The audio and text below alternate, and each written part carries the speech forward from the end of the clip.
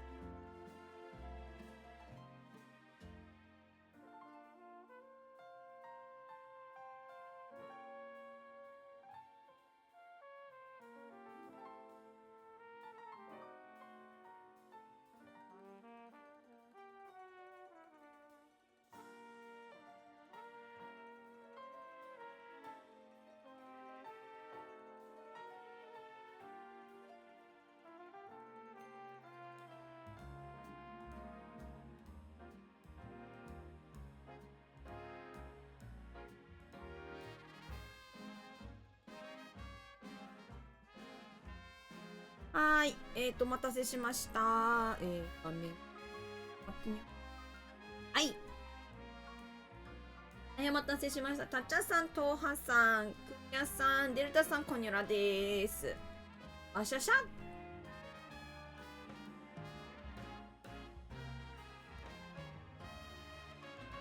いしょ。地震あったので、皆さん、気をつけてお過ごししましょう。ということで、配信はさせていただきますが、安全第一で参りましょうね。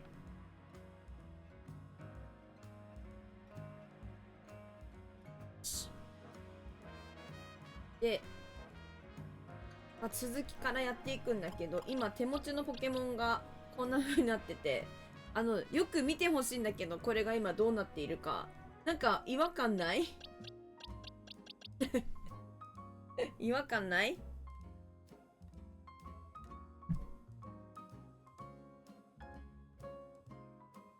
お、たっちゃんさん55日連続視聴ありがとう。やばいね。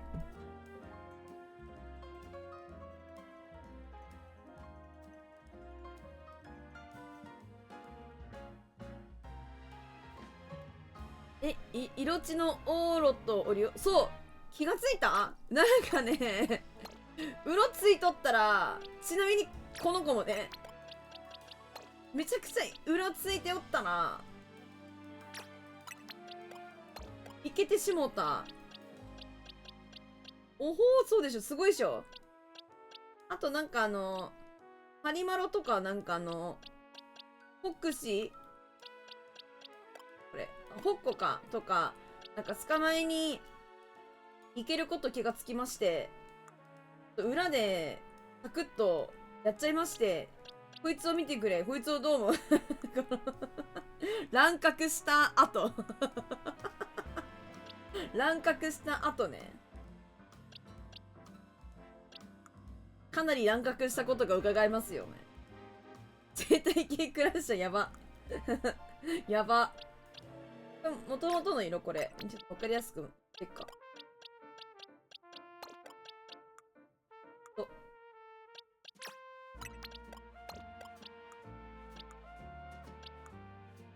やばいよな。ゆらこ、ポケモン園、やばいね。楽しそう。あとこれか。ボーマンダー。今日もゲットしていくぜ。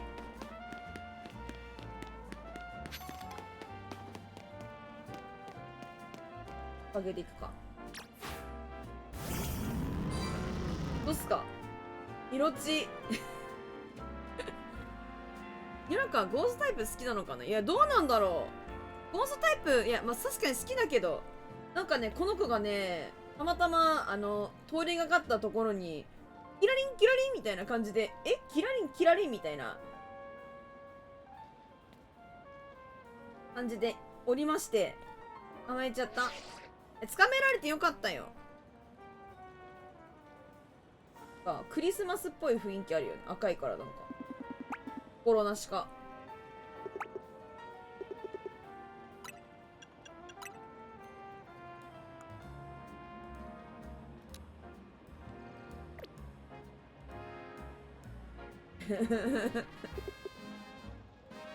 王座感があるな。おおおおおおおおおって笑ってる。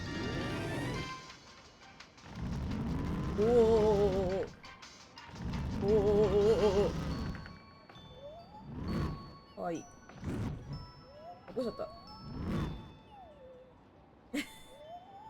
こんな感じ。これが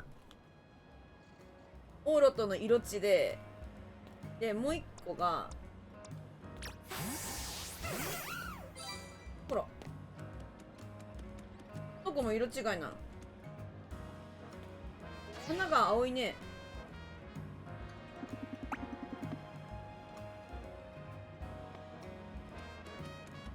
あらら、青っ鼻なのよ。なんかね、これもなんか、通りがかったの。変電所のところ。なんかそしたっけ、トゥルリンみたいな感じに、チョッパーもどき、そうかも。なんかトゥルリン、トゥルリンみたいな感じになってて、と思ってさ、なんか、ワイルドゾーン入る前に、こうわかる？こうやって見てみたけど、いや、わかんないなと思って。さっきこれ、土から、トゥルリン土からトゥルリンってしたわ。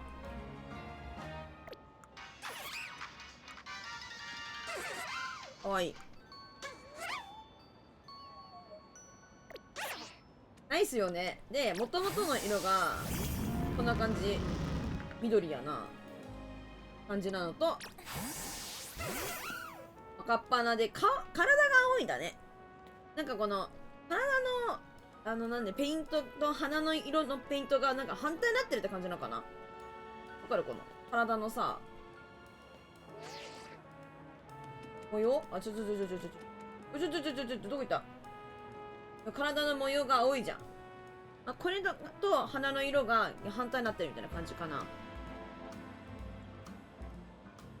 色地オーロと自分も DS の方で出て、だけど持っててめっちゃ好きだった。お、いいね。DS とかのポケモンで色地出すのめっちゃ大変じゃなかった？こんな感じですわ。なんか、比較的最近のポケモンって、なんか、色地出やすいような感じがあるんだけど、なんかね、ほんとそうだよね。アートさんこんばんはいらっしゃい。これ親瓶ボーマンダーちゃまね。親瓶。親瓶ボーマンダーもゲットしました。その辺はちょっと見に行こうかな。みんなも見たいだろうし。ごめん、裏でね、かなりちょっといろんなことがありすぎてなんか、すまんかった。正直すまんかったと思ってるんだけど見たかったよな、みんなもなと思って。すいません。よく出た。スカーレット、バイオレットは色地出やすすぎ。あ、そうなんだ。でも、色地ってレア度、レアやけどさ、あんまりしんどかったらみんなやらないから、ちょっと出やすいぐらいがちょうどいいとちゃいまっかと思ってんだけど。マジでね、本当にたまたま偶然、本当に通りかかったら、いたって感じだったよ。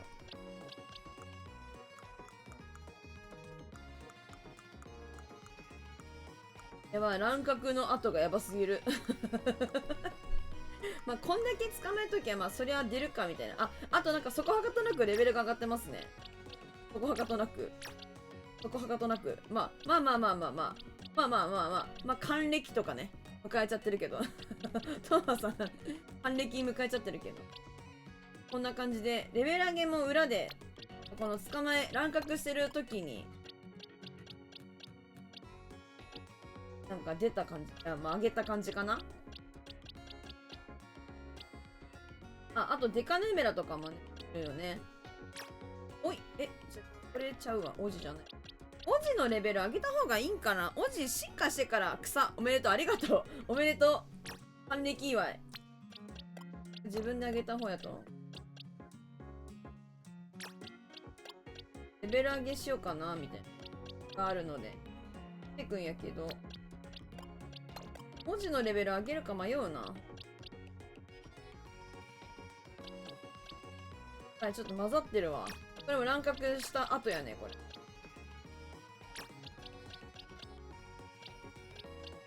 はい、分かんなくなるから嫌なのよ。ちゃんとやんないとさ。乱獲の後が。なんか隙間のこの辺りとかに入っちゃってる。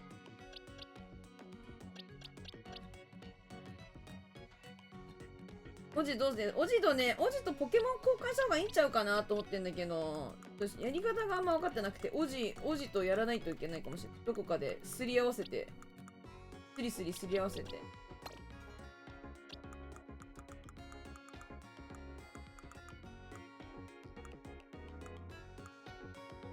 マジですごい。マジですごいんだから。これだとちょっとポケモン勝負しにドキドキしちゃう。バイト戦士がいい感じになってきたから、バイト戦士っていうか。ヤギ。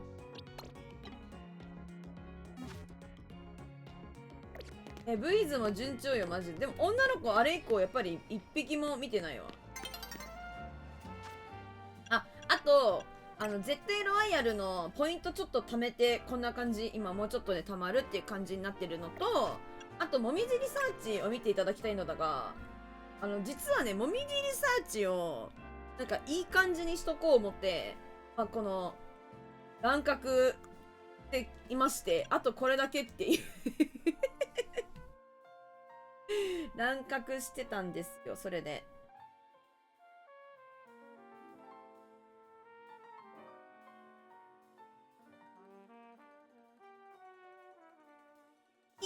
えぐい。そう。私としては、大丈夫かなみたい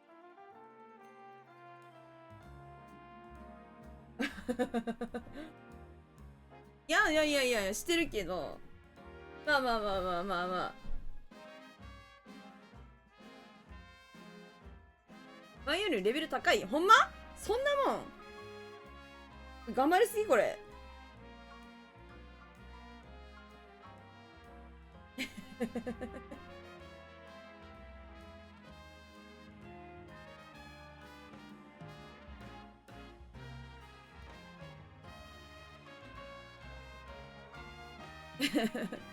それクリア後に終わらさ、特番にスイッチ持ち込んでる。ウケんね。なんかでもやれるときにやってるって感じ。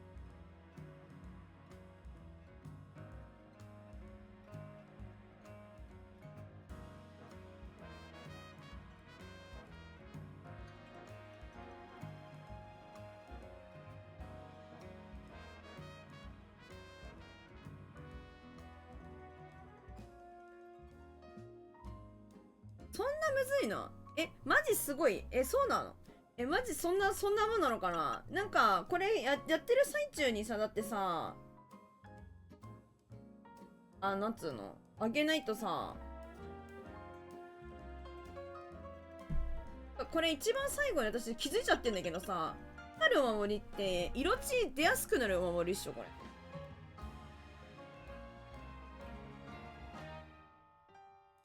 だからこれ欲しくてやってんだよね。お、そうだよね、多分だけど。これが欲しくてやってんだよね。でもこれまで結構大変なのよ。だって今まだここっしょ。で今やらなきゃいけない。あとね、だってもうこの辺のポケモン図鑑集めちゃおうのやつもう終わっちゃってるし、だからポケモン捕まえるだけだったらないわけさ。もうこれがね、ポイントがもらえないわけで、困ったなみたいな。でこの辺通信交換じゃん。今ではまあまあでいいけど、効力すごい。そんなにすごいんだ。ポケモン勝負とかはこれからいっぱいやるしかないなって感じなんだけど、メガ進化も、メガストーン入手してだから、まあ、見たら適宜割って捕まえてるみたいな感じで。この辺は進化とかしたいから、レベル上げはだから連れてってさ、まだ図鑑、なんつう、埋められてないポケモンとか進化させたいなとか思ってて、それが何かっつうとロズレイドとか、この辺か、ボロンダとか、まあ、ピライチュウとかね、ピクシーにするとか、まあ、交換だからフーディン。これ草でしょ。この辺って石だったっけ？ヒヤッキーとか。この辺とか、あとなんか目覚め石で、エルレイドとかにするとか。この辺はなんか交換だったんだよな。なんかね、結構、これも交換じゃん？で、これも交換じゃん？で、この辺は多分、まあ、捕まえられないじゃん、まだ。トカゲ、リザード、なんだっけ、デジガメ、カメール、カメックスじゃん。これもないじゃん。これも交換でしょ？交換だっけ？なんか。そうなんよ。交換えぐいんよ。この辺普通に進化で。これも交換だったよね、ハッサムって。この辺はわけわからん。この辺全然わけわからん。まあまあ、これから出てくるのかなみたいな。埋まってんだよね、結構。ゆきさんこんばんは、いらっしゃい。いらっしゃいませ。友達いないっつーのって感じだよな。マジで。なんか、オンラインでやるの怖くない？知ってる人じゃないってさ。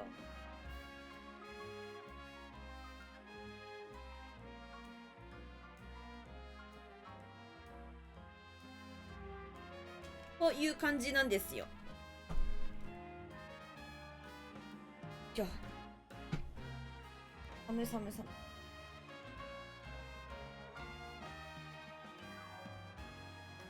オンラインはポケモン取られそう。そうだよね。いや、そうだよね。つうか、なんかさ、わかんない。なんかその、やったことがないから、通信交換で進化、初期の頃から鬼畜要素で、本当にそれだよな。なんとかオンラインで終わらせたけど、正直きつい。いや、そうでしょ？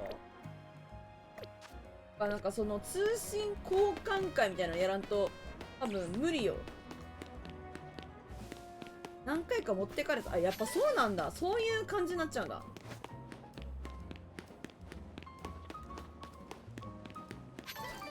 めちゃくちゃ怖いわ。せっかくなんかこれ育ててるのにみたいなポケモン持ってかれるのに。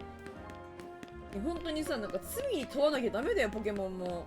持ってったら、ヒララポケモンを取ったら泥棒だよってずっと言ってるじゃん。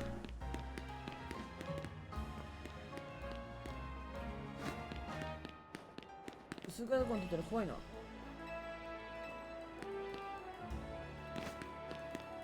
なんかいや、わかるよ、その、ポケモンで、もうなんだろう、変な名前にして持って帰りにするとか、本当にね、持ってったら、訴えますみたいな。それか、うちの親は、弁護士とか。私の親は弁護士みたいな。なんかそんなずるいことするやつ、ポケモンやるなよ。やる資格ないだろ。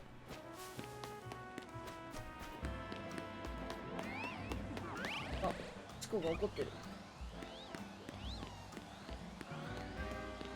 親瓶が2匹。親弁護士、名前、いや、親弁護士よくない？親弁護士だったら、ほな取らんどこかってならん？通信の石とかあれば、いや、本当にそう。それかもうなんか、プレイヤー、なんかその、ゲーム内で、進化してくれるみたいな、そういう機能だけでいいと思うんだよ。進化させるためだけの通信みたいな。夏希進化に変えるとか、まあそれもありだよね。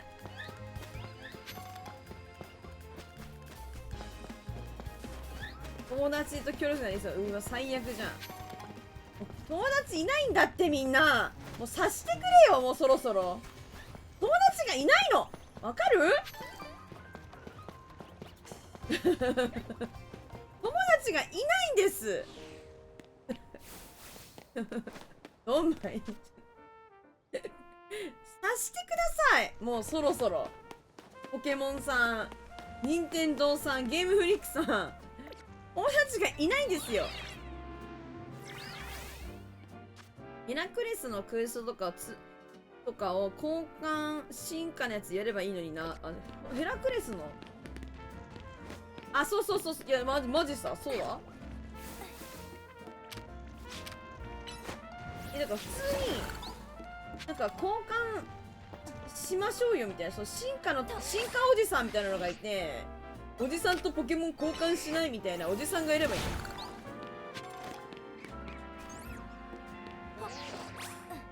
なんか君のポケモン交換してこうなったからね、そうだからねみたいな感じのおじさんがいればいいんだって。いや、まあだからそのお友達と仲良くゲームしましょうねっていう気持ちがやっぱりポケモンに残ってるから、まあ、そりゃ当然その方がなんつうんだろう、任天堂オンラインなんかダイレクトだったっけ知らんけど、なんか交換するときに入んなきゃいけないやつあんじゃん。ああいうのもさ、まあ、交換ほんとしなかったら進化できないから、ポケモンコンプリートしたいし、コナー入るかみたいな感じになるじゃん。そういうのはもちろん狙ってるのはもうわかるよ。ビジネスだしわかるけど友達がいないんだよ。しんどい。だから自分が好きなポケモンさえなんつうの、手に入れることができないっていう悲しい出来事が起こっているっていう。しまいにはだからポケモン交換じゃしょうがないからオンラインでやるかと思ったらポケモン取られちゃうっていう。本末転倒でしょ。そんなんやったらなんかポケモンやりたくなくなっちゃうでしょって。トラウマになってさ、交換とかマジ無理だわみたいな。今度交換会とか開け。そうだよね。なんかそうしたらいいかもね。マジで限定で知ってる人限定みたいな。誰とでも OK ですだったら同じだから。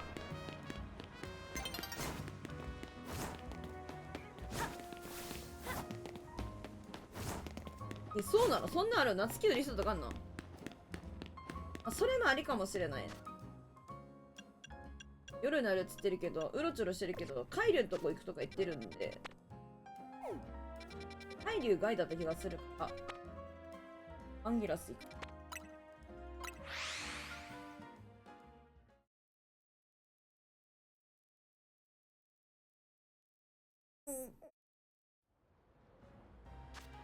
ポケモンこれでセットしたけど、これでいけるんだろうか。なんかいけない気がするな。もうちょっと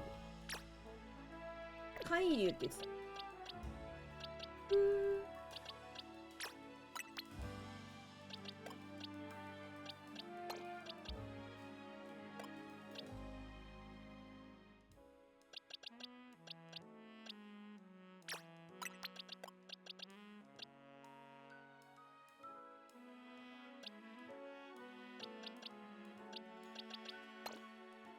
どうしよう。バイト選手、バイトリーダーだな。バイトリーダーいいな。バイトリーダー昇格するこれ。夜になった。夏希のリセットとかあるんやな。わからん。なんかその辺、本当にやったことないから、全然知らないんだよ。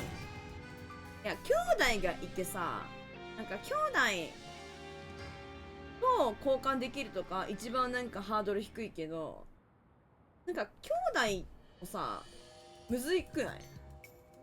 なんか、大人になると無理くない？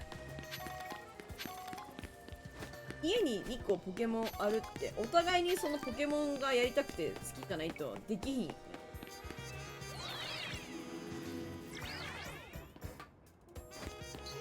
ポジいるわ。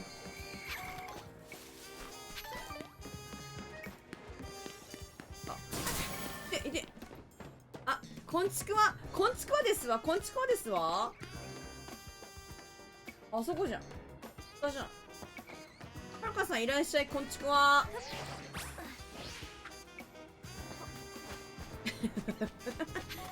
近くで交換とかだったら2台揃えるのが一番難しい。マジでそれ3回唱えました。せめて任天堂オンラインが無料なのね。でもさ、マジで言うけどさ、無料だったらさ、もっと治安悪くなると思うんだよ。ある程度さ、お金がそこで発生しているからさ、悪事を働こうとする人もさ、お金払ってそれ入らなきゃいけないならみたいな感じになるじ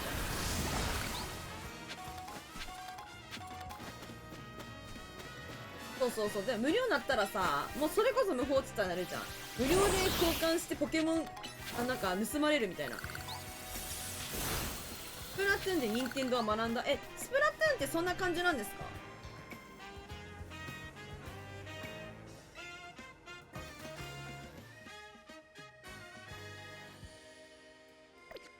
よし。とりあえずバンギラス会いに行くわ。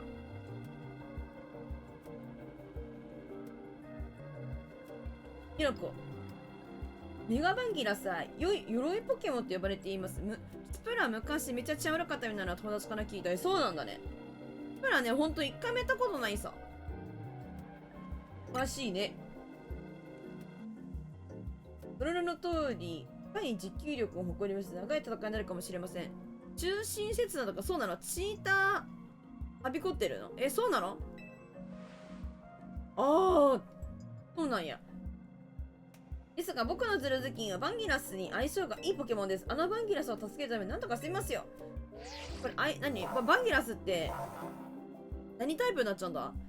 周囲のメガエネルギー能力が急上昇しています。警告、あなたが確認した個体は暴走メガ進化します。お願いします。はい。スプラもオンライン入ってなきゃいけない。そっか、オンライン対戦するからってことか。なるほどね。ロード8号助かる。ロード8号ね、もうちょっとなんか、あれだけどな。ご主人様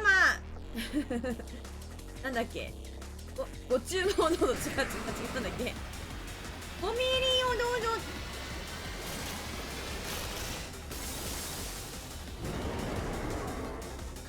スイッチでオンライン使うゲーム全部任天堂。そっか。だからスプラそうなんや。かっこいい。好き。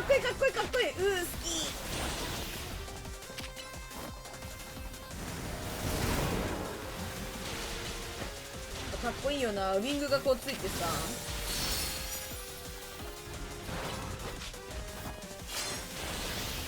かっこいいな。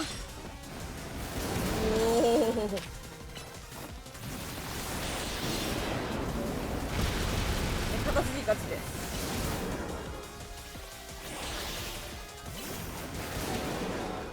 こいつだ。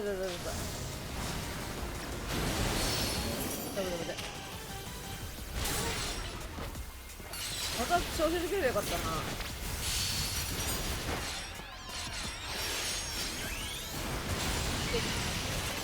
そう、みたいなってのいいよね。うちのダネフイちゃダメなんでちょうだい。おいけ。ダ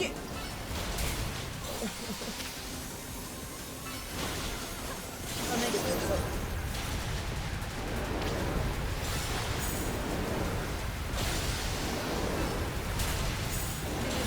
やばい。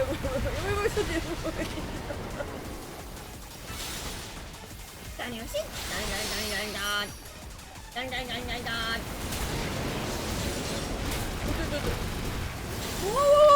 なってんの？こっち行ってる。今一瞬自分見失ったんだけど。いや、ダネフシこれめちゃくちゃいいよ。キャラコン成長してる？いてて止められたら食らう。うわー！まずい。うわーってまずい。ダネフシがやられんな。相性大事。危ねえ、うち死ぬ。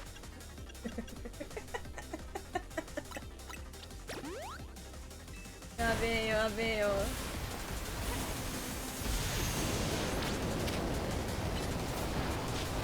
誰をする？やばい。戻れ。ってさせて。ニュラップかわい、ニュラップ、よしよしよし、ニュラロップかわいいんだけどやられちまってるよ。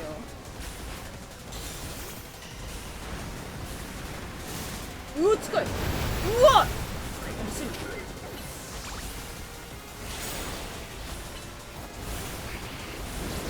フライの場合はいつうたたたたたたた、あー全てを破壊していく。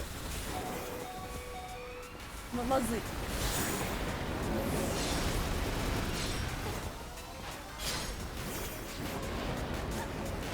強すぎだろ。危ないよ。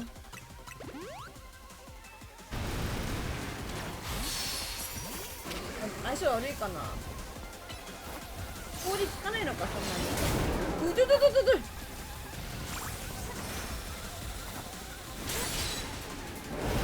うわ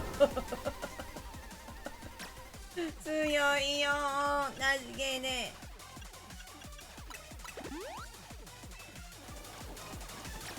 何邪魔邪魔ですごいよ。一気にえぐすぎ。し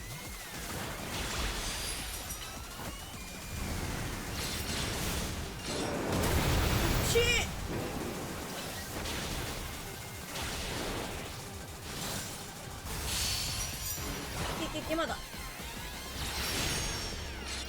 全然食らってない。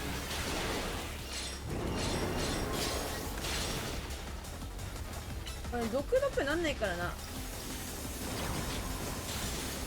強い、毒効かないのほんと強いよ。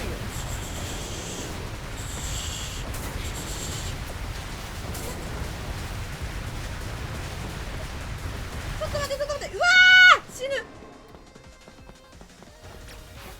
し、いや私がなぜこの命がけかと言いますと、ダネフシを一旦戻したいんよ。そして食らうじゃん。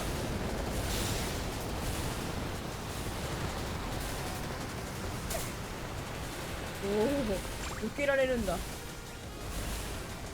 頑張れー頑張れー、ファイトー。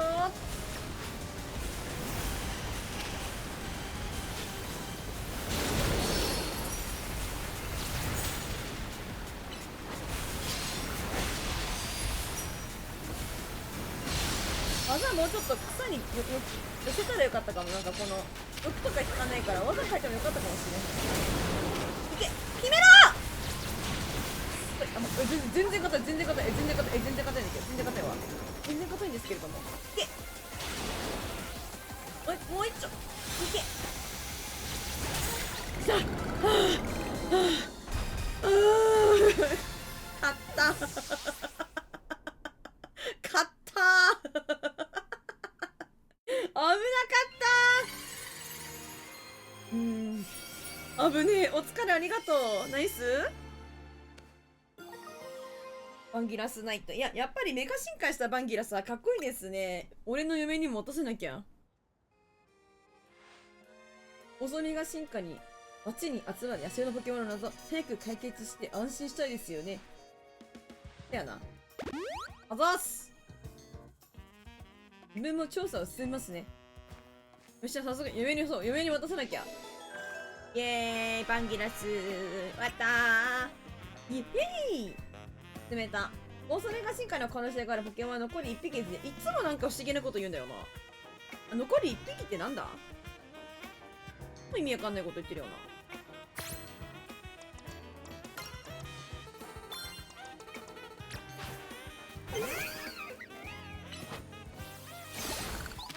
新しいお水リサーチ追加したから。あ、なんだろう。お水リサーチこれやりすぎてるかなマジで。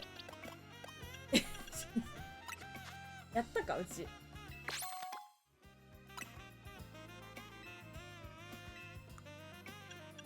あ、でもやっぱそうなるよな。えぐいよな、2000ポイントマジで。やってるよな。ガチやってる。メガストーンゲットしたやつ。の嫁ですね。ごめんね。これエリキテルって進化レベルだよな。合ってるよな。で違うのかな。やばい、次絶対出そう私。雷の石とかではそうなのかな。なんかさ、うち石さっき見たけどなんかちゃう気がすんだよな。そうなのか。光雷、ほらなんかね進化しないでよねレベルいくつなんだ。夏希か。夏希なのかな。あれね、あれね。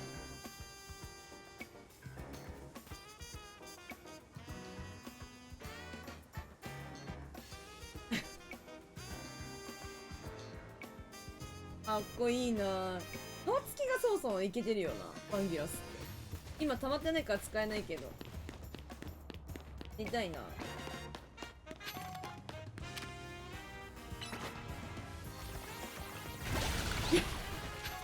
完全に弱い者いじめなやつがかわいそうに。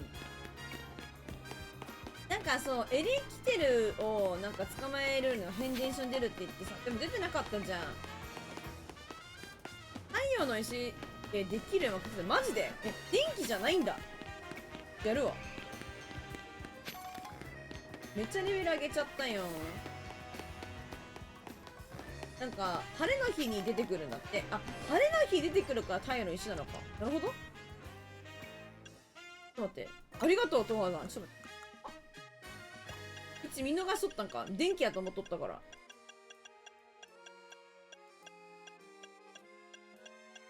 うわっ、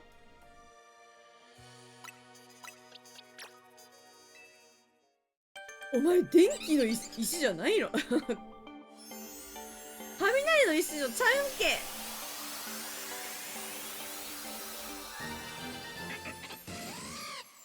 おめでとう。エレキテルはエリザードに進化した。やったー。マジでしたかったんよな。やったー。かわいいよねこれ。襟巻きトカゲなんだよね多分。トカゲ見まして。かわいいよな。トカゲかわいいもんね。嫌いじゃないのよ私、トカゲ系。かわよ。かわよ。ナイス、ありがとう。かわいい。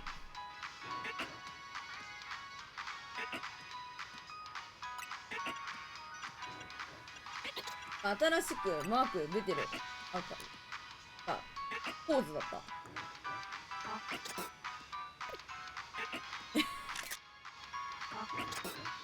かわよすぎだろ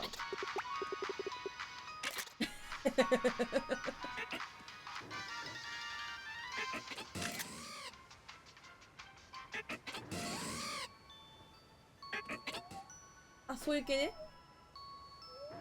新しい推しですね。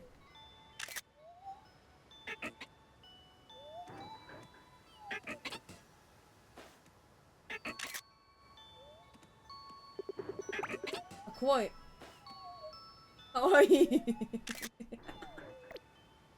そう、こんな感じでとても素晴らしいですね。いや、ね、マジで進化させたかったよ、早く。お前、太陽の石だったんだな。めっちゃトカゲでいいよ。走り方めっちゃトカゲ。走り方が死ぬほどトカゲ。足わかるこの。外に。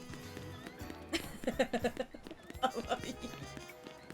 かわいいね。とてもかわいいですよ。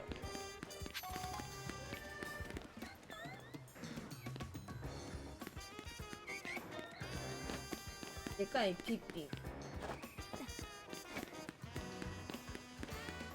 エリザードは襟巻きトカゲとソーラーパネルモチーフみたいなのがあるから太陽の石なんか。そうなんだ。かわいい。優勝だわこれは。レベルだと思ってたから結構なんつうんだろう、レベル上げちゃったな。よーし、じゃあしょうがねえから海流がかわいそうだからね。海流行きましょうか。海流どこ飛べばいいの？深くなんもなくね？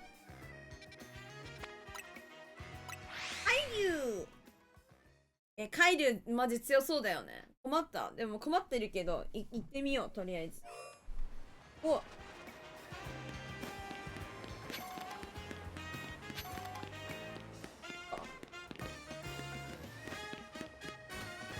あれや、上やな。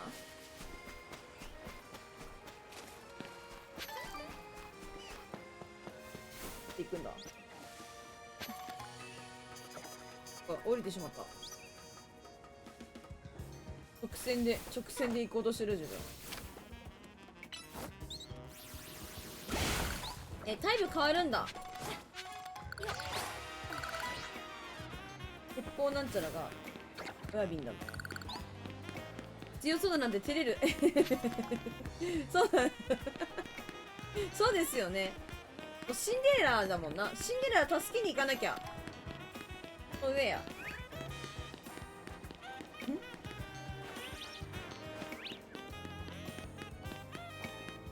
お？よし。あ、この上ってどこ行かないと。ドラゴン飛行だった。じゃあ、あれか。氷が効くのか。強さで。地属値アホ高い。マジか。これあれなんか、シンデレラの座かけて、シンデレラ対決するか？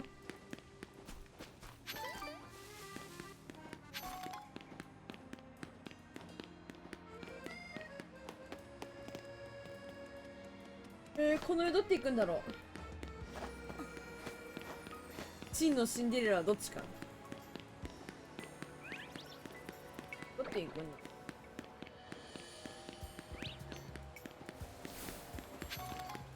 マジわからん。一生タイプの相性覚えらんない。いや、それね。どっていくんや。あ、誰くん。だからフェアリーとかはなんか怪しい。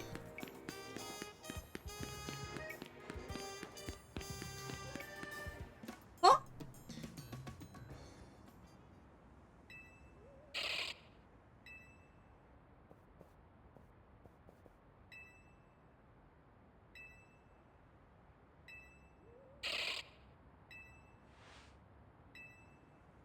なんかクエストやってたっぽいな。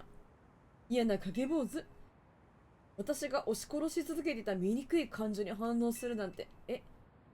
夫婦仲が悪いみたい。まさか、そんな。こいつの抜群、あいつ持ってたよな、の認識。そうそうそう、わかるわかる。彼女は仕事ばかりを私を恨んでいた。でも口では応援してくれていて、そうやって押し殺した感情は私への恨みになりつつあった。久保田はそんな彼女の負の感情に反応したんだ。おー、めちゃくちゃ可愛いんだが。やりきとはいい、一緒に暮らし、お互い相手を理解してつもりだった。だが仕事ばかりの私は彼女が不安ばかりなのに気づかなかった。まだまだ半人前だな、私も。ギボーズ、これからも私を助けてくれ。彼女が感情を押し殺さないように、私がいい相方でいられるように、何かって教えてくれよな。自分で気がつけよ。人任せにするからよくないよ。この場合で言ったらポケモン任せだけれども。あんた、奥さんの顔色とか自分でわからないのかい？ポケモンにそこも任せるのかい？自分でわかるなんなよ。義母児には悪いが、彼女に負の感情に流され努力するよ。嫌なことを考えてしまう自分が変になりました。離婚か？離婚だな。もう離婚しよう。ポケモンのタイプとタイプ相性どっちもだけむず。確かに。覚えられなくなったな。そうだ、そうでしょ？なんか、ポケモン任せにするの良くないと思いますけど。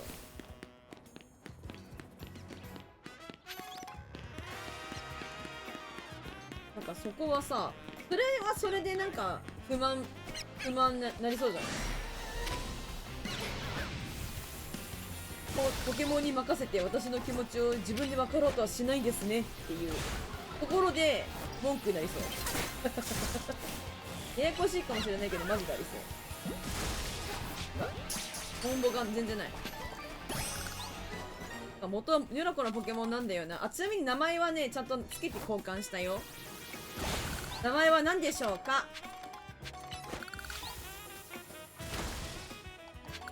ヒントはね、警察だね。ぬいぬい。あー、ぬいぬいちゃうね。ヒントは警察。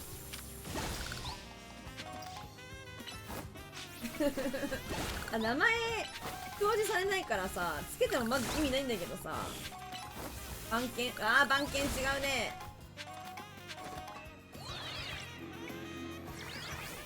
警棒違うね。もういいよ、なんかそういう感じ、そういう感じ。10、あー、ちょっと惜しいね。あー、違うね。いや、なんかこう、なんつうんだろう。なんか、これヒント言いすぎてるな。いや、ヒント警察。手帳。あー、いや、違う。違うね。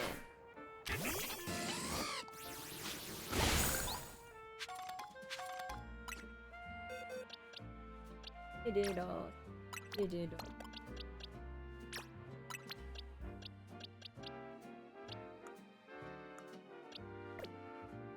もっと第2ヒントはね、警察を言い換えますな。言い換えます。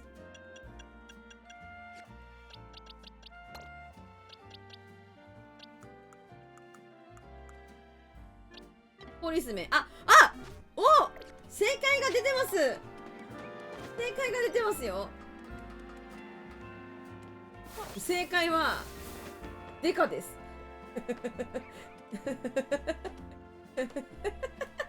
デカって名前つけて交換したのにそっちポリスメンじゃない、デカって名前つけて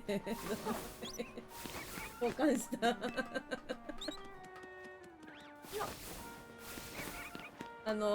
銭形刑事を思い浮かべながらデカって名前つけて、ルパンチャイホラーっていう気持ちで名前つけて交換したんやけど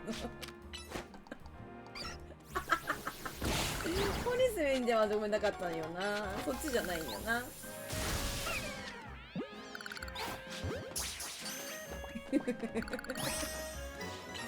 けど私の気持ちを返して、ごめん謝る、許してくれメンス許してくれメンス。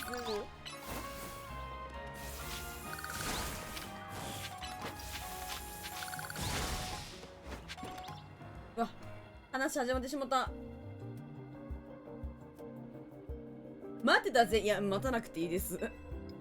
海竜は攻撃力とタフさを合わせ持つ厄介なポケモンだ。メガ海竜は最近見つかった新しいメガ進化だからな。苦しいことは分かってないぜ。何か気になることあるか？最強のメガ進化使い、人探しのこと。うわぁ。なくてもいいけど聞くか。あれには俺の探している人がいる。誰なんだよ、それ。だから俺がミアレイを守りたい。誰なんだよ。では町の問題である暴走メガ進化を片付けるのが先だぜ。周囲のメガエネルギー濃度が急上昇しています。警告、あなたが確認した答えは暴走メガ進化します。行くか。試してみよう。どこで見てな、赤い。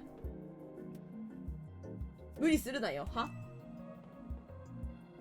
労働開始。お前もやるんだよ。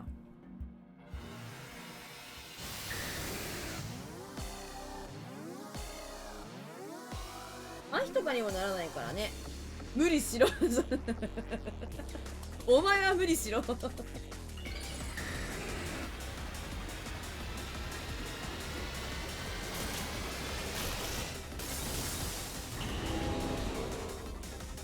わいい。何それ。ふわっふわしてるじゃん。おほー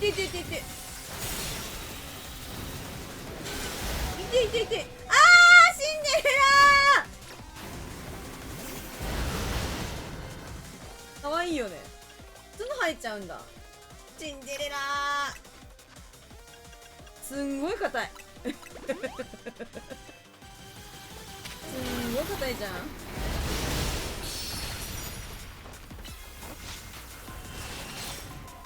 なんか飛んだ？い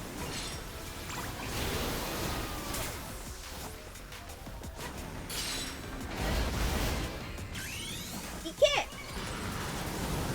うーわ、親瓶だしでっかいわ。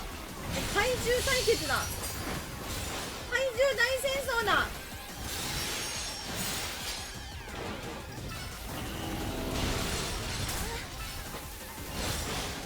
いいぞいいぞいいぞいいぞ。赤子みたい、本当にな。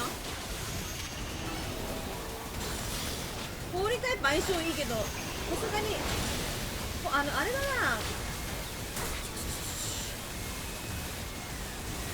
もうやばいやばいやばいやばいやばいやばい。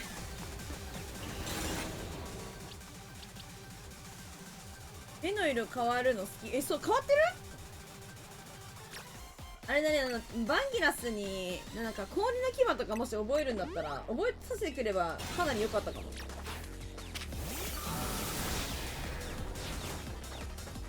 から瞬時に場所変わんなんない。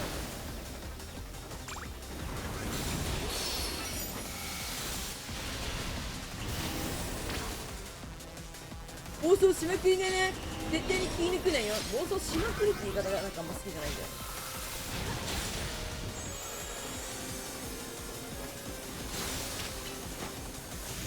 狙われてる。うお、狙われてますわ、あいつ。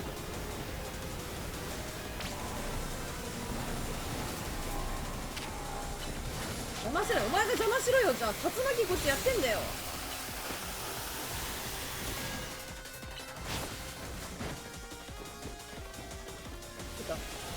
どこか。おお、やばい、なんかやばい。すごいエネルギーやばいな。おお。大丈夫ね、大丈夫ねえけど。どこどこどこどこ。やばいよね。メガバンゲラスマジ強いぞ。でけえし。カイリの一撃それな。もうマジ台とか消し飛ぶんじゃないですかね、わら。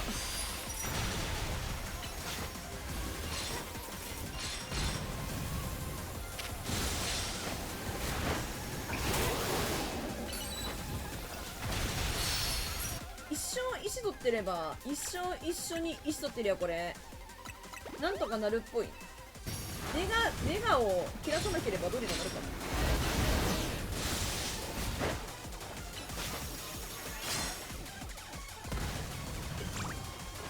てかダメに入らないよな、それで。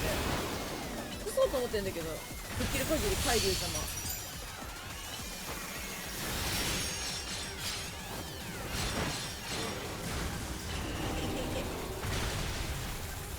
さすがにシンデレラ出したいけど、シンデレラ出したらあれダメになっちゃう。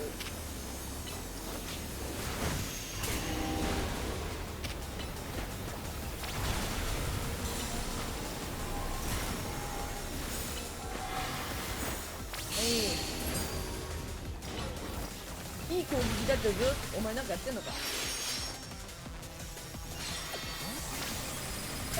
う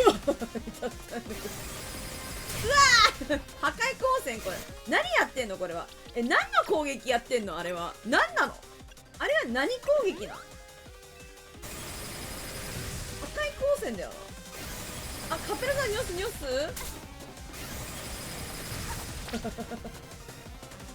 よし、これならなんとかならねえよ。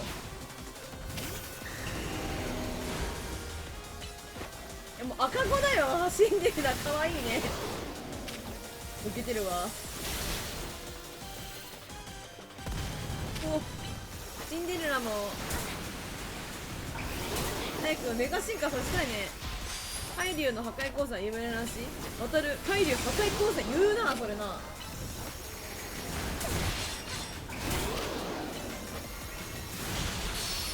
頑張れ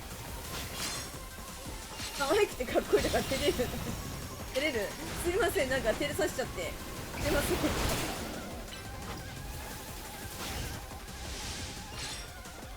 わい危ね。食らっとるかな。周りが黒くなってる。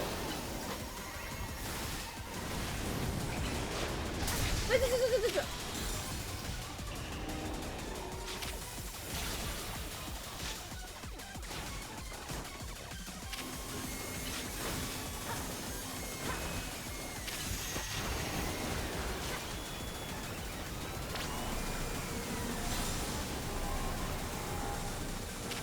そういうところじゃねえ。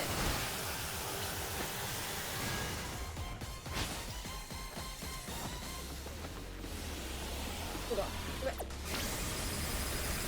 赤い光線止められなかったか。赤い光線が来るのにそういう問題じゃないだろ。バカだな、ポケモンちゃんとこう島とかないからだよガイマジで。ポケモン島といてあげなかったら倒れちゃうだろ、かわいそうに。可愛くてかっこよくて勝てる 3K 可愛くてかっこよくて有名でムーミン確かにムーミン味あるよな。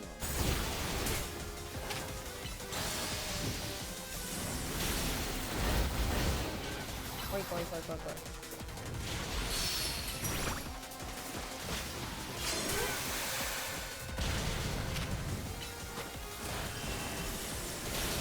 頑張れーシンデレラファイトー。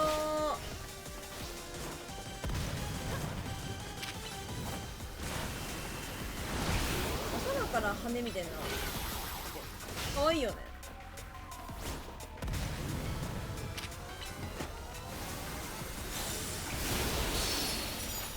食らっちゃったのだ。火炎放射何やってんの。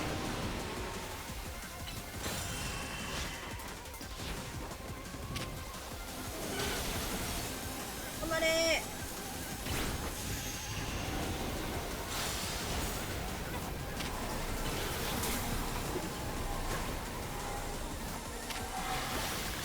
うわ来た。イエーイ。うちのシンデレラが強いってことでいいか。ナイスありがとう。イエーイありがとう。ナイスパチパチありがとう。イエーイ海流ナイト来たぞ。よっほーいいいね。最悪都合のいい時だけ名前呼んでくんだこいつ。ヒロ君さすがだな。いつもお前とか言うのに。こんなに熱いシンデレラを初めて。確かに熱くなってたね。クリエイターの目指すポケモンと共生する街の実現のため、メガシンデレラ熱々ですわ。暴走メガ進化の原因を取り除かないとな。ね、怖いんですけど。触ってきたもしかして。うわ、怖っ。急にボディタッチしていたこの人。うわ、怖っ。何ですかちょっと怖いですけど。マスカノさんから依頼された暴走メガ進化はすべて対処したな。よし、ホテルセットに戻ろうぜ。お前じゃ回復してもらう必要ないわ。セクハラです、死刑。なんで急に手伸ばしてきたよ、あいつ。びっくりした。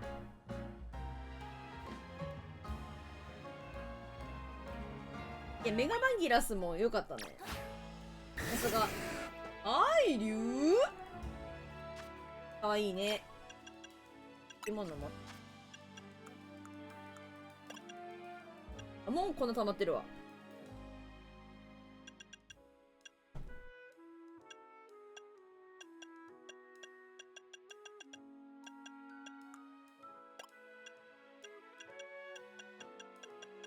これか。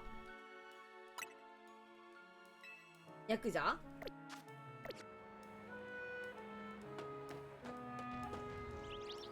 いやー強かったね。この辺めっちゃミッションあるな。やってっか。やってこう。何ですか？磨けな数。あ、なるほどね。そんな数だった今。よう分かったな。クドリだから状態上ってば毒 HP をどんどん減らしてテクニカルに勝つのよ。いいえ、マヒこそ一番ですわ。マヒかと思ったわ。マヒしたポケモンの移動速度遅くなります。ちんたらはっていうところ一気に攻めてエレガンって絶対どこの方が強いから。クドリ。あんたちょうどよ、そういう揉め事に巻き込まないでもらえる？どっちがそれを確かめさせる？つまりポケモン勝負ということですが、まずは私ね。毒一択やろ。ほんまやな。毒一択よな。信じらんねえわ。麻痺か。また麻痺してるのかうまいこと、誰がうまいこと。毒と麻痺、どちらの方がすぐ確かめさせてくださる？まず私の麻痺戦法、さあ始めましょうか。めんどくさいな、お前ら、ほんと。お前たちでポケモン勝負したらいいだろ。麻痺したポケモンの移動速度遅くなります。思うように動けない間に一気に滑っておしまいですわ。怖い人が多いですわ。お嬢様。しまい。お前何回毒消し方と思って、本当に毒ほっといたらすぐ死ぬからね。やば、赤子だわ。ほら、遅くなろうがなんだろうが、うちのシンデレラ強いに決まっとるんじゃい。ほらレベル16とかのクエストだこれマキ戦法が通じない当たり前だろ。レベル差ひどいよね。私の乾杯ですわね。出直してきな。あ、そうそう、麻痺状態は勝負が終わっても治りませんわ。あなたのポケモンが麻痺してるのは麻痺なし直させてあげ。直してあげてか。いや、私はこのまま行くよ。麻痺戦法に打ち勝つなんてなかなかいるじゃない。次は私の出番。毒でじわじわ削ってあげる。いや、このまま行きます。回復させね。はい。毒状態になったポケモンはどんどんダメージを受け続けちゃう。この恐ろしさ。とくとアザーがいいわ。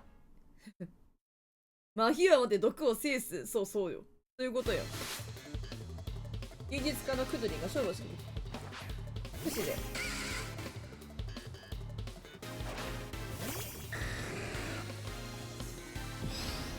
麻痺を持って毒を制す。いません。はいいません、麻痺ってるんで毒なんて。麻痺ってんで毒とか毒効きません。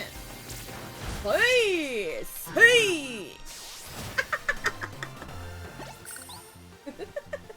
ね、これは戦略だから。毒戦法ではかなわないなんて毒そもそも食らっとらんわ。麻痺ってっからよ。ひどいそう、すべては計算通り。肥米が負けるのはともかく私も負けちゃうなんて。だって毒食らってないもん。あなた、正直に答え、毒と麻痺手強かったのはどっち？どちらも平気。毒かな。そうよね。だって麻痺だって負けてませんのに。私もクドリさんも勝てなかったら同じですけどね。私たちまだまだね、当たり前じゃん。状態以上は他にもたくさん変幻自の技を決めないと。ポケモンボール、モンスターボールのマークになってんだ、このフェス。仲いいね。お前ら何のプレイなのここでね、ガチンコ始まってる。あなたのポケモンですけど、状態異常がまだ残っているでしたら何でも直してくださる。何でも直してくれるのありがとう。ありがとう。状態異常すべて回復する私たちの必需品。必需品。状態異常はすぐ直してポケモンを食いしまさないことが大事です。覚えておいてね、通りすがりに取り出す。言われなくても分かってます。ありがとうございます。極麻痺戦術合戦。だって。麻痺毒混乱氷。あと何やったっけ？眠り？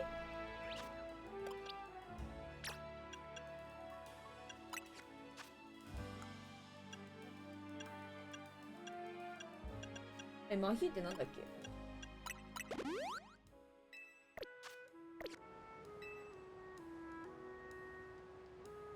出たー。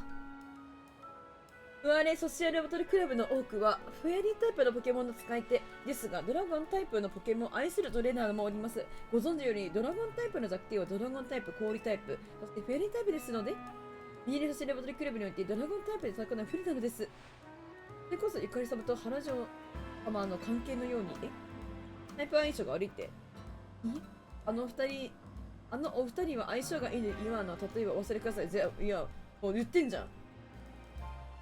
グローリー、お前クビだな。これ以上話がそれる前に本題に入ります。私の愛するドラゴンタイプのポケモン来てるべきドラゴンタイプでごめん遊ばせだって。戦ってくださるなら私に声かけて。はーい。うちのシンデレラで戦っていいのかい？いいよ。シンデレラでごめん遊ばせ？そうよ。ドラゴンタイプのポケモンたちは戦いくださいますよね？戦います。竜の牙を竜の牙を持たせてポケモンたちの攻撃をくれなさい。あ、そういうこと？竜の牙を持たせたポケモンたちと戦えて。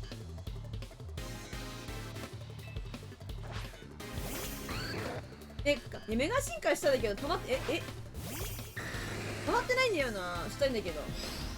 しかもお前もしかしてまだ大谷翔平さんじゃない？うらこれがドラゴンの拳じゃ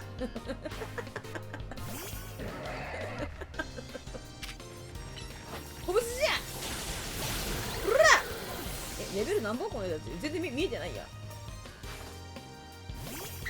白龍だ。かわいい。レベルいくつ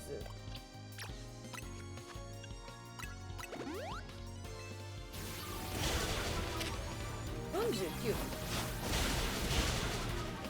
残ってる。それ残しや。ペームよっほー。なかなかシンデレラメガ進化できないな。ドラゴンタイプはついに私がトレーナーとして弱いかしら。弱いから。そういうこと？40後半のやつら分かれ、こっちの60近いと舐めるな。ほんと舐めるなよ。まだ進化できるポケモンたちですが、最初にお伝えしたようにミヤレソシアルバトルクラブでドラゴンタイプはされ大変でして、攻撃力を上げて竜の牙を持たせていたのですが、他はニュロコ様、スーパーゆかりトーナメント優勝者。これ優勝したから戦いになったんだ。まだ進化できるポケモンでしたら進化の奇跡という選択もありますが、ヌジョー様のモットーが攻撃こそ最大の防御ですので、最もゆかり様に勝てない以上、原城様をモットーを見直した方がいいと思う。言ってんな、こいつ。チクる、こいつ。竜の牙を進呈いたしました。本日ありがとう。チクログローリーがお前弱いって言ってたよって言おうや。原城さん、悪口言われてたよ。お前弱いって言われてたで。原城さん、グローリーがお前弱いって言ってたよ。すぐチクる。さあ戻りましょうかね。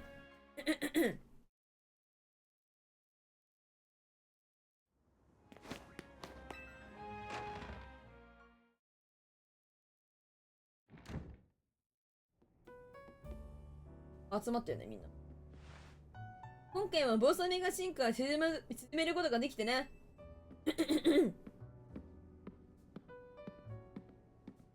ユナコのいつも通り、いえいえ、いつも以上の活躍のおかげです。そうだよ。MZ 団に入ってくれて本当によかったよ。デューロちゃんかわいいな。AZ さん。やっと帰ってきたね。あ、お疲れ、シャルさん。声がなんかガサガサしてきた。何かな？お疲れ様やで。帰り。教えてほしいんだけど、最強のメガ進化使いって具体的にどんなトレーのことなんだ？決めるのはフラエッテだ。どういうこと？フラエッテが進化を発揮するには最強のメガ進化使いが一緒だからだ。ちょっと声がガサガサする。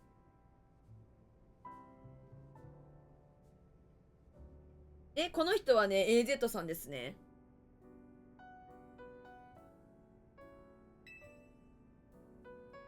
笑ってる。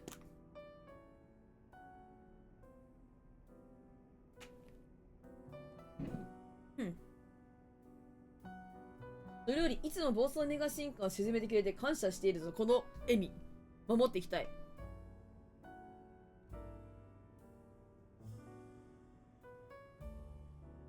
数百年生きてきた人だよ。そうみたいよ。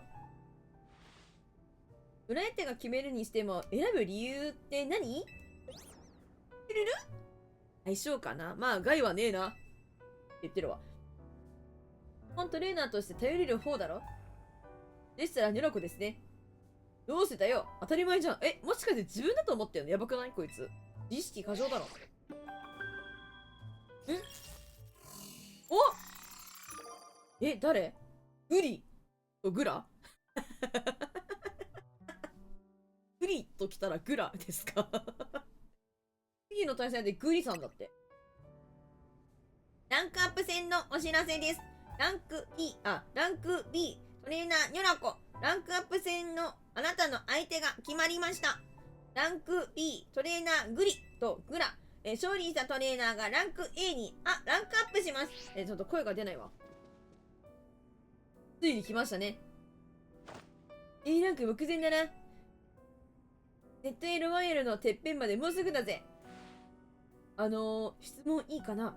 グリって、どこの誰なの？来たなんだ。全然知らんねんな。E ランクなのに顔は知られていないようですね。日常生活支障が出ないように顔を登録してないやつもいるぜ。偽名やニックネームで参加してるやつもいるしな。そりゃそうでしょうけど。そんなこと聞いてるのはちゃうねんなって顔してるよな。わかるよ。かわいいデユロちゃん。ちょっと首フリフリしてる。やったんちょっとかわいいじゃん。でもどうやってランクアップ戦を申し込むのですか？顔に自信ないのか？確かに。そうなのかな？相手からの申し込み待つとか？昨日終わるの早かった。早かったの昨日。いろいろあって、昨日は早く終わりました。いつもはそうなんだろうけど、こっちはタオの件もあるからな。相手の連絡を待ってられないぜ。マスカットに、マチエールに、カットさん。さすがに教えてくれないだろ。個人情報だぜ。マチエールさんにそうなんだ。マチエールさんなのかい。ヒロコ、対戦相手、国の情報を集めるため、ハンサムハウスに向かうぞ。お前と一緒に行くの嫌なんだけど。行かなあかんの？なんで一緒に行かなあかんの？別にやんかい。あれもう終わってるってなった。そうだよね。A ランクになるための勝負が始まっちゃうね。偽名で参加ですか？人にはいろいろあるのですね。いや、昨日地震あったりとか、体調ちょっと眠たかったりとかして、早めに終わろうっつって、早めに終わらせていただきましたな。最強のメガ進化使い。本当であれば私が果たすべき役割なのだが。昨日怖かった。いや、怖かったよね。今でもなんか1週間ぐらいでっかい地震来るかもしれないから気をつけろって言われてるじゃん。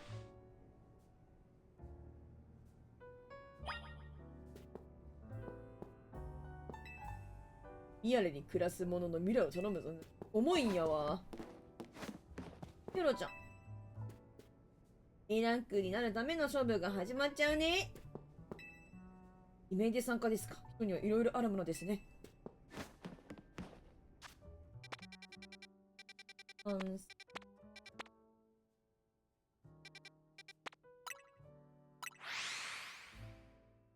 の本当の FPS やめられないんだけどって言ったらそうなの？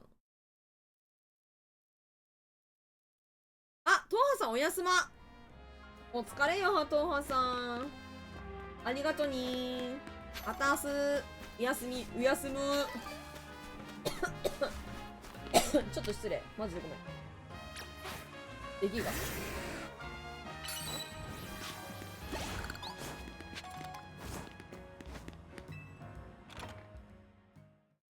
ありがとう、頑張る。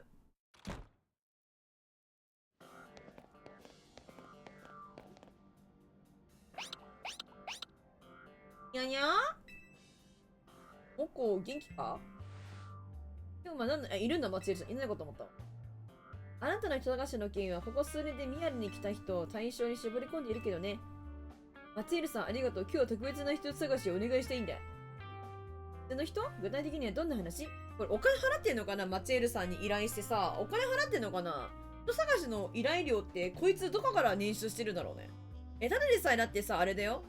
お金ないって言ってさ、サビ組からお金借りてたんやで。マチエルさんのに人探し、もしかしてこいつお金払ってないのかな？探してほしいのはニョロコの次のランクアップ戦の相手なんだ。名前はグリとグラです。グリ。名前は知ってるよ。ステート A ロワイヤルの上位ランカーだね。そうなんだ。この人の人物を知ることで危険が及ぶかもしれないけど、それでも知りたい？もちろん。宮根の食べたか、それで、なんつうんだろう。大げさなことは言わない？大きなことは言わない？そうだよね。決めた！誰？この人じゃないのよ、グリ。松エルさんなんじゃない？意外と。私に勝つは教えただけで、ほら、外においでよ。マチエルさんなんじゃない？名前変えてとかさ。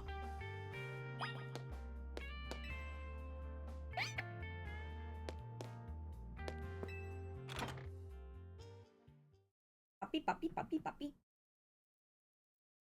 パッパッパッパン。やった、ちょっと、ちょっと、シンデレラ出番かもしれないですわ。山積みの調査があるから絶対色々参加してないだけで、マチエルさんはガチで強いぞ。ガチエルさんまたったマチエルさんガチで強いんだって言おうと思ったらガチエルさんマジで強いんだそういうこともあるよね。ガチエルさんねガチエルさんだよいいじゃん、もうガチエルさんでいいじゃん。マチエルからガチエル進化したんやで絶対 LR 参加してるだけでガチエールさんはマジで強いぞ何言ってんねんほんまに。私たちポケモン勝負する？するよ。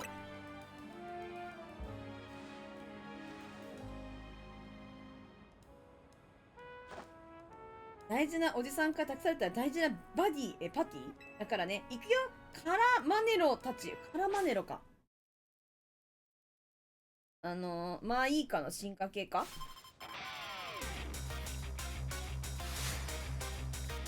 なんか、なんだっけ。調査で忙しいって言ってたじゃん。それガイのせいじゃん。忙しいの。まあ仕事だからあれかもしれないけどさ。ほぼほぼガイのせいじゃない？それ忙しいのって。いけシンデレラ！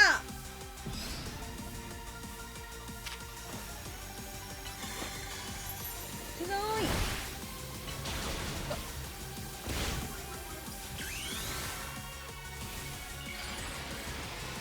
いけシンデレラ！目が進化！かわいいよ。角入っちゃってかわいいね。さすがレベル高いわ。うわっ！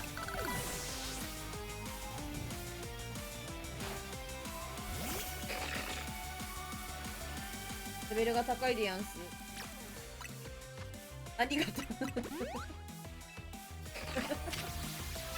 んでいただけて何よりでございますわ。いけ！ほい！からのほい！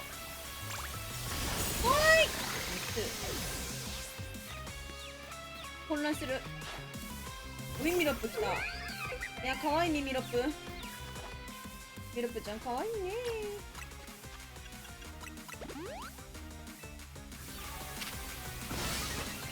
うるいけ！パンチ多いね。強い。わかるよ。あ、野崎さんいらっしゃい。ああ！メガ進化終わっちゃった。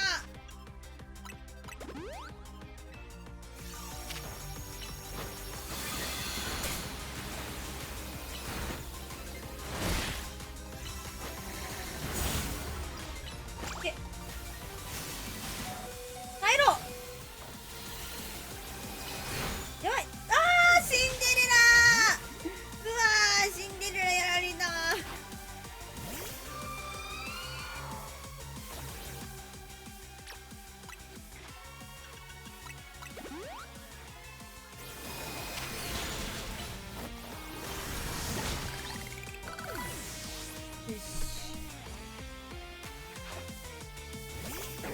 カラマネロってなんなんこれ入って私たちだけじゃない。おじさんたちとの絆を見せるよ。関係あんのかな。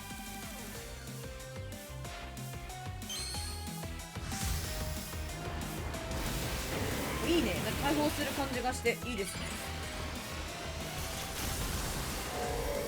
え、なんかマダム感すごいじゃん。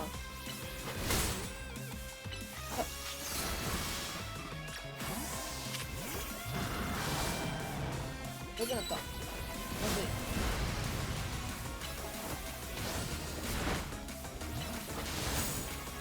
これいけ。せい。まあまあまあまあまあまあまあ。全然ね、メガ進化させなくてもいけますわ。参ったな。これじゃおじさんたちに怒られるって言って笑顔。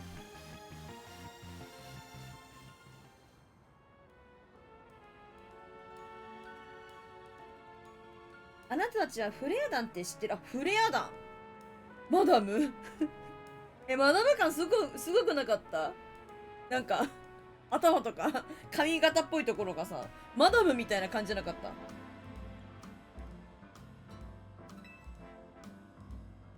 ？5年前に唐津地方で騒動を起こした集団だろ？なんか、そのガイのさ、なんかウィンクみたいなのやめへん？野崎さん55日連絡視聴中ありがとう。そうだよ、その集団のボスがフラダリ。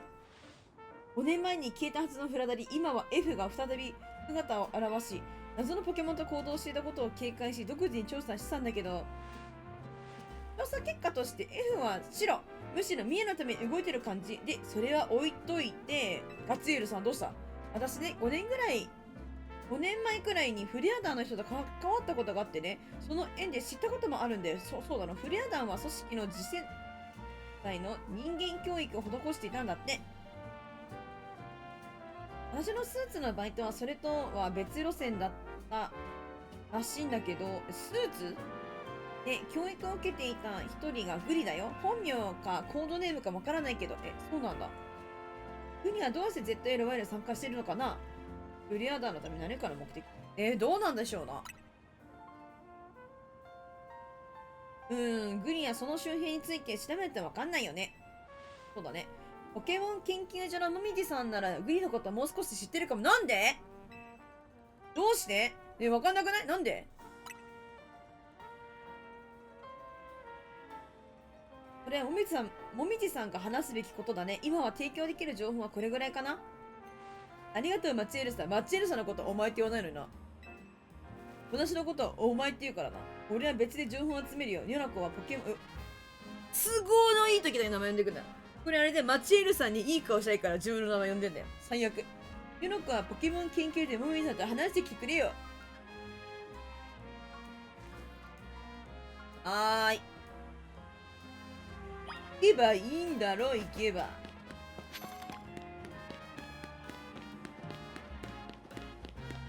福祉のお姉さんが。あ、お姉さんあったら便利。あったら、神々だ。相手を選ぶかよ、外見。マジであいつ選んでるで。あったら便利。出張ポケ戦ではあなたのポケモンを元気にします。かわいいわ、お姉さん。頼むわ。癒されました。かわよ。マジでリアルに、ガイズ、本当にそうだよ。なんか、マチエルさんとか、誰だっけ？なんか他の人が、マスカットか、ハイマスカットとかの前とかにいるときは、ヨラコ、なんとか今度かだぜとかなんか言うくせに、なんか、MZ 団の時とか、なんか二人っきりになってる時とか、なんか、お前はなんとかだな、みたいな感じのこと言って、調子乗ってる。あいつ絶対人選んで言うてるで。間違いない。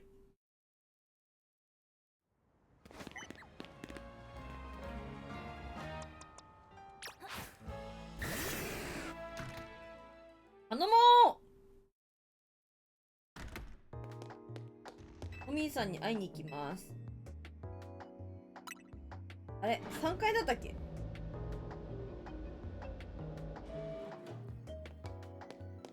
なんか、復旧できるって。実はこの町の石屋で2つの化石が売られているのを見てね。2つの化石と顎の化石とヒレの化石。ただどちらの化石も好きすぎて選ぶことができないんだ。そこで頼みが君が好きな化石を買ってきてくれないか。2万円預かった。県で顎の化石かヒレの化石どちらか一つを買ってきてほしい。一夜はプランタンアベニューにあるからね。これあれじゃん。このクエスト終わらせなかったら2万円切れるってことのお年頃の男の子はみんなお姉さんが好きなんだよ。は私がお姉さんじゃないみたいなこと言うじゃん。私がお姉さんじゃないみたいな言い方すんじゃん、カップラさん。どう見てもお姉さんじゃんくそ上位ワイルドゾーンが増えるのは私じゃないだろう。もちろん読みがあるから強く言えないけどさ、いつ買いすぎたら私は所長なりだっての。うんち言ってましたけど大丈夫そう。ミリさん荒れてはりますな。おめでリサーチは順調ですか？グリについてそんな平然装えないだろ。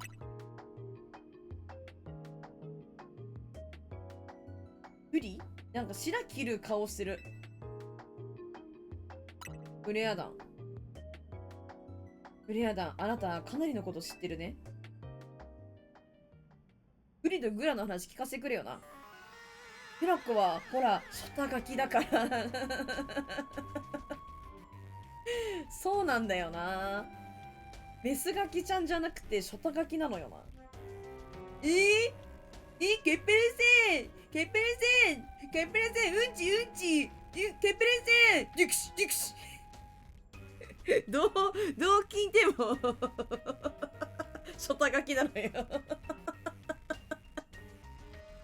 デュクシマリア困ったもんだで。私ね、元フレア団だからね。あ、モイザーそうなんだ。元フレア団ショタガキボイスでいつもお送りしてますがに。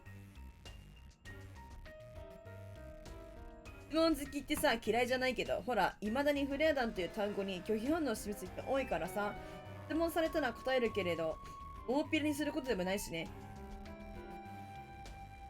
組織の解散後に身柄を拘束されてさ、私は司法取引をしたんで、なるほどね。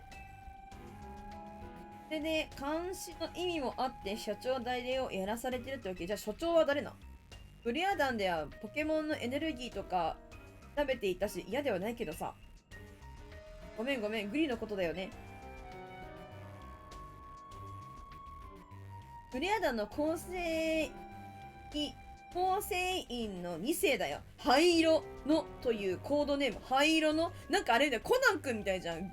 なんか黒の組織のウォッカとかジンウォッカみたいな感じで、灰色のポケモン勝負の腕前はなかなかのものだったね。もっともその実力を生かす状況はなかったけど、グリが何を考えているか私にもわからない。すごいなんかちょっと待って、急な一休さんやめてね急な一休さんやめてポクポクチーンやんそれおもろいやもみじさん。知りたければメディアプラザのヌーボーカフェを訪ねるといいかもね。ベジータじゃん。ベジータ髪の毛がどうして？それは訪ねてからの楽しみ。ほら、人生には謎とか秘密大事。それはそうなんよな。後で困ったことになるだろうか、その時はサポートしてあげるよ。もみじリサーチもよろしくね。もみじリサーチ順調なんで大丈夫だよ。むしろもみじリサーチもっとやってくれよ。好奇心があれば人生は楽しいということで、もみじリサーチよろしく。M なんてそうだね。確かに言われてるんだ、ベジータなめやがち種花火だでしょ。全然知らんのよな。もみじリサーチさっき見せたけどね、マジで結構進んでるから早くしてくれよ、本当に。ポケモンはほんと個性的な髪型してる。確かにね、なんか特徴的な方が多いよな。これがあれか。そっちか。プラターンの博士か。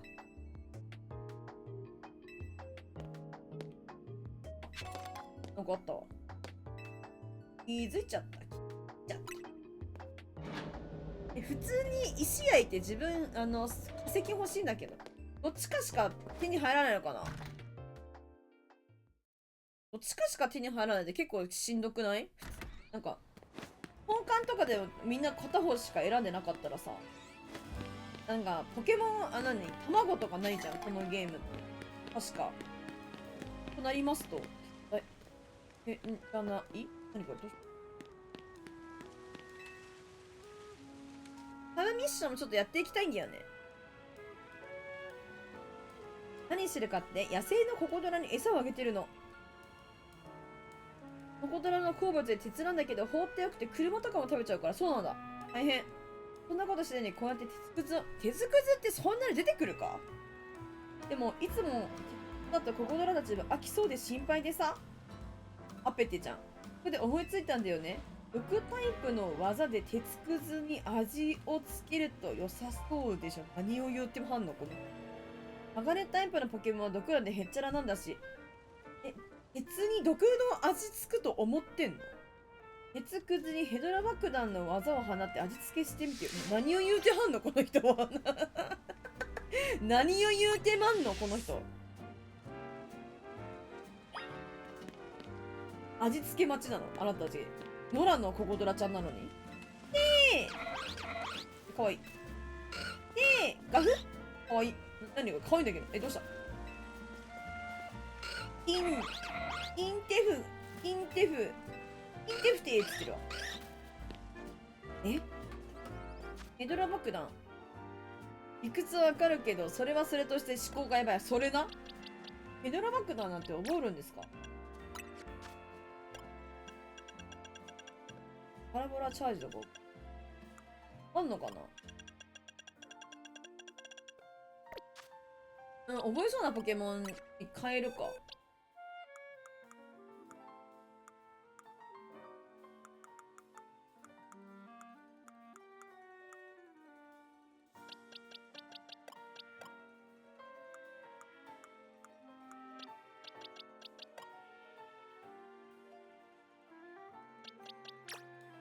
スカンとかレベル上がってっからいい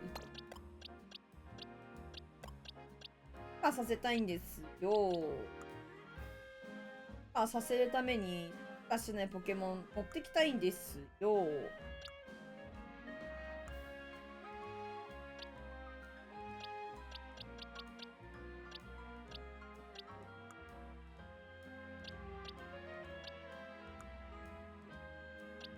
ロズレイドにするのってどうすんの？なんか一緒だったっけそれも。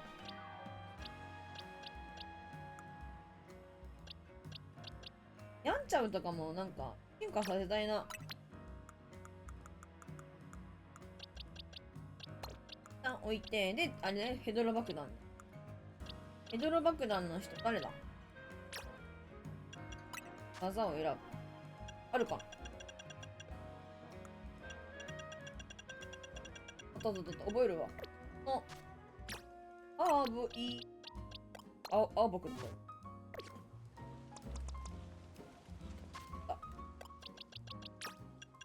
ァイル技選んで、技マシン選んで、ヘドロ爆弾。意外インパクトだって。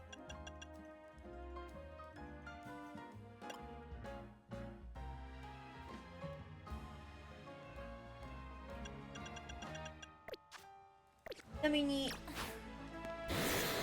親瓶なんででかいっすね。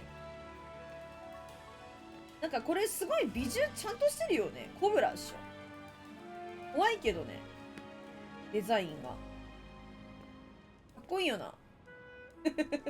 でかいよね、どう見ても。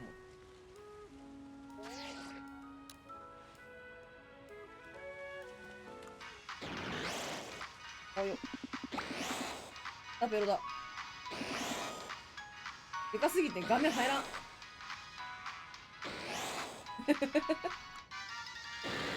おお。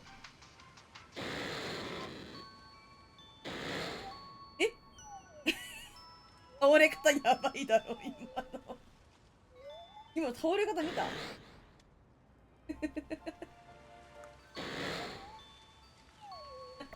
寝るの唐突すぎだろ。はい、ヘドロ爆弾ね。はい、どうぞ。味付けしました。はい、どうぞ。召し上がれ。おお、ヘドロ爆弾でいつもの鉄くずから刺激的な匂いが。いや、やばいだろ、この人。いやー、そんなに美味しいの？子供たちがうまそうに食べてる。うまそうにとか言うよ。思いつきだったけど、うまくいって嬉しい。もう一生ヘドロ爆弾してくれって言うんじゃないの？これ味を占めて。あなたも味変に協力しなくて最高すぎ。最高の感謝をあげる。何くれんの？次に調べるのはココドラたちが一番好む毒タイプの技どれかな。僕たちこれからもたくさん鉄くず食べさせてあげるよ。もう買いな。毒って刺激的どころの話じゃないよな。匂いじゃないと思う。いや本当にそうだよ。いくら剥がれタイプだとはいえだよな。この人鉄くずどっから持ってきてんの？もしかして盗んでる？ココドラ好みの味わいに。この毒ピリッとしててうまいぞ。もはやフェルじゃん。なんかあったな、そういうの。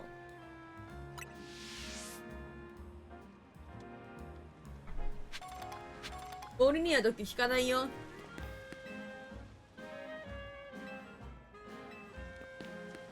よかったね。ラフ。可愛いから許す。さて、僕ちゃんありがとうございました。助かりました。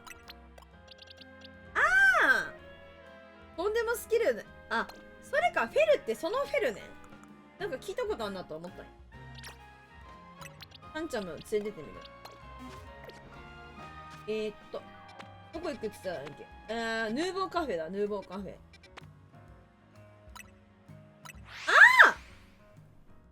なんかさ、すごい髪型してて、なんかイカしてる人だなと思ったけど、この人もともとあれなんだ。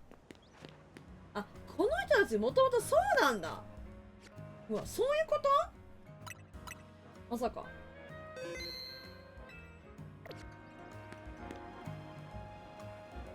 コーヒー飲んでいけよ。来ました、来ました。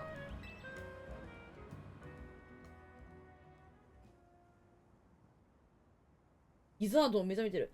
うちはリッチだけで勝負してるのに、またまずいもの飲みに来たのか？注文でしたら彼女にお願い。注文はグリ。グラ。怖い。面白いですね。ランクアップ戦の相手である俺にたどり着きましたか？おお、ギャップ萌え？僕とか言いそうなのに俺って言うんだ。いいね。メニュープラザ名物キッチンカーヌーボーカフェのマスターというのは仮の姿です。開眼する？伊藤美キラちゃんこれ強い。もう本当にな。開眼するじゃん。ZA ロワイヤル現在トップの B ランカーにしてフレアダンヌーボのボス。そうなん？開眼した。イエーイ絶対強いじゃん。それがこの俺グリです。俺も大事な目的があって ZLY に参加しています。ですから君に負けるわけにはいきません。と言っても何のことだかわからないでしょうか。説明しましょう。グリ、こいつは AZ の仲間だろ。あの AZ とつるんでる連中にあれこれ話しても無駄だって。彼女はグリーズ。グリーズっていうのは、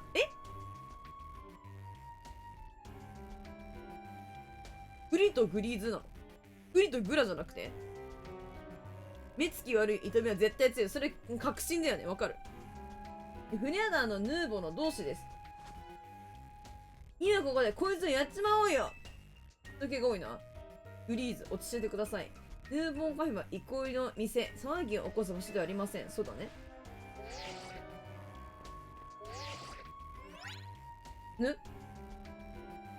今座標を送ったから話を聞きたいならそこで待ってな。私らは店を片付けてから行くからさ。大事なの。ちゃんと片付けていくんだ。偉いね。ということですね。地図を確認して座標の位置で待っていてください。はい、かしこまりました。何が起こるってんだ？いなくなってる。いなくなってるヌーボーカフェってもしかして今しかないかもしれないから写真撮っとこう。写真撮ろう。でかすぎんだろ。でかすぎんだろ。見てください。でかくて入んないよ。でかくて入らないバンギラスが。やだ。入らない。でかすぎやろ。ほんまにそれな。溶けてるだろ、この人。こっち向いて。バンギラスちゃん。入んないね。上がれたわ、上がれたわ。よかったよかった。いいね。メガ進化？あ、確かに。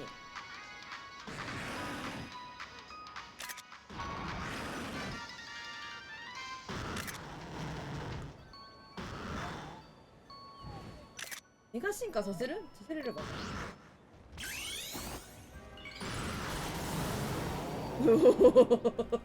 迫力が違いますね。次時間があるぞ。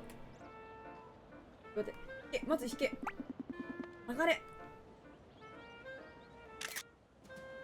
映らねえ。画角に入らねえ。いけ。そして、自分の顔。整えて。外見て。変えて。ほんで、音楽流して。変わらない。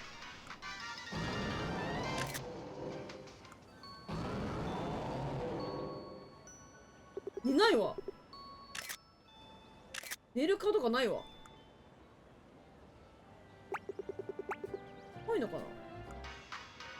変わらん。店頭のこれしかないわ。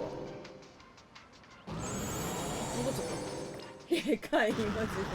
かわいいっしょ。うちのバンギラス。すいませんね、なんか。すいません、すいません。今しかないと思うか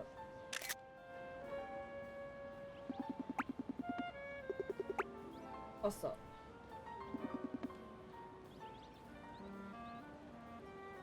朝。昼間なんか覗いてやろうと思ったのに。覗けない。興奮状態ってことなのかもしれないね。じゃあ行きますか。話聞きに行こう、この座標。グリとグラの指定にされたここね。よいしょ。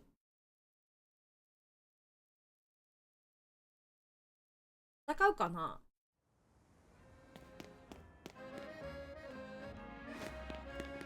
責任をきれいに話を休ませて大変ね。警察の方。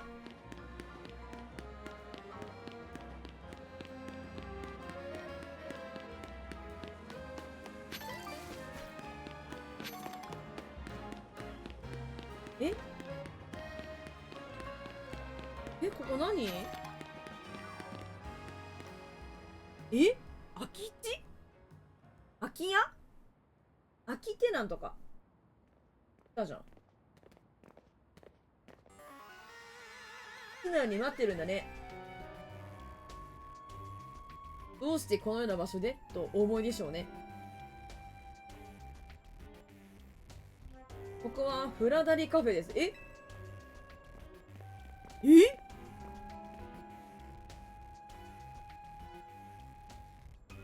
フリアダにとって大事なお店でしたと言っても、今では売り物件ですが、フリアダンが関係していた店を契約する者好きはいませんから。ですので、今でもフリアダンの、フリアダンヌーボのアジトとして利用させてもらってます。そうなんや、勝手に？また海岸してるわ。怖っ。フリアダンについて詳しいことはご存知ですか？知らない。知らない？あ、そうだろうよ。フリーズ。こいつは私たちの敵。フリアダン・ヌーボンからすれば目的達成の邪魔者なんだ。あれこれ説明してやる必要なんかない。叩き潰せば終わり。叩き潰せと思ってんのか？フリアダンに関わっていた俺たちへの世間の風当たりが強くてね。グリーズのように、グリーズイントネーションは何？グリーズ？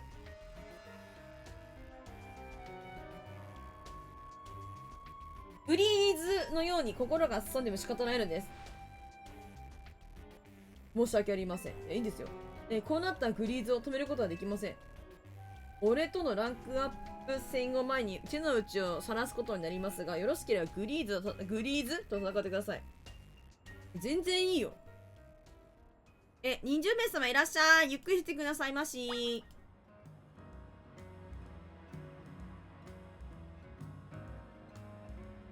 せい。やっちゃえばいいんですかね。どうする？いけるかな？お、来た？あんの？なんか私全然あれしてないんだよな。更新してないのよな。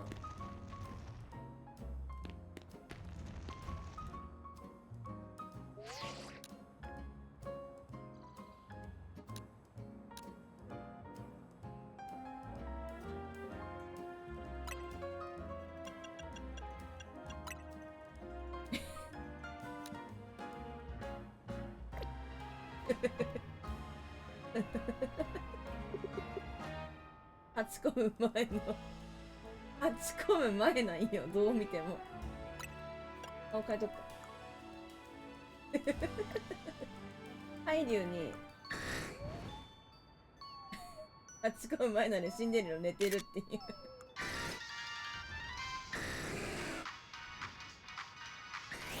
かわいよ。腕短くてかわいいね。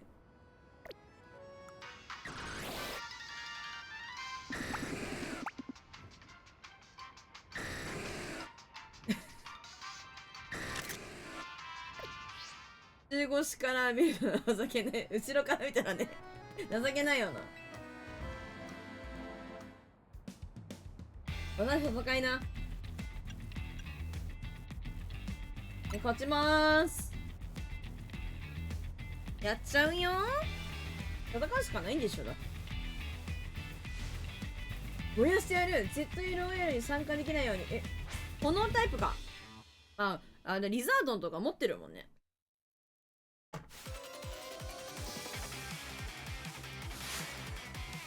お、指輪になってる。メガストーン。メガ、なんだっけ、メガクリスタルなんだっけ。なんか指輪になってるわ。いけ、死んでるな。やっておしまい。ぶん回せ。おらいけ。へい。グリーンさんいいよね。あちあちじゃん。バクーダだ。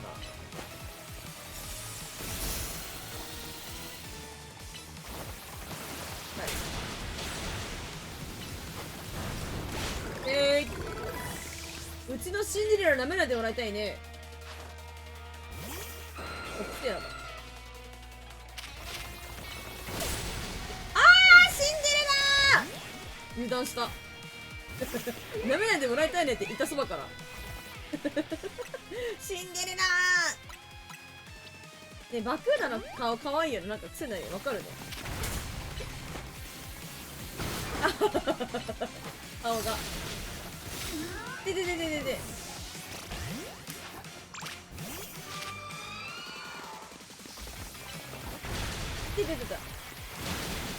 タイプ相性悪いわ。いやー、氷タイプ相性悪い。どうしよう強いね。ちょっと進んだ。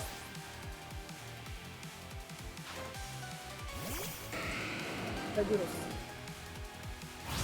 いた。あれってパンチ早すぎ。しょうがない。うちの嫁を出すか。私の夢を出させるとはなかなかじゃないか。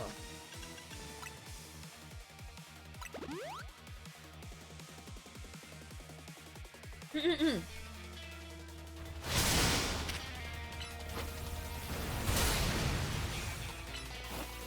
いけ。なんだこら。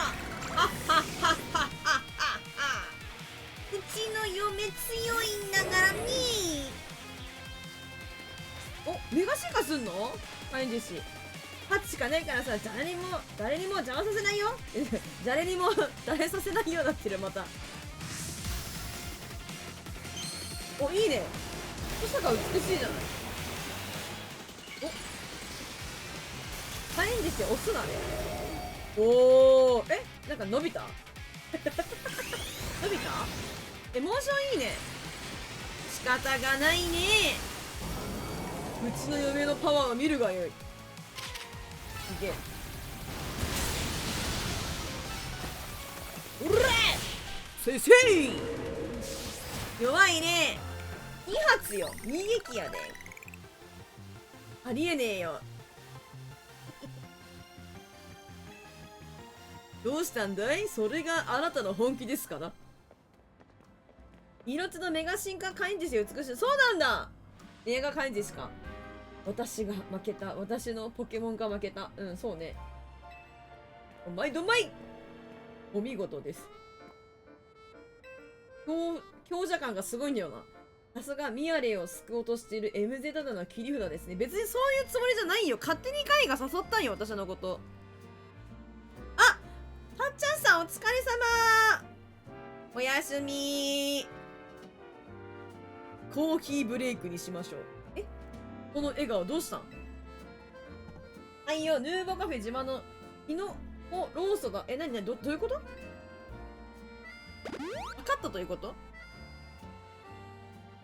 戦ったポケモンこれ元気になったよな。一息ついたところでフレア団や俺たちの目的について説明させてください。中にどうぞ。毒入ってないよね。それな。全然普通に飲んでたわな。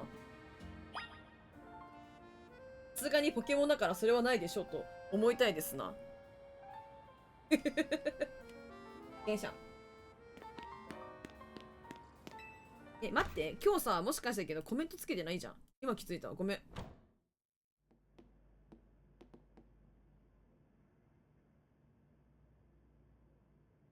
ブラダリ様の情熱の色。はい。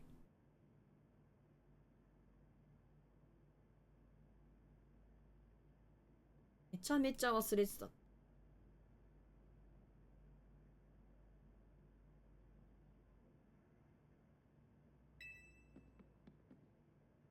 それこそがこのフラダリカフェの色。赤。それでは俺が絶対エルワイラで戦う理由をお教えするとしましょう。まずはフレア団とは何か。何ですか。かつてのフレア団は人々が手を取り合い助け合う美しい世界を目指しています。ただフレア団のボスフラダリ様は人々に幻滅することが多々あり、いつしか未来を憂いて人の数を減らすことを目的となさった。その結果、フラダリ様は最終兵器を起動させるという愚行を選択なされたので、愚行をつってるの。ハラス地方を燃やし尽くしかれなかった最終兵器について知っていますか。知ってないんですよ、それが。知らない。あれは AZ が作ったものです。君にとっては宿を貸してくれる善人でしょうが、AZ が最終兵器のようなおぞましいものを作らなければ、フラダリ様は暴走することもなく、俺たちフレア団の関係者が後ろ指を刺されることもなかった。AZ は MZ 団を頼りにしてエミアレイを救おうとしているようですが、ふざけるなと言いたいですね。怒ってるね、これは。誠に遺憾ですな、これは。いきなりこのような感情をぶつけられても困惑しますよね。怖っ。そもそも、俺の話が真実かどうかも怪しいのですから。なんかあれだね、ワンピースの、黒みたい、なんだっけ、最初の方でできたさ、わかるかな。黒みたい。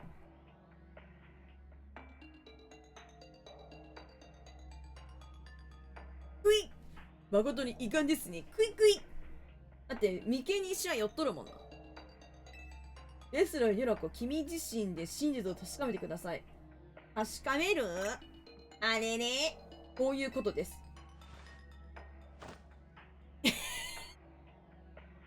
台無しだよ。台無しだよ。も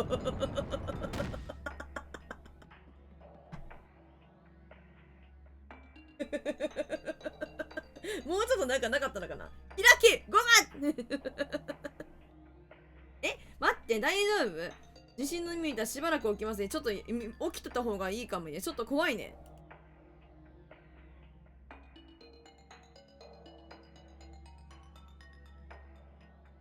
なんか、全力する開けごま、それな。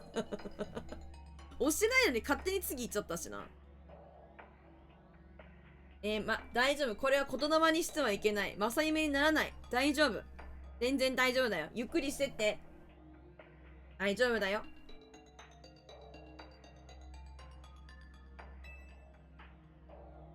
今、開けごましたところだから。ゆっくりしてってね。フレア団が活動していた時は研究として使われていました。俺たちはこの先でエイデットの秘密を知ったのです。ごま開けごま開くんかなんかエゴマ油とかって取れそうだねエイデットが作った忌まわしき最終兵器の存在を何ですの？先ほど申したように忌まわしきってどういうことかを君自身助けめるのです。言ってくるの？もっともブラダリーラボは複雑な迷路になっているし、いつの間にか攻めついた野生のポケモンがたくさんいるから、真実を確かめればくたまっちまうかは知れないけどね。あ、は、何笑ってんねん。ブラダリカフェ行けるようになっちゃった。いいかなこの行っても。とりあえず。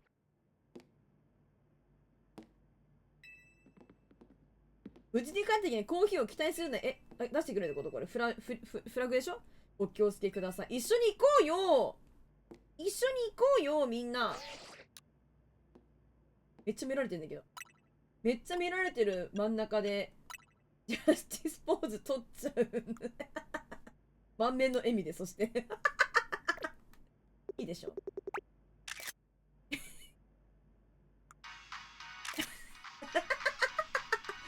気読めな。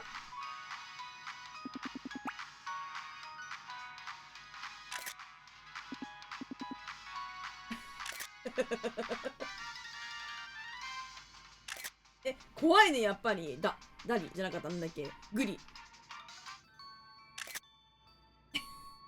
パンサ神よな。やっ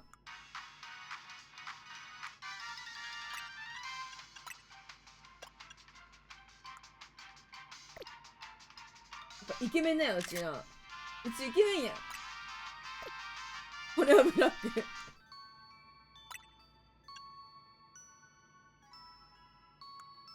テレポーズないよな。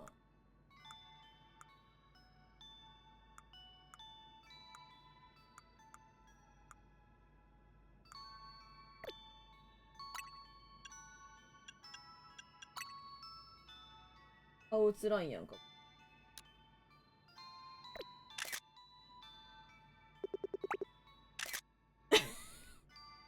真ん中のヤンキー感ある。いいじゃん。行ってくるね。遊んだからもう行きましょ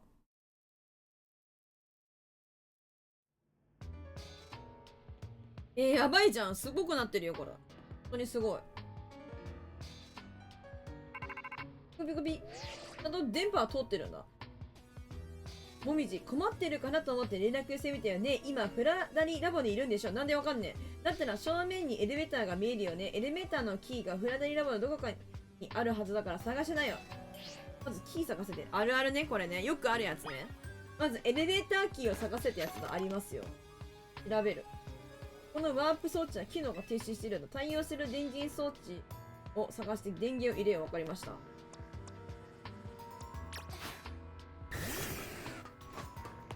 シンデレラ怖いから一緒に行こうな。暗くて怖いから一緒に行こうな。行くぞシンデレラ。はいりゅう。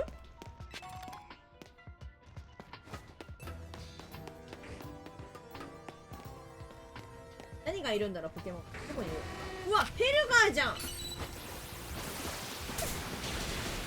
ラリンつった今。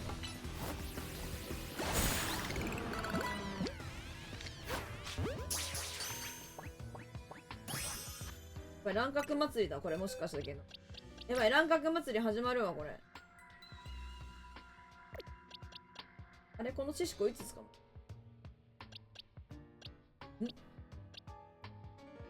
まとめて選んでパンで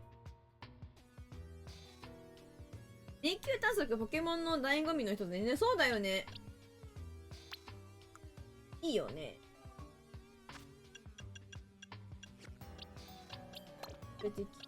このボックスにしとこ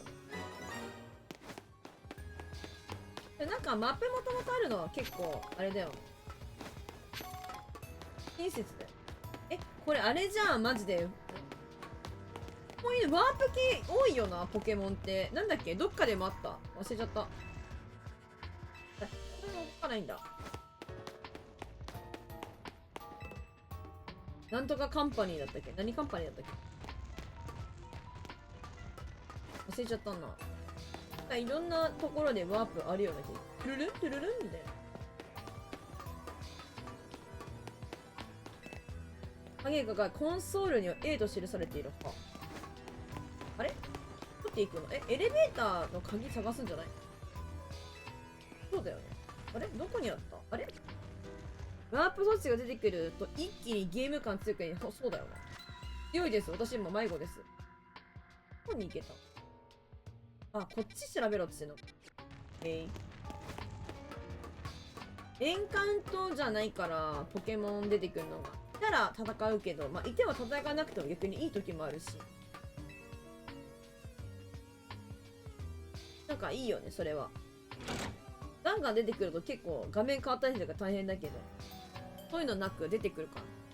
ユノコはレバーを引いて、電源装置の電源を入れた。電源装置の電源入れた。ワープ機能したんかこれで。わーあ、なるほど。わ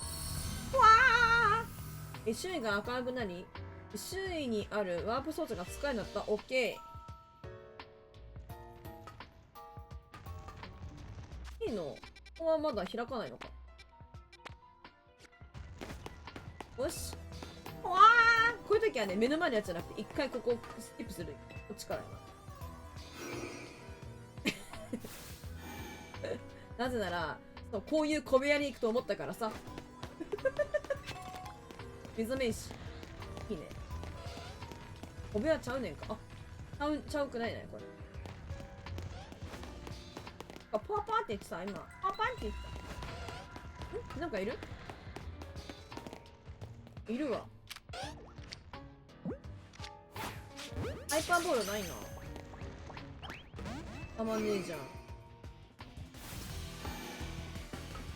ハイパーボール乱獲するけどめっちゃ使ったんだな。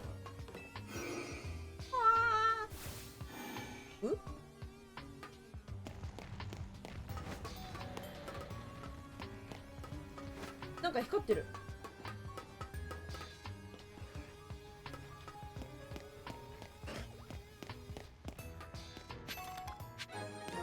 ラボのカードキー A ゲットし。お、なんかいる？いるわ。おお。どうもすいません。高いわ。あ、レベル高いね。レベル50とかだ。捕まえる必要はないんですけど。なぜ捕まえる適宜おマシン拾うタイミングに、あ、今失礼します。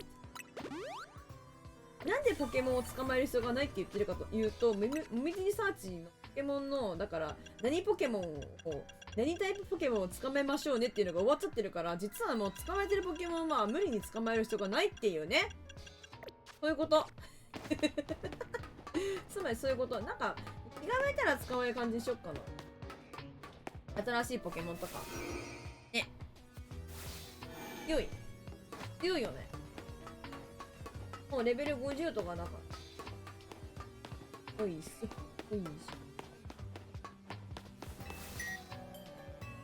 で、こっちね。オッケー。扉が開いた。オッケー。パク。病院。ここ見る？あ、上か。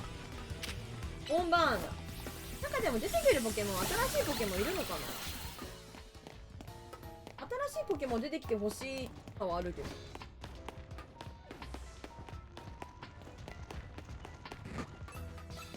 あ、かわいい。デルビルだ。デルビルかわいいよね。デルビルヘルガーの美女結構好きなんよ。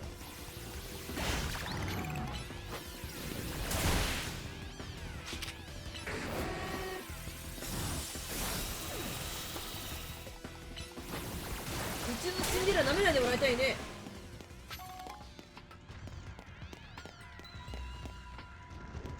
デルビルでもレベル高い。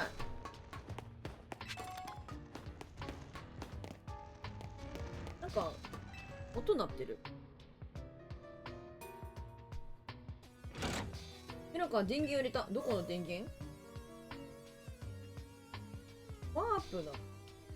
手が赤くね、そうワープ装置がついた。はいはいはい。軽くなりました。いけない。このワープ装置。ソルビア。これ今鍵かかってるのか。いや、レベル高い。そうだね。高いね。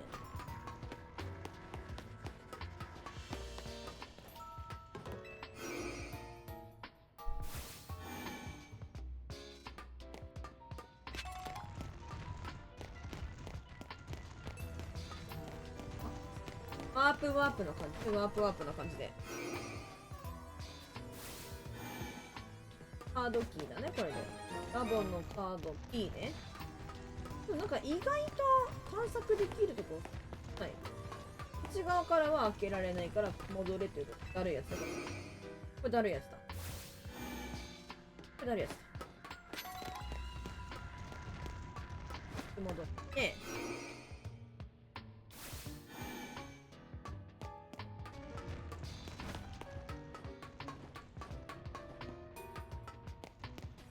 ゴール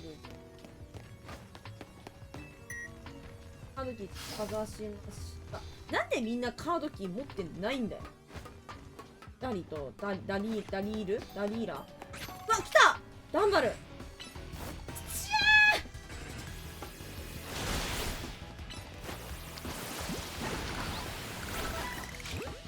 頼むかな。嘘。捕まんねえわこれ。うわ、捕まんねえわ。わ、これ気づかれないようにクイックボール投げなきゃいけないやつじゃねこれ。うわ、マジか。マジか。メタグロスに進化させるのってちなみにさ、だるいやつな。メタグロスに進化させるのってもしかして交換？交換じゃなかったっけ？なんか持たせて交換じゃなかったっけ？どうだっけ？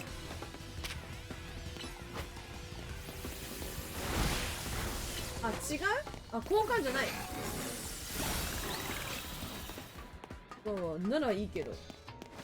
いいっていうか、なんていうか。メタング捕まえらんないのあれ？あ、みのるさん、こんにちは。いらっしゃい。お疲れ様や、みのるさん。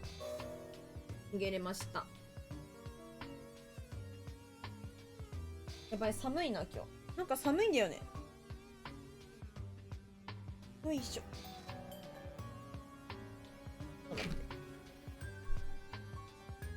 あいつらはなかなか捕まらん。そうなんや。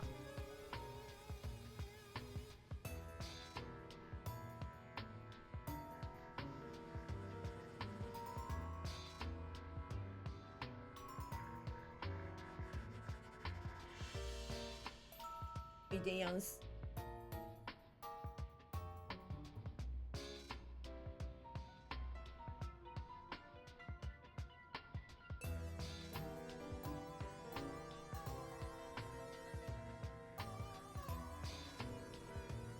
着る毛布をですね、今着ようと思っているんだ。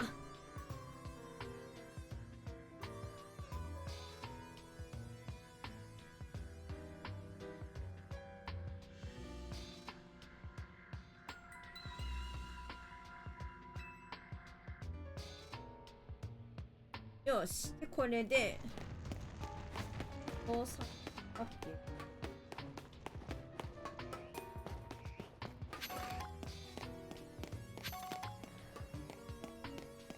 ワープ乗る前にあ、元気の塊結構拾ったのに結構使っちゃってるから。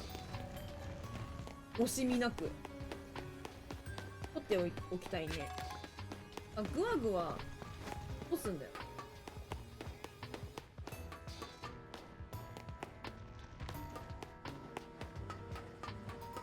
メタグロス、メタングか。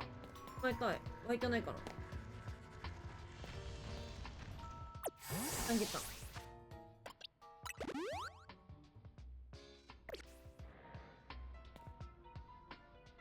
えるの大変そうやな。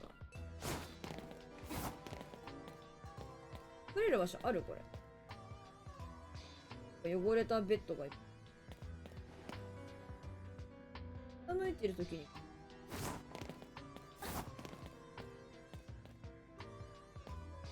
待ってね。他にも出てくるポイントあんのかな。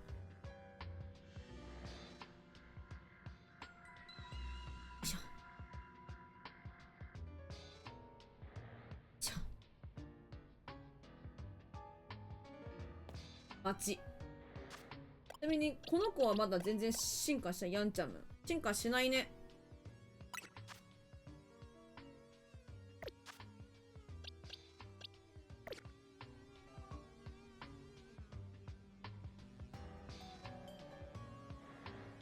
てかじゃない。あ、意外とポケモン少ないね。思ってるよりも少ない。そして、あ、来た来た来た来た来た来た。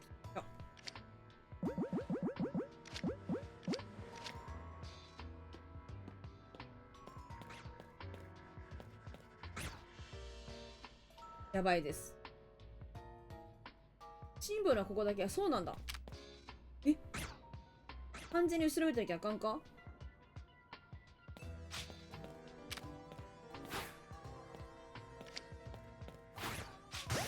色違い頑張るのすごくねそれ。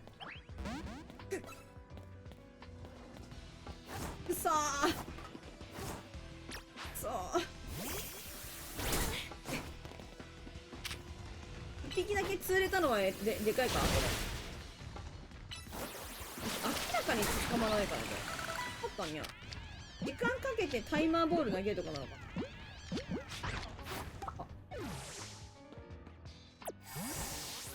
めっちゃすごいじゃんそれ。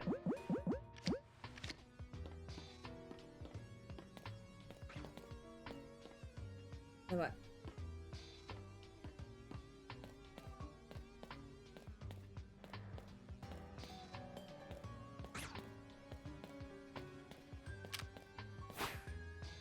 ごめん。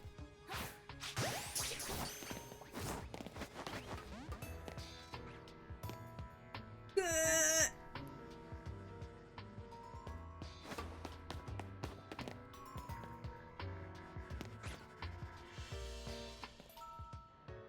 まずい。たまらないんじゃん。あっち向け。あ、危ない。こっち、フェイントかけられてる。捕まえたいな。横向いてたらダメなんよ。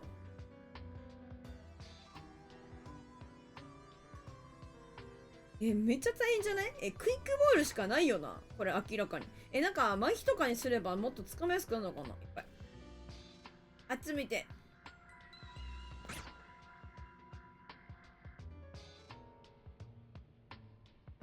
戦っちゃったら全然無理なの。あ、にゃーちゃん。にゃーちゃんさん、こんばんは。いらっしゃいませ。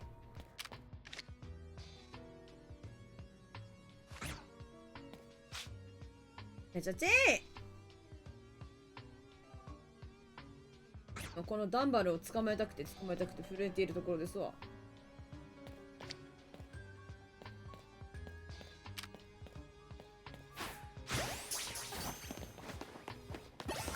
わっ、きちーきちーイエーイ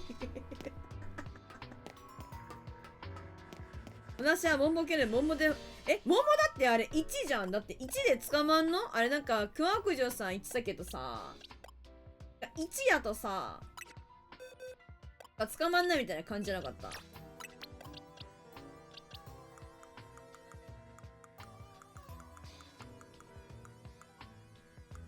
位だけ？そうなんだ。めっちゃ頑張ったね、それ。そしたら。めっちゃ粘ってますやん。とても捕まえづらい。そうなんだね。は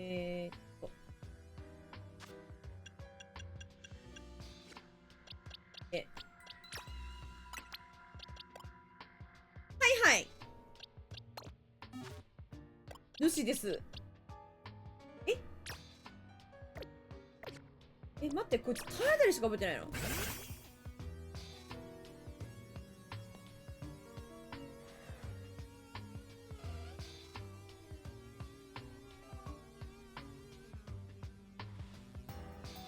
投げては逃げて、投げては逃げてのシャトル。なるほどね。さっきみたいに、アイカウントしないでみたいな。狙ってない色違いがわんさかボックスに余っているので、もらっていただけませんか？そんなことあんですか？悪いです。悪いです。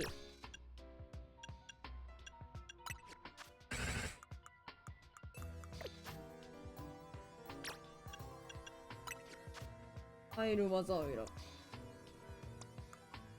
全然覚えないんだ。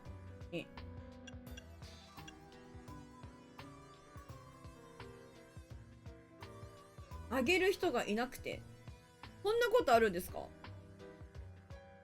なんかね、ポケモン交換に関してはね、今のところね、なんかまだ検討しなくて、なんか今度はポケモン交換会しようみたいな感じのことを言ってるんですよ。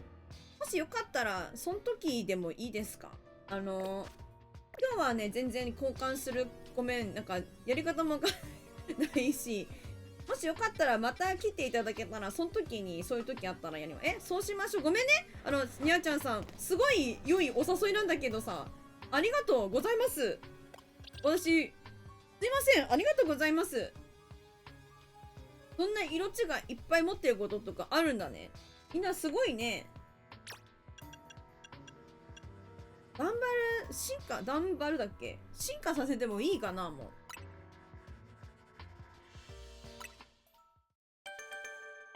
ありがとうございます、にゃんちゃんさん。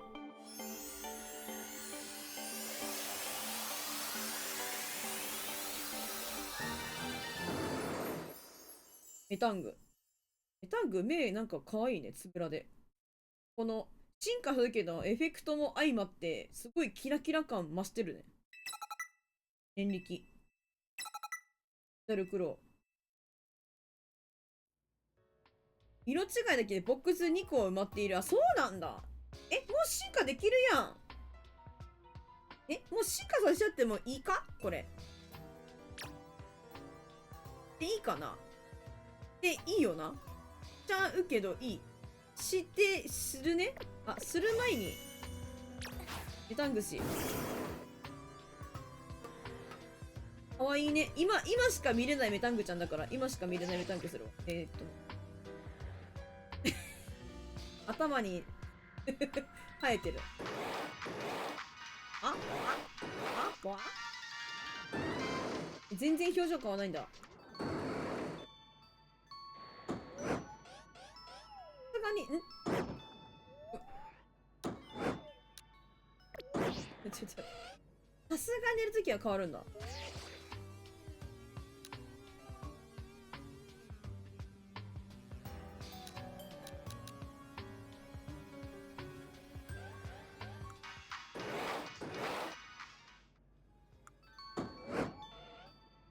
なんかその寝方おもろいんだけど。どういうこっちゃ。よーし。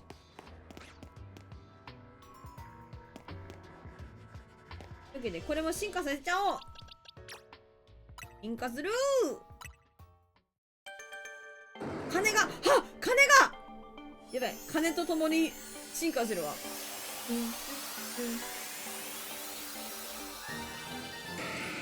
タララーン。おめでとう。メタングはメタクロスに進化した。おやすみシンデレラ。あとね、待って、あと何秒あろう。あと15秒だね。13、12、11、10、9、8、7、6、5、4、3、2、1、おやすみですわ。お疲れ様ですわ。おやシンデレラ、はい、やすみなさいですわ。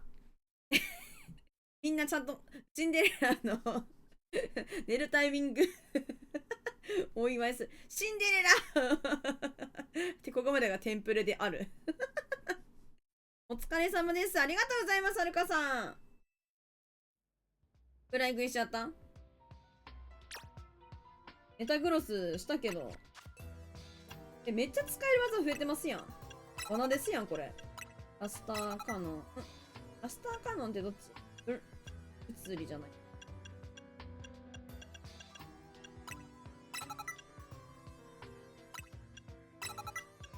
大爆発とかあるよ。毎回ね。手の頭突きの方が強いとかあるわ。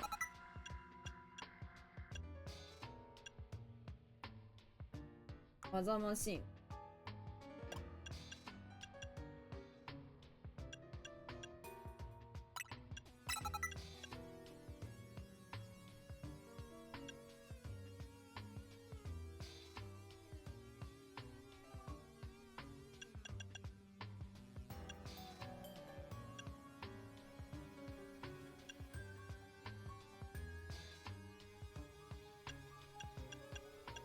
むずい。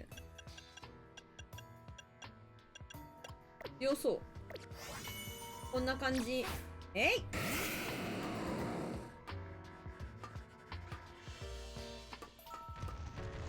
おー。すごい。兵器感っていうか、なんて言えばいいんだろうね。口開けるだけね。より口開ける感じね。かわいいね。いや、捕まえられてよかった。なくなっちゃっ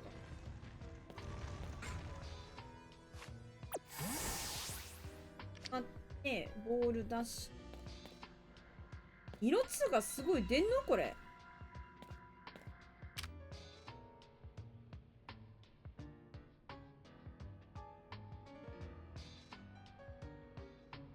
めちゃくちゃ目当てますやん。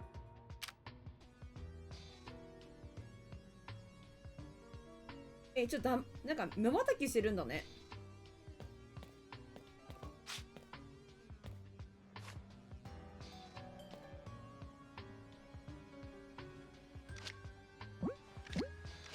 全然あっち向かないけど。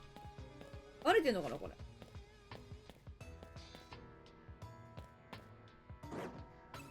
むずい。待って待って待って待って。あれも出んの？あの状態出んの？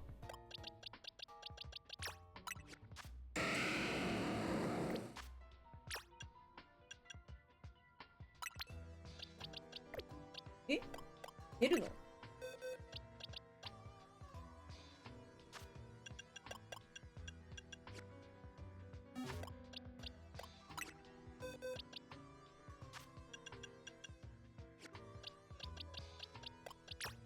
今度行ってなんだろう、レベル上げたいなーって思うキャラクター。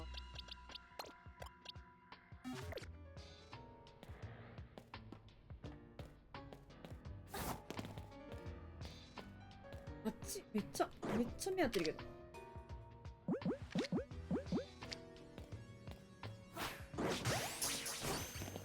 ほっほっほっ。ダメだー。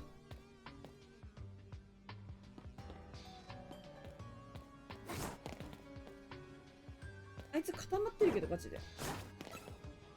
まずいまずいまずいまずいまずい全力回避。ちょバレてませんバレてませんバレてません。や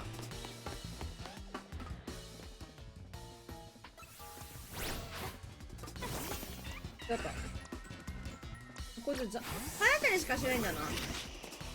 こいてないんだ。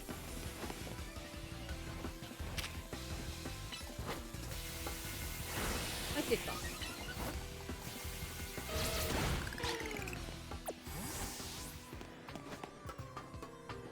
しょ。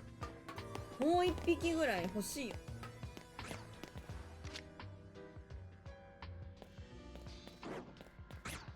あ、なんか警戒してるわ。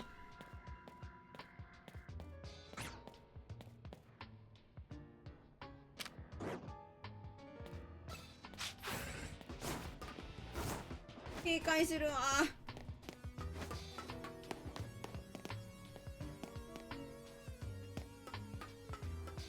警戒されてる。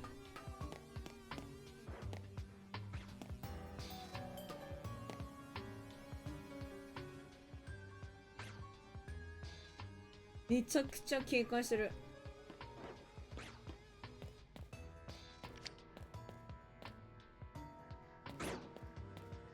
バレてますやん、絶対。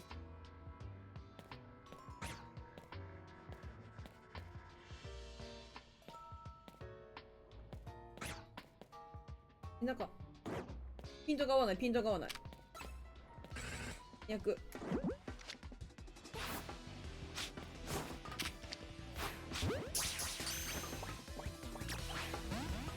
れ寝るのかな。寝るのかい、この子たちって。寝るのかい。寝はするんだ。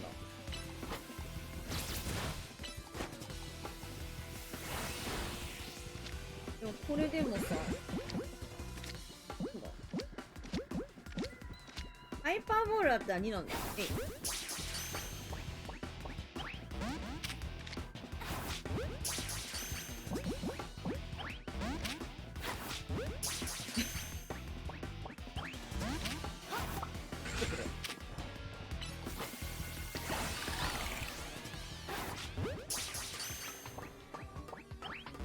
まあ、捕まんないですよね。ですよね。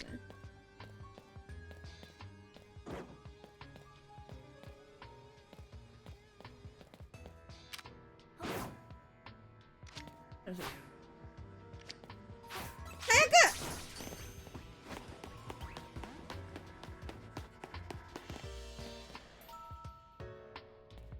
く。うまくいかないもんだに。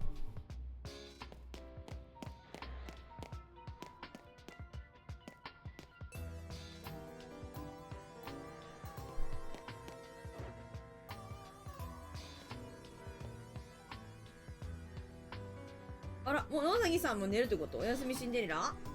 あ、でも12時だからな。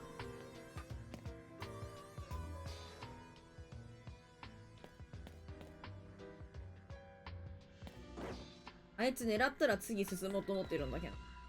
食ったな。4個。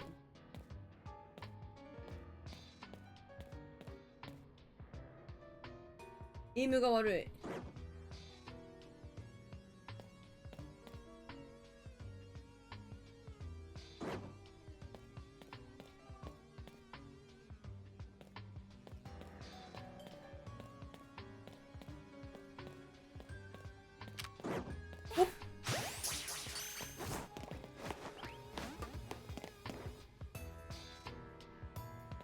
うまくいかないね。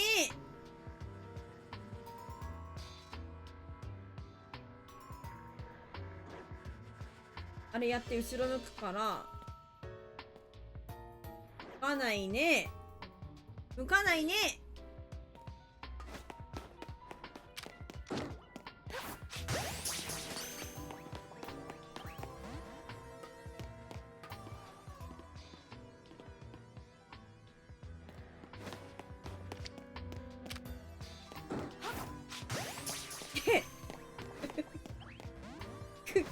捕まらねえ。捕まらないね。あとクイックボールが1個しかないね。次しくったらもうあいつを倒して次にす。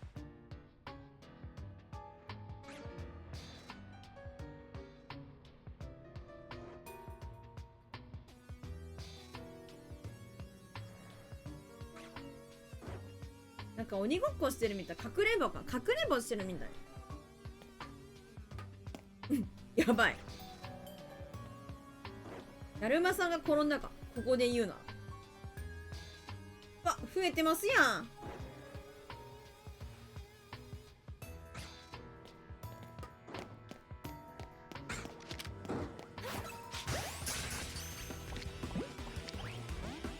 わー、捕まらん。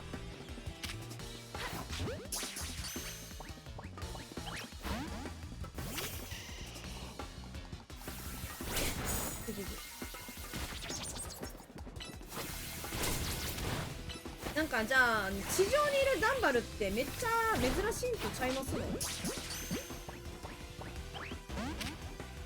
アークボールでもダメなんだ。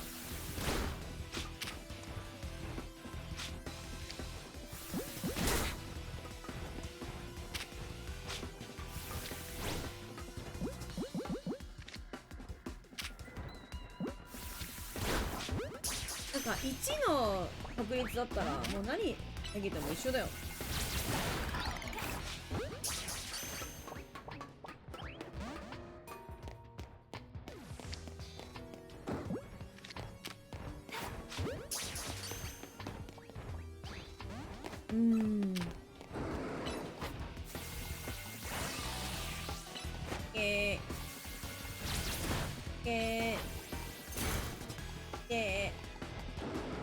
痛いよー。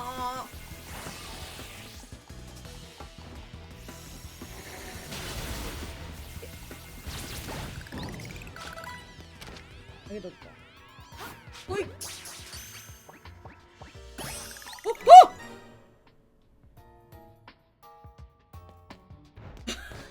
捕まった。捕まるんかい。びっくりした。捕まりましたわ。すいますわ。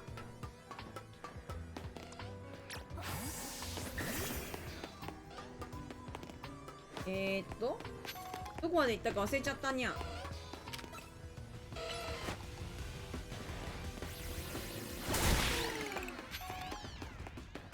らこっ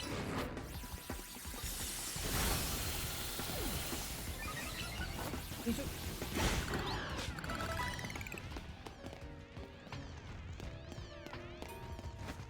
このワープだ。ワープ行けばいい。よし、行くぜ。よいしょ。ワープからワープか、これ。ワープからワープでいいんか。います。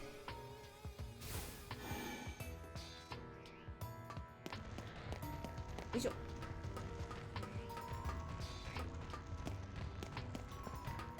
うわ、やばそう。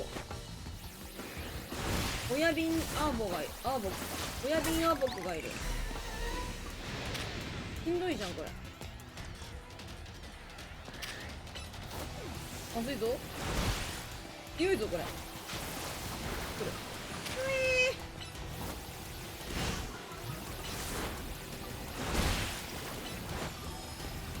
お前どこなってるやん。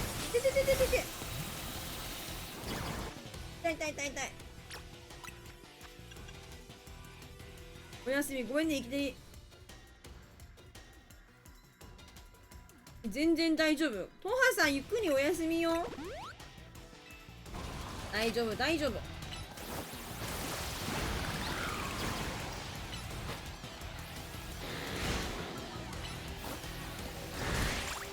や、本当になんか、今回、地震結構ね、大きいし、まだ予断があれだから、無理せずね、寝れたら寝てください。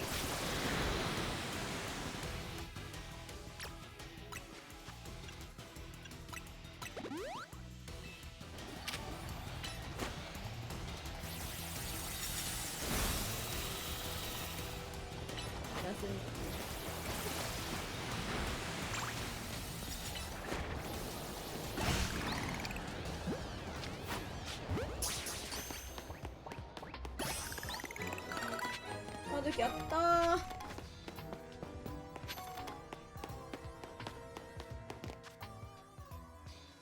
C の扉って見たっけ？開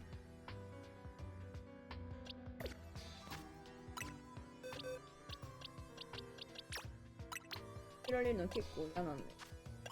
こっちのポケモンにしてボックス。よし。捕まえるんだったら。オッケー。かドスすごい音するなと思ったら、あれシンデレラの足音なんだね。すんごいドスドスするじゃん。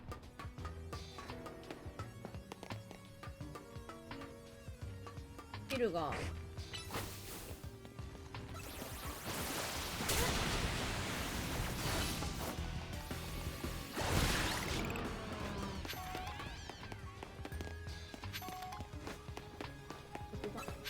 本番本番だった。オッケー。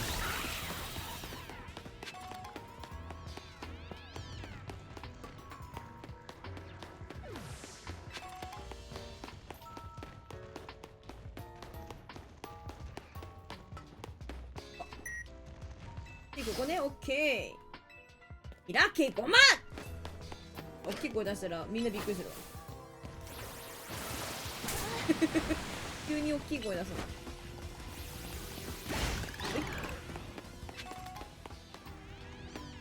ダメとかマジ全然使ってないわ。うわ、待って、なんかすごいのいるぞ。待ち構えてる。あれは何？ボス？ボスみたいな感じ？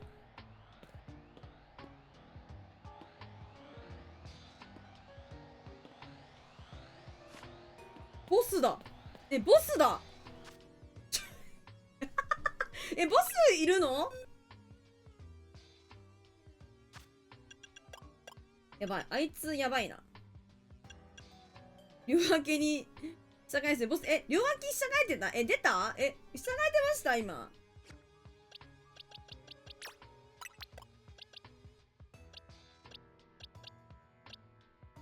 毒が効かないから不思議だねと勘だ。ほんとだ。あれ私この全部一緒だ。ギルガルドの全部ギルガルドの一部だと思ってた。アンドゥドゥラですわ。男性のギルガルドで勝負になった。オッケー。屋敷わら先で出しちゃった。プンプン怒ってますやん。どうしたの？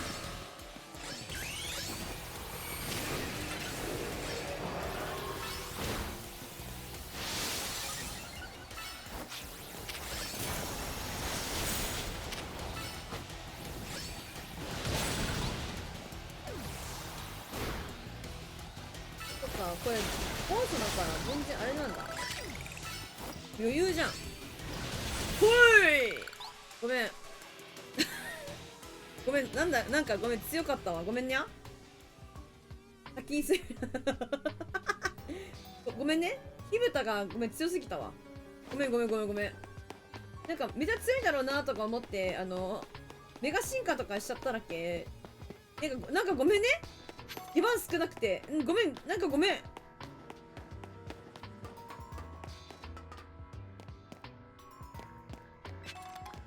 簡単の薬。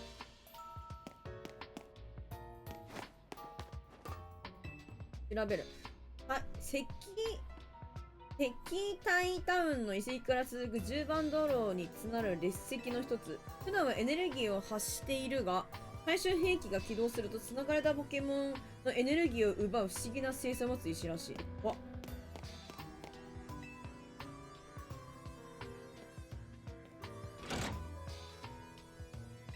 電源入れちゃったけど。これね、多分入り口につながるんじゃないかな。玄関まで。で、これがエレベーターのキー。ようやくここでエレベーターのキーか。ブナリラボにあるエレベーターを動かすカードキー、フリアダーのマーク入り。フリアダーのマーク、そんな感じなんだ。やったー。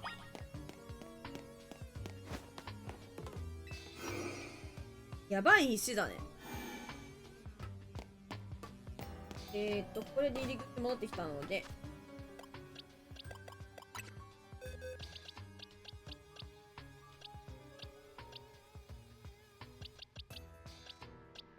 まあ、結構レベル上がってるよね、これ。やばい、上がってんじゃん。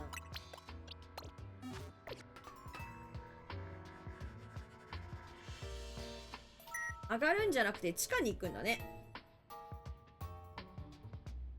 エレベーターがつくようになった。何階に行けますか？地下2階。3階目指せって言われてるけど、地下2階とりあえず行くくない？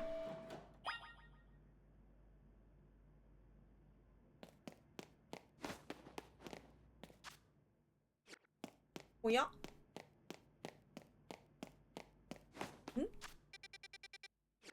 や？うわ、なんだこりゃ。あ、なんか、収容施設みたいな。怖っ。2階怖いじゃん。3階行きますな。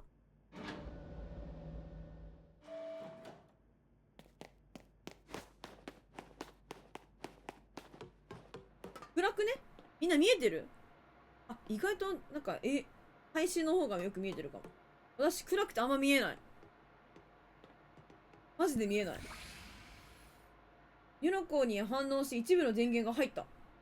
セキュリティチェック。すべてのカードキー所有を確認。システムの一部を再起動させます。システム再起動完了。音声による操作が可能です。現在4件のファイルが確認可能です。ファイル1、装置。ファイル2、射出。ファイル3、伝説。ファイル4、同士。どのファイルを確認しますか？まあ、装置からいこうか。ここまで何も見えないよな。暗すぎだろ。命を、与える機械。3000年前に作られた装置。元は死んだポケモンを生き返らせるためのもの。石体タウンの地下に埋められていた最終兵器を発見。保存状態はよく、わずかな整備で起動することを確認。ただし、起動に必要な鍵が未発見。機械の製造者であり、鍵を所有者、機械の製造者であり、鍵の所有者と推定される AZ の確保が急務である。はあ、なるほど。どのファイルを確認しますか？はい。はい、集中。命を与える機械が死んだポケモンに与えたのは別のポケモンたちの命もそういうことよな。要するに装置の基本構造はエネルギーを高純度化し放出するもの。放射とは射出、照射、そして伝達である。この構造に命を失ったポケモンに命を伝達させ、蘇らせたのである。であれば、伝説のポケモンのエネルギーを射出すればどうなるであろうか。はあ。ファイル3、伝説。ハルロ地方には伝説のポケモンが2匹いるとされている。生命と再生を司る伝説のポケモン、ゼルネアス。私はなんか、このところのゲームあんまり記憶ないんですよね。やったのかな、ポケモン。なんか最後までやってないポケモンがあんだよな。破壊と死を司る伝説のポケモン、イベルタル。これってさ、ポケモンで言ったらさ、何のシリーズなの？命を与えるパワーと命を奪うパワー。XY なんだ。XY って、スイッチの前か。科学では解明できない不思議な能力。最終兵器に取り込み打ち出せば世界はどうなるであろうか。だから、DS?3DS そうだよね。よし。なんかやったと思うんだけど。世界豊かであるがゆえにポケモンも人も増えていく。だがこれは新たな不幸の始まりである。いずれ命は地表を埋め尽くし限界を突破するであろう。一つしかないものは分け合えない。分け合えないものは奪い合う。奪い合えば足りなくなる。争わず奪い合わずに美しく生きていくには、命の数を減らすしかない。フレアダーの同志を世界を正しく導くとき。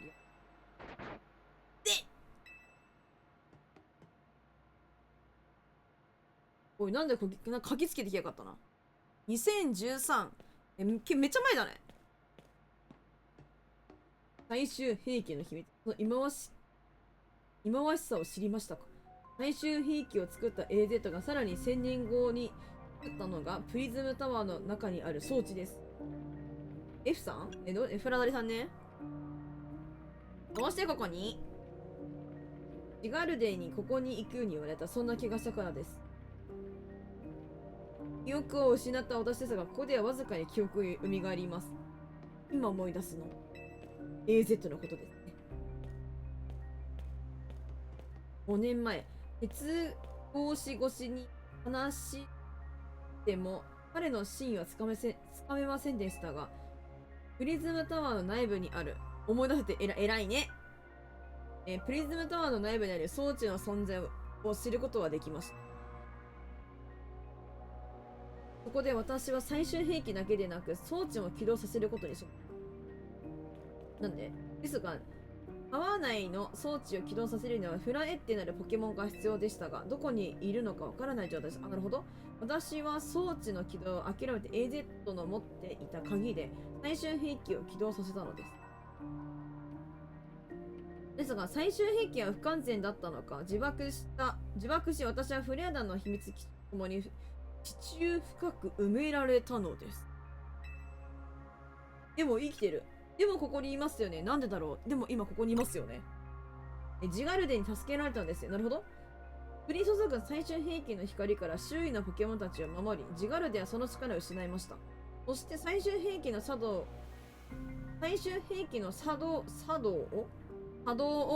危険と判断して、防衛のため起動してしまったであろうタワー内の装置の暴走からミレアを守るための力を取り戻すべく、私に使命を与えたのです。今言ったようにタワーはいずれ暴走します。それを止められるのは AZ のフラエッテ、永遠の花と呼ばれるポケモンとその力を引き出せるトレーナーだけ。これが私の知る真実。そしてフラリダカフェにいる若者が君に知ってほしかったことです。グリとグラや AZ と話しなさい。そしてなすべきことをするのです。なんだ、何を信じればいいのか分かんないけど、結局どうすればいいのか分かんない。さあ、グリや AZ と話しなさい。はい、分かりました。写真撮ります？暗いですけど。フラッシュ焚きますから写真撮りましょう。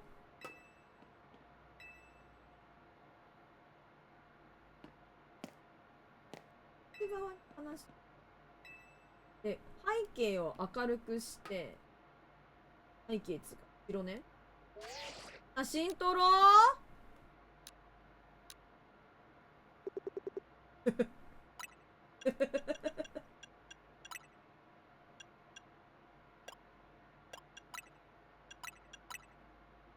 EG4 のポーズ。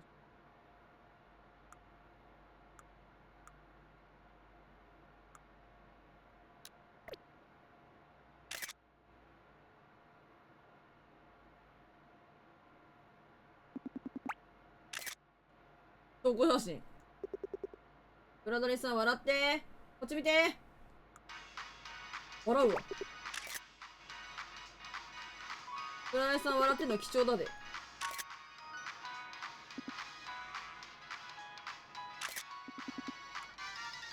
怒ってる。笑ってくれるみた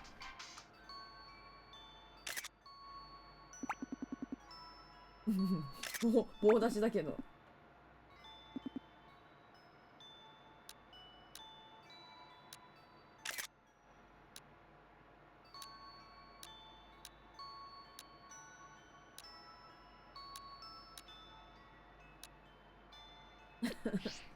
そうみたい。いや、写真撮っておかないとね。ブラダリさんのいつ今度写真撮れるかわからんからな。さて、戻りますか。なんか、一回は、なんかモンスター、ポケモンもいたけど、E3 は別にそんなもんなかったから、早かったね。全然複雑ではなかった。新しいポケモンも結局、メタング系しかいなかったし。お、ただいま。コーヒー飲み放題にしてやるからよ。グリに世界を救わせてやってくれよ。村谷さんは中で会いました。あのお方が生きていた。ですが、俺たちのことは何も覚えていないようでした。みたいだよ。だって爆発に巻き込まれてらしいから。あの人のせいで私たちは、フリーズ、その件は後にしましょう。メラコ、君はプラダリラボで真実を知りましたよね。消すってこと？人の上で要求します。いらん！ AZ のフラエッテをよこしなさい。どうして？フラエッテの意思は AZ のの特別なフレッテがいればプリズムタワーを制御できるはず。俺たちはそう見当をつけています。クリア団が目指していた美しい世界を実現するためにもプリズムタワーの暴走を絶対に止めなければなりません。リアレを守ることで私たちの名誉も回復する。よろしいですか。クリア団が解散した時、俺たち団員の子供はそれだけで白眼視されたのです。それでは町を離れなかった。だって生まれ育ったこの町を愛しているから。リアレシティをカルロス地方を良くするためにクリア団にいたから。ヌーボカフェで恵まれない者に好評を恵み、町に暮らす者の声を聞きながらね。こんな俺と戦うというのであれば、チャレンジチケットだけでなく AZ のフライトを連れてくるのです。俺が ZA ロワイヤルで最強のポケモントレーナーで最強のメガ進化使いになり AZ のフライトとともにプリズムタワーを沈めます。どうするべきか MZ 団で話し合って決めない。決めなきゃダメ。自分で決めちゃダメ。 AZ の罪を聞くことになりますがね。さあホテル Z に戻りなさい。一体どうなっちゃうの？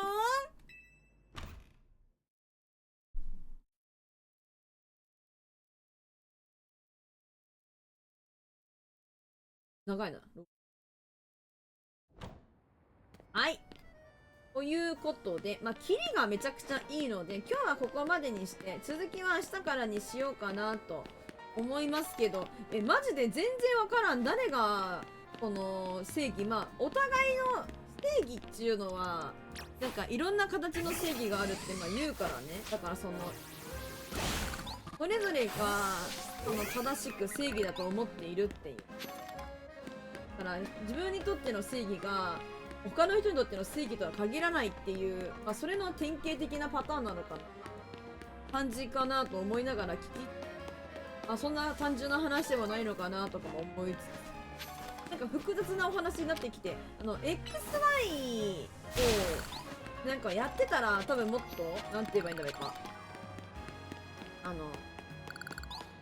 深くこのキャラクターの時の子なんだねとかつうのが分かるんだろうけど、私あんま記憶ないんだよね。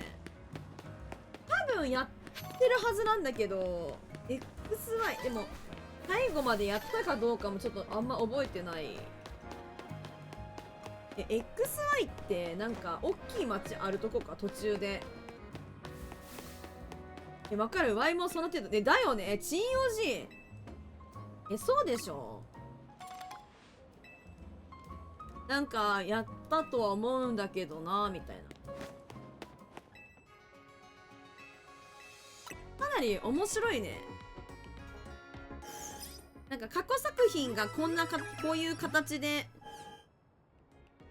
ゲームの方やってる。そうなんだ。逆にね。なんか過去作品がこのような形で出てくるのって結構斬新というか、今までのポケモンにないというか新鮮というか。街中で滑りつうかエアやるんだよな。エアボクシング。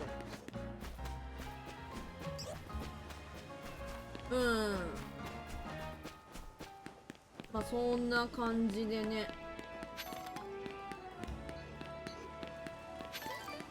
とりあえずまた余裕があればね、裏でやっておこうかなと思うんですけど、まず ZL ワイヤルのこのポイントを貯めるっていうところと、あともみじリサーチができればやりたいけど、化石だけやるか。ちょっと待って、化石だけやってこよう。気になってんな。裏でこのミニゲームなんつうの、サブクエみたいなやつもちょっとなんか片付けておけたら片付けておきたいなっていう感じはします。面白そうなやつはなんか話聞いてみて後でやろうかなとか思うんだけど、本編から5年後なら思っているよりだいぶ近かった。確かにね、5年ぐらいやったら結構近いよな。XY はストーリー微妙って言われてた。そうなんだ。XY の前がブラック&ホワイト。ブラック&ホワイトの方が先ね。石屋さん探してんだけど、石屋さんない。こだっけ。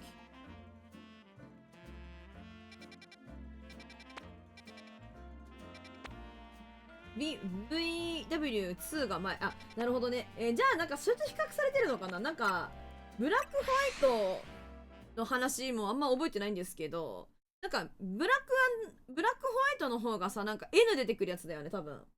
N 結構人気だった記憶はあんだよね。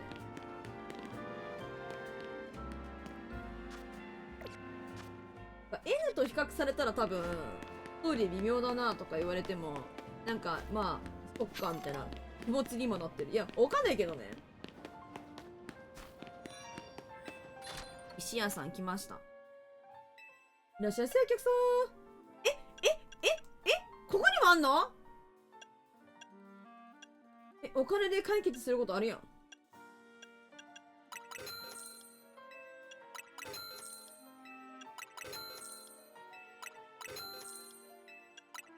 やば。やば。この、なんかノーマルシリーズの衣装はあるけど、あれなんやな。太陽とかその辺はないんだ。そうかな。持ってないしな。ファブリアス。雪の、までの雪。買わない。1個しか買えないとかじゃないんだ、これ。あ、1個しか買えない。1個しか買えないか。お金貯めなきゃダメじゃね？ちょっと人間人借りしてくるしかないんだ、これ。あれだな、トレーナー人借りしてくるしかないんで。それはな、ちょっと暇があったらやろう。そうなんだ。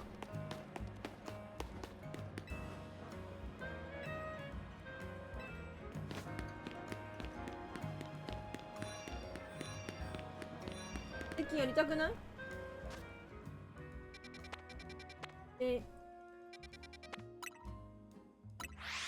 なんかブラックホワイトがワンツーみたいな感じで出るとは思わなかったけど、結局ワンの続きでその話の続きみたいな感じだったよね。なんか一世風靡してた気持ちはあるんだけど、あんまり覚えてない。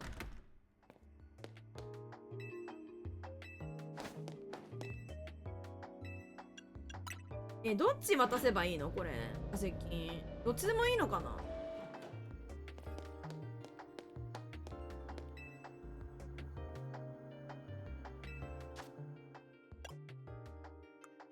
どこにあんだ？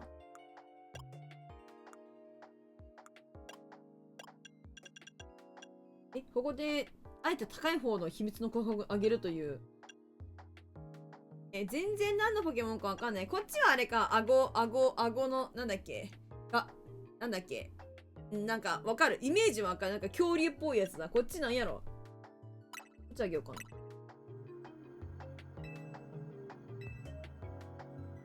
これ、復元してくれるって私にくれるの？自分が欲しかったんじゃないの？この子って化石だったんだ。アマルス。キャーかわいい。このアマルスは君が、ありがとう。太っ腹だね。2万円私にくれた。よくわからないお使いはこないさ優しい気になる安心託せるからね。ありがとうございます。かわいい。ちょっと。素敵な琥珀を持ってきてくれたらいつでも復帰していけるからね。ありがとうおじさん。ありがとうおじさん。やった。硬い石、猫部の実。2500円もらった。ありがとう。やった。ポケモン増えたね、これで。20からなんだ。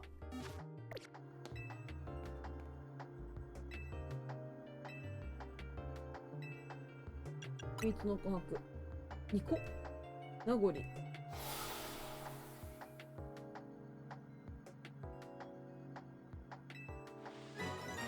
やった。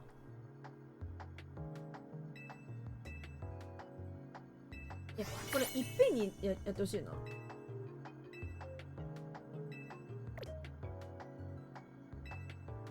やべえ。フジラが捕まったよみたいな感じなの。キャンセルしちゃった。ごめん。もう一個、ヒレの、顎の化石か。これも出しますね。やったー。全然化石のことなんて頭なかったわ。チゴラス。なんかチゴラスめっちゃ恐竜って感じするよね。でも、これ2万円するんだ。2万円。こっち3万円ぐらい。チゴラス。レベルはあ、20なんだみんな。いいね。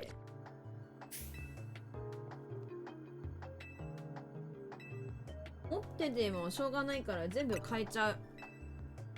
戻しておく。復元しておくね。このポケモンの化石からさ、ね、復元するっていう技術があったらさ、人間もさ、骨になった後に復元とかできるのかな。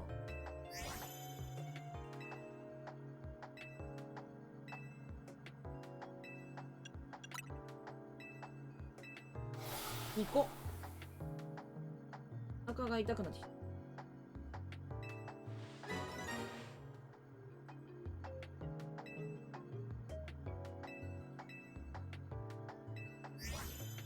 で、アマルスで、3つの琥珀もやっちゃいます。太っ腹おじさんだった、この人は。偉い。化石って他にいないのかな。石屋さんって1軒しかなかったっけ。オッケー。オムディサーチ追加されてる。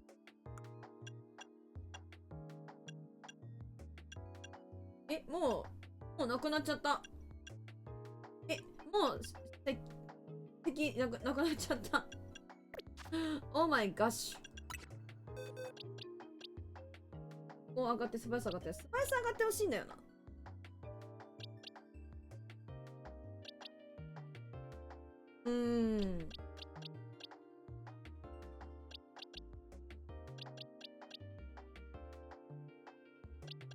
下がっちゃう。勇敢。よーし。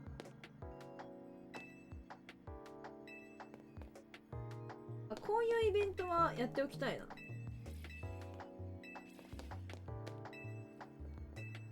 な。よし。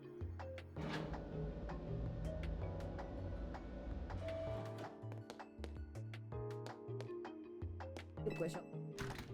はい。ということでね、今日はここで終わろうかなと。なんかまたうろちょろしている間に色違いのポケモンとかいたら結構胸熱だなと思うから探したいな。お疲れ様や。今日はちょっと釣りやって終わろうかにゃと思う。釣りに来ようかしら。そんな長くはやらない。頭洗ってるから頭したっけ。オッケーしたっけ。オジの頭チュルチュルなのに、オジの頭チュルチュルっていうのはあれね、ゴーストね。本人ではないですかね。名誉のために申し訳ないけど、それ知らんけども、オジってツーツだったなって思われたら、オジがかわいそうだから、あれやけ、なんか言うとくけど、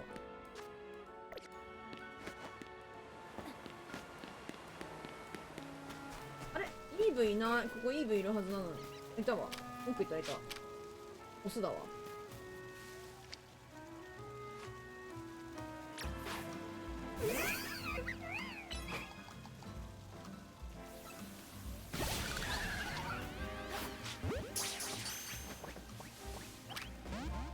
捕まらんのかい。メガガケラも溜まってるから。メガケラ言ってる。そんなことないよね。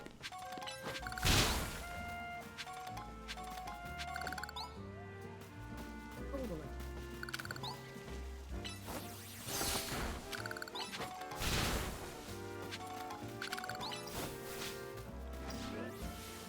メガケラか。メガシンカの雨。ここのさ、ね、ちょっとみんな見てほしいんだけどさ、ここのさ、ミネズミ可愛くね。いつも思ってんだけど。めっちゃ可愛いんだよね。起きちゃった。ごめん、起こしちゃった。めっちゃ可愛いんだよね。なんかこう、野生感がすごいあって。めちゃくちゃ気に入ってる。うわ、なんかこの辺とかなんか。ごめん、石だけ交換してくるわ。ちょっと待って。サメ組のこのサブミッションとか面白そうだから、後ほどやろうかなみたいな感じなんだけど、なんか他の街中のどうでもいいやつとか、あとなんかエレベーター、このエレベーターとかのやつは、なんだろう、開放した方が街ブラ便利だから、なんか裏でこっそりやらせていただいたりとか、なんか、そういうことはあるかもしれません。面白そうなサブミッションだなと思ったら、配信でやろうかなと思うんだけど、あまりにも数が多いので、まあ、クリアした後にのんびり、そこまでやるとかでもいいのかもしれないけど、どうしようねっていう感じ。時間がいくらあっても足りないからね。やったー。ダイグロスナイトボーマンダージジーロどうなんだろう。はい、交換した。お、やったー。早くポイントゲッチュ。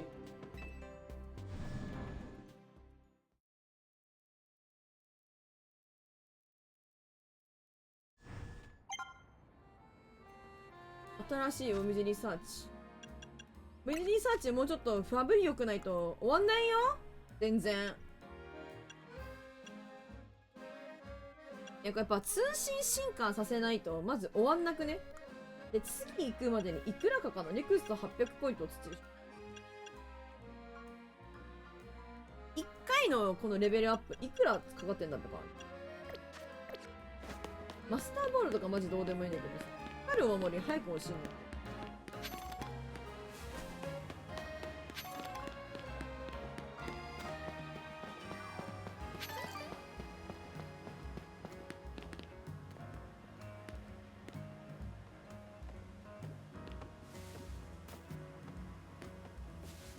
よし。というわけで、ポケモンはここで終わろうかな。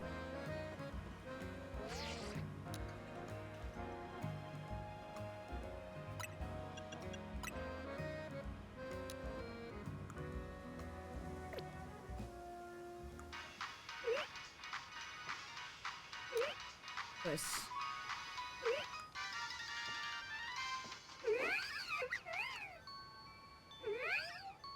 ポケモンはここで終わりにしまして、ようかと思うので次切り替えるね。ちょっと待ってね。セーブだけ。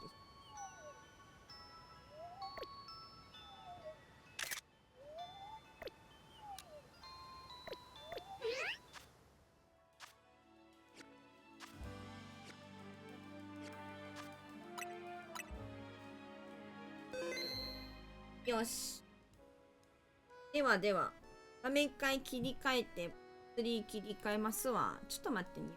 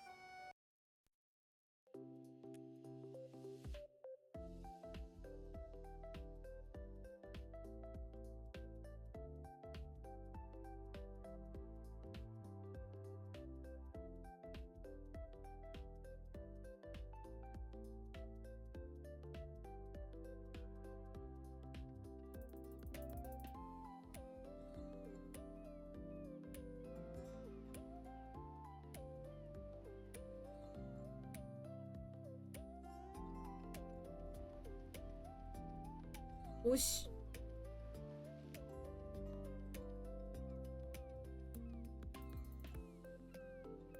よっ。よし。タグ買いますね。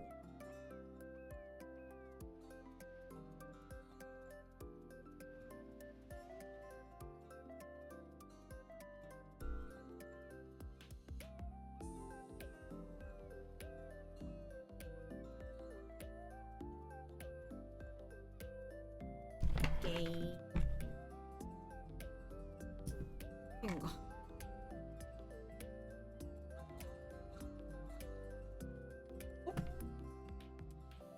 寝落ちソング来たカッパラさん寝落ちソング来ちゃうねこれ。じゃあ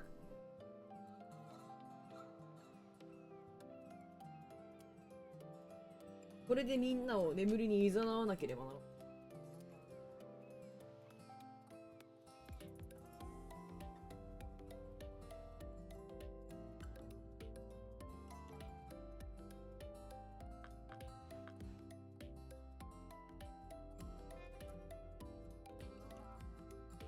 よし。何やってちょっと釣りやるよ。やるって言ったやん。昨日やってないからね。ちょっと釣りしますね。プレミアムあと多分ほんと3日ぐらいしかないはず。3日。昨日もログインするの忘れたんやん。ずっとここにこもってます。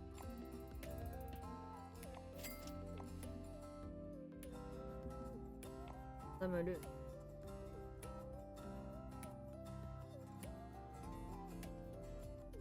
させとけよかった。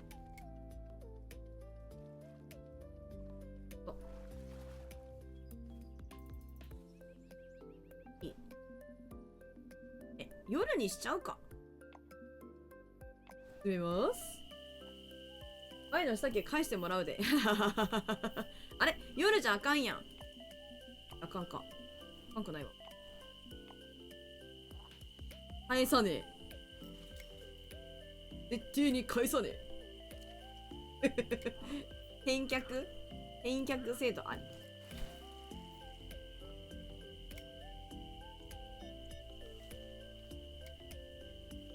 やってもね、2時か2時半ぐらいまでかな。2人が200になったらっていう、めどだけど、ぐらいでありますが。夜に釣れないんだったっけ？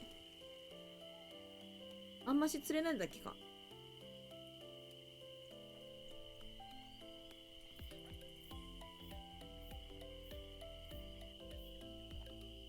夜海行った方がいいか。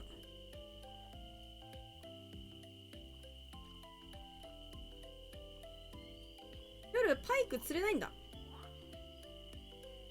寒いマジで。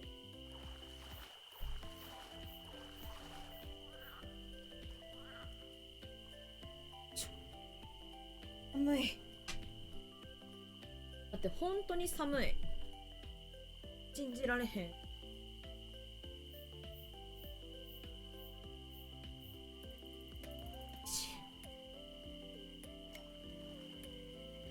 めっちゃ釣れてますね。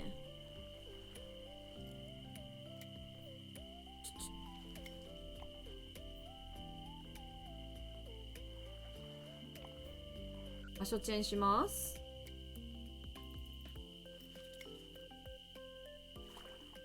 失礼します。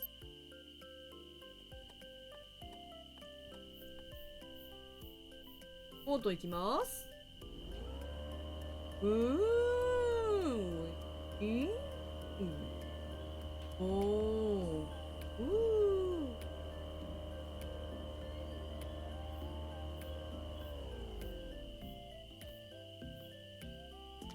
上陸。陸かどうかわかんない。上陸と言ってますが、陸なんでしょうか。浮き下を伸び伸びさせて、150ぐらい。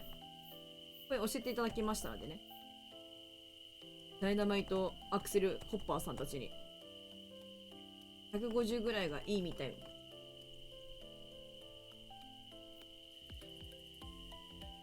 よし。あのドンタにしてあんまり捕まえにくくしとく。あんまり捕まえにくくしとく。日本語がなんか正しくない。すごい日本語正しくない感があるな。日本語の違和感すごいすごいな。キリミチュウさんですね。キリミチュウさんはですね、結構なくなりますね。はいとするで。そうなのか。なんやなんや、どこにどこに、そうなんや。夜釣れなさそうだったな。バイク。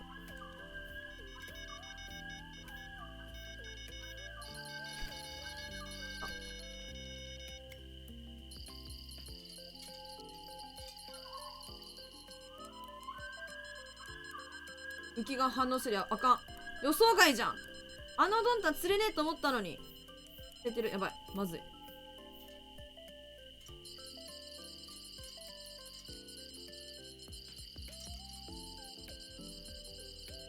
まずい。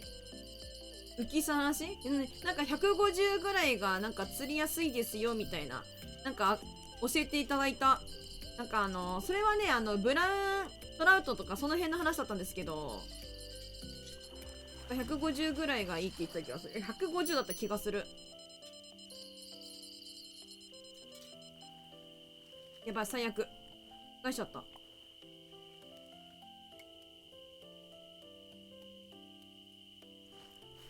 確かエッチた気がしますよ。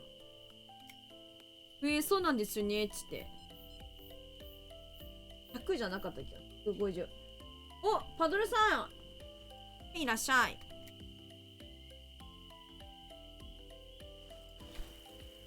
いらっせい。ベイト、は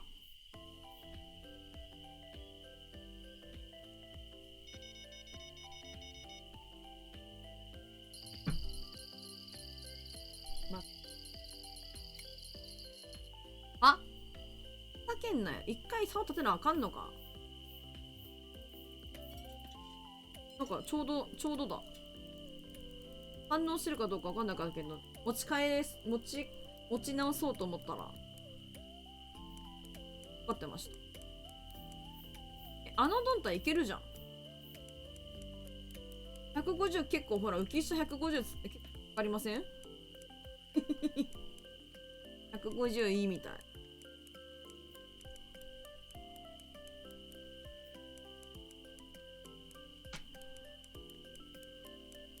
なんか釣る魚によるんだと思う。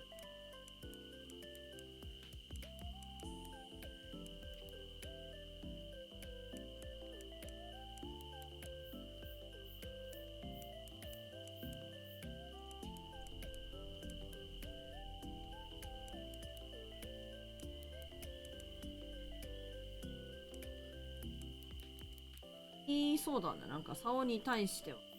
あ、そう。さっき結構、エイト捕まってたから。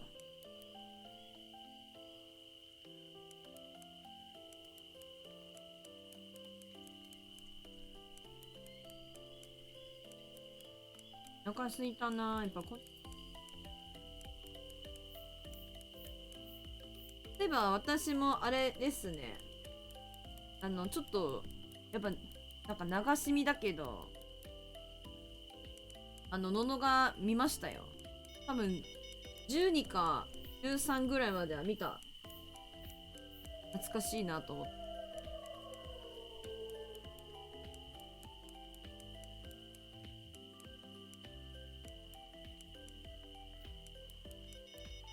あ、どうした？まずい。何ゲタンでは、昨日にしようとできなかった。そう。そうなんですよ。昨日いろいろありましたから。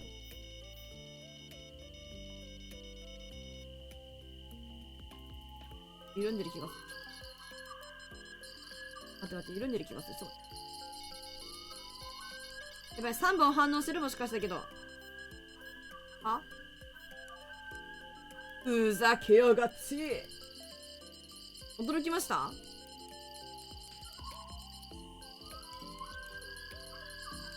だからその最後の審査がどうですみたいな話か。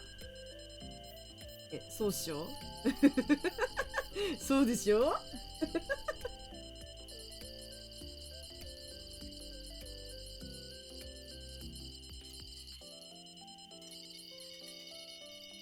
ああ、そうです。あの辺ですよね。いや、びっくりしますよね。私もリアタイしてたわけじゃないから、なんかその辺は全然ノータッチでしたけど、まあ、いいなーと思って見てました。やべえみたいな。やばい、1匹しか釣れない。今日ダメだ。2頭もの1頭も得ずや。今日あかんわ。なんか余裕がないわ今日。切り身台ついてんじゃんこれ。切り身中じゃなくて切り身中だっちゅうの。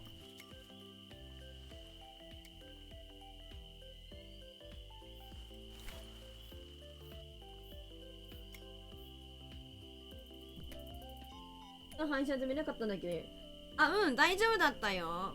おかげさまで今んところは全然大丈夫でございます。でもなんかまだまだ予断が許さないみたいだから、それだけが怖いね。ありがとうねみんな本当に。なんかマスシとかもわざわざ大丈夫かって言いに来てくれて、本当にね、感謝感謝ですわ。ありがとうカピバラさんも。ありがとうね。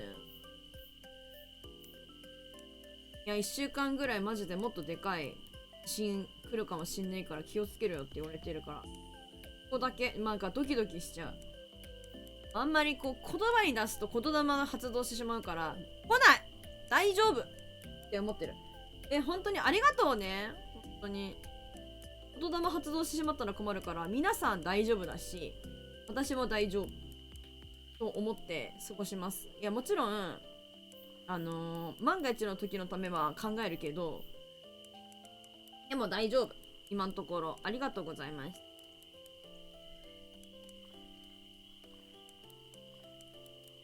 正直配信しようか悩むけどね。大変な人もいるだろうに。する場合なのかなみたいな気もしますけどね。なんか逆にやらないとさ、なんかあったんかなってなるじゃん。大丈夫だよっていう気持ちも込めて配信元気にやりたいなっていう。じゃあね。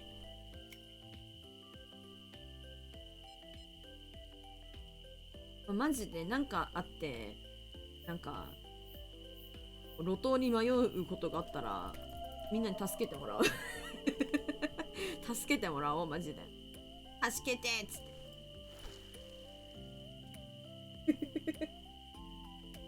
セカチュウやセカチュウ、世界の中心で愛を叫ぶわ。助けてください言うわ。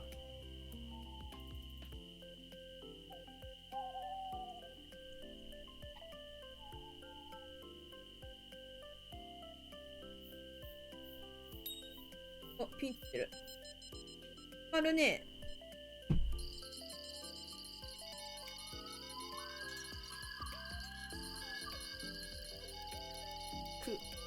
かかるね、ロットさ。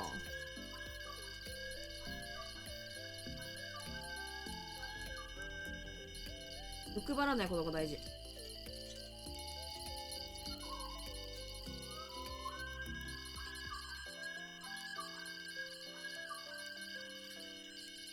欲張らないこと大事。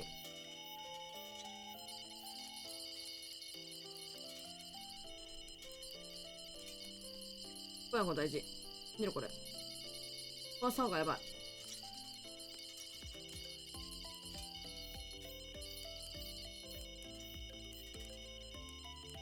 めちゃめちゃ緩んでた今。これも緩んで今。まずい。取ってて。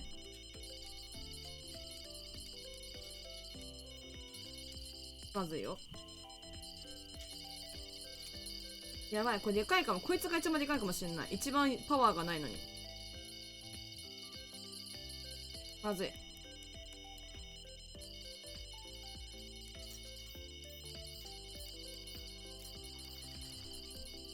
取れそうだけど粘りたいところの気持ちを抑えて他の竿を立てて他の竿を立ててパッといって急げ。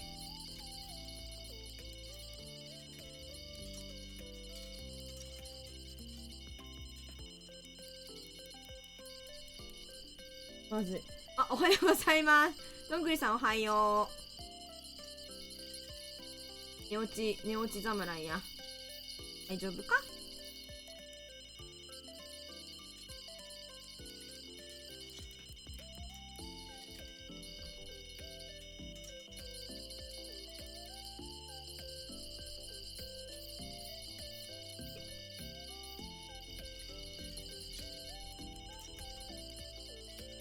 息切れするで。大丈夫だよ。元気元気。今んとこ元気で。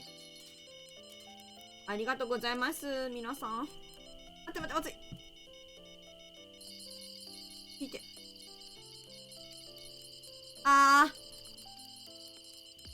ダメだったか、ウキ。そんな怪我したんよな。賑やかね。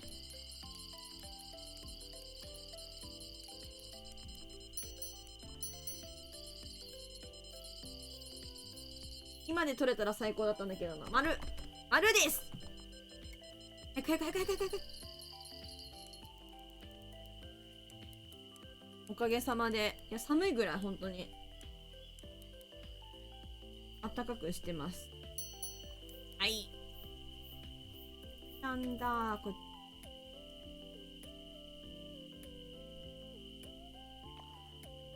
お、皆さんも体調ですとかいろいろと心配事があるかと思うので、今は気をつけてお過ごしくださいまし。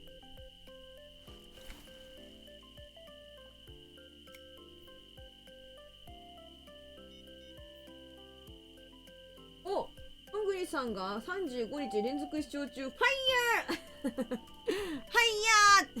ヤーナイス。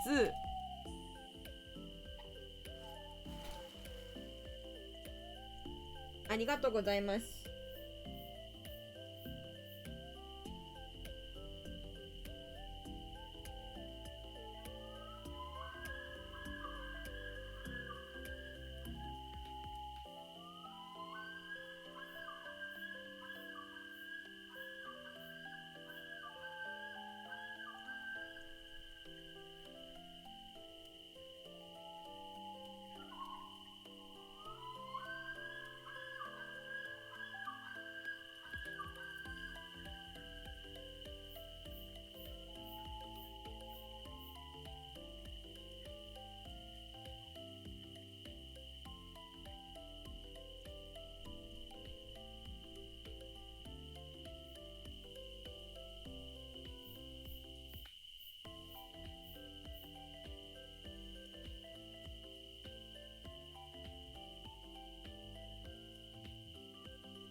なんか釣れなくなっちゃったね。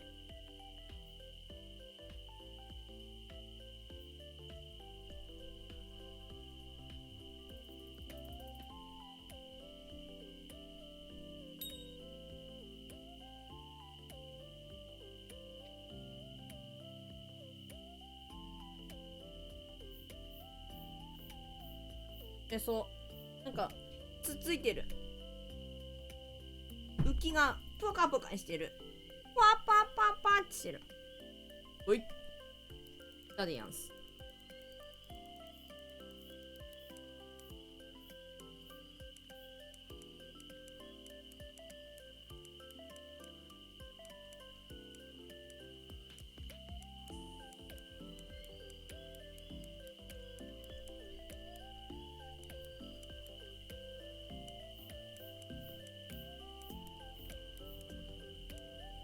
おいおい。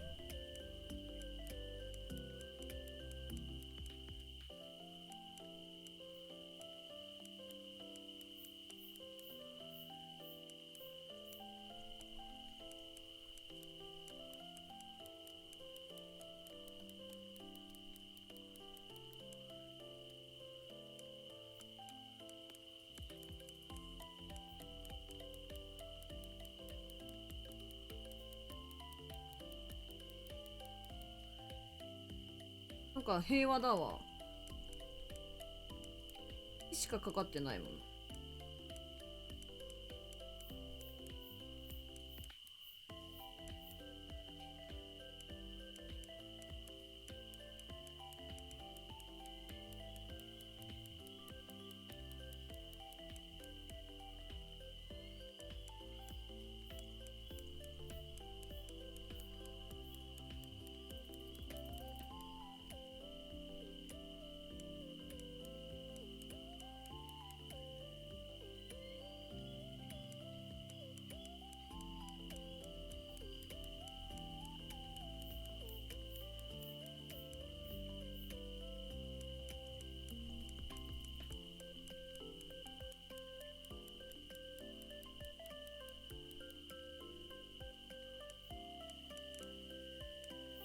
釣れない。竿が弱いから時間かかっちゃうんだよ。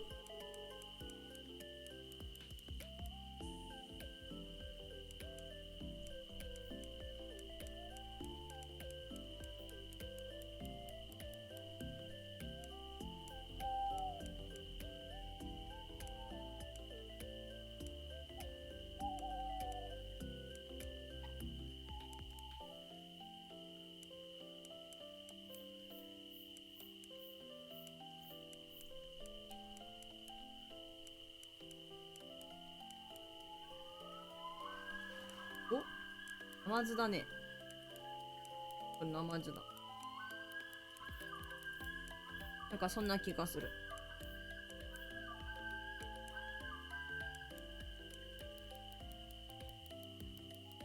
行かないで。お、くぶちゃさん、ナイストロフィーマスキー。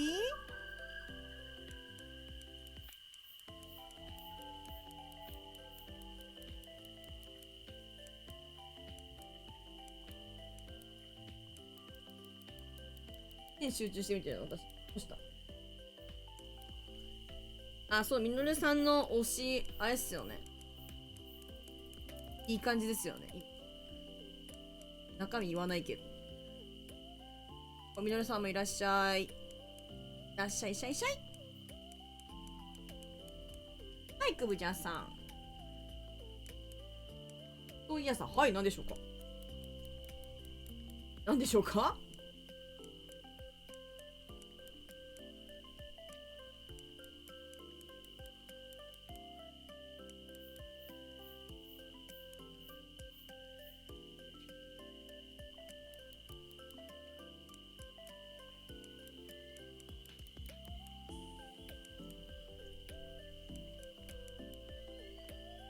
？13話見たらとおすすめで映っちゃった。何ふざけるじゃないよ。ってことは何ですか？なんとなく察してしまった？察しダメかなこれ。まずだと思ったけど。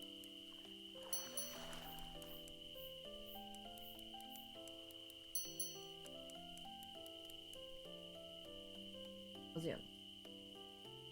俺またいやでもさ、お腹壊すこと分かっててもさ、辛いもの好きだったらしょうがないよな。でも3人しか、なるほどね。なんか3人とかで短くなんか踊ってるやつとかか。ふんふんふん。ダメだな。それ以上は禁止だ。危ねえ危ねえ。危ねえ危ねえ。トロフィーになったわ。何食べるの？シャルさん、辛いやつ。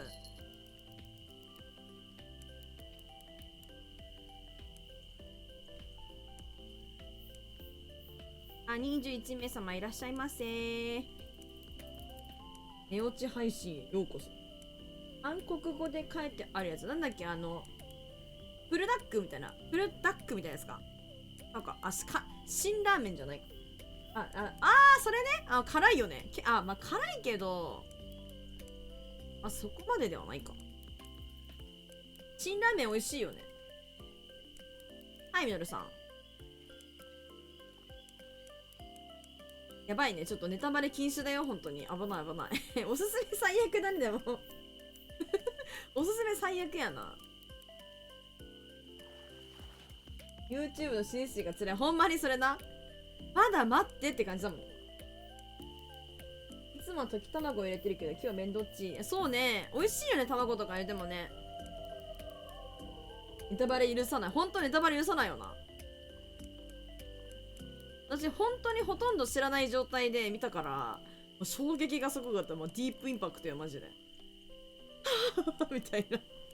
でもね、マジで知ってても、だから 2週とか3週とかも見てるけど、知ってみても割と、最後絶対感動するし、途中も絶対泣くし、やべえよ。だから好きなんだけど途中も絶対泣くし。君声見てるし、じゃあこれも好きでしょって、そうそうそうそう。おすすめでね。なってくるよな。あ、最近見てるんだ。あ、じゃあ流しとくね。つって。やめろ。それ以上やめてくれ。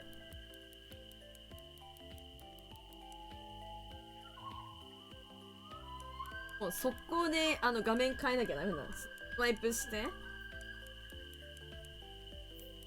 いかんっつって。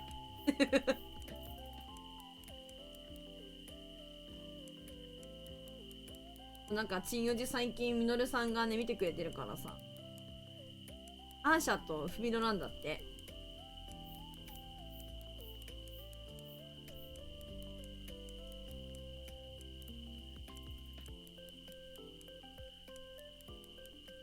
うちらの推し言ったらさ、バレちゃうからさ、バレるっつうか、なんとなく怪しいじゃん。怪しいところもあるじゃん。だから、あんまし言わんと言ってな。映画な、ええよな。そう。うちらの推し結構怪しいところあるから。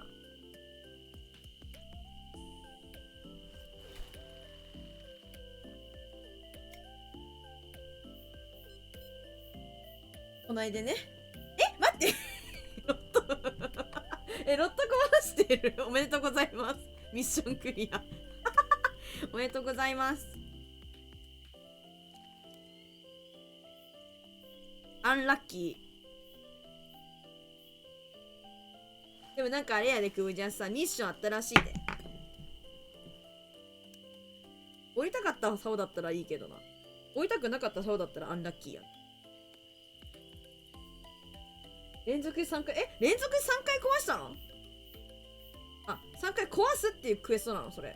そうだっけ？私のレベル今43。あ、ミッションそれきつくねうちそれやってないと思う。3回連続は。全然レベル上がってないよ。50ぐらいまでなんないと話になんない。全然上がってない。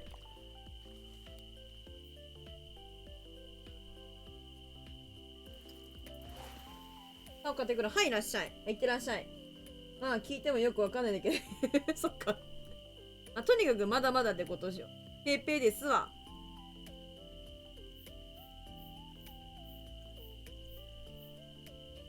なんか、新コード的に言って多分、芸能上みたいな感じかも。あ、やばい、来てる。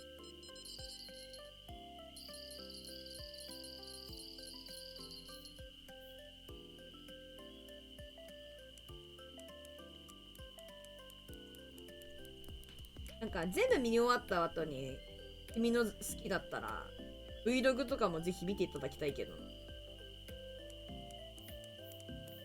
まあ、全部見終わる前でも、まあ別に Vlog だったら大丈夫かな。いや、わかんないな。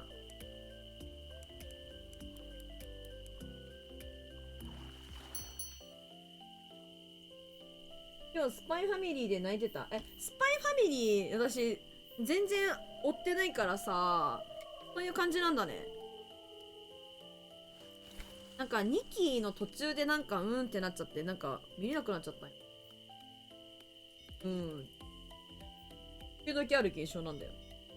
おもろいんだけど、ってなっちゃう。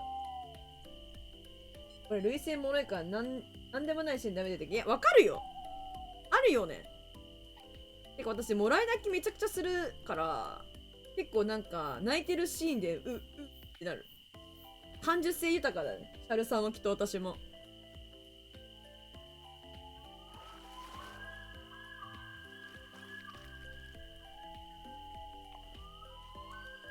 わかる。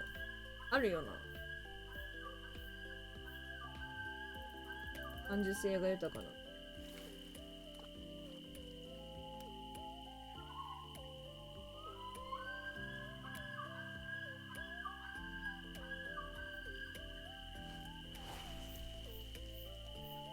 あるよ。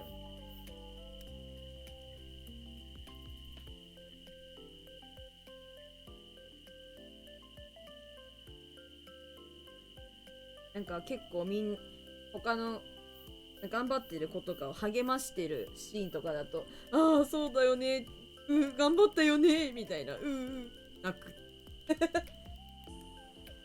お前とかと見てて、ここ泣くところってお前とかでいつも我慢する。我慢よくないよ。いいと思うけどな。なんかシャルさんのそれはなんか素敵なところだと思う。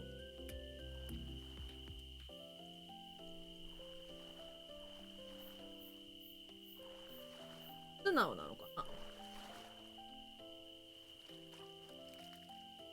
スパイファミリー、私のお気に入り。あ、そうなんだ、クムジャンさん。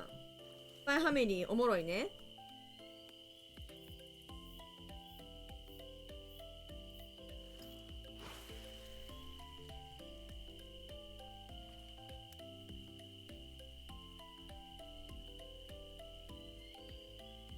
エストニアでもスパイファミリーやってるんや。見れるんだな。あれか、YouTube とか、ああいうので見れんのか。プライムとか。あれか。Amazon とか。わからんけど。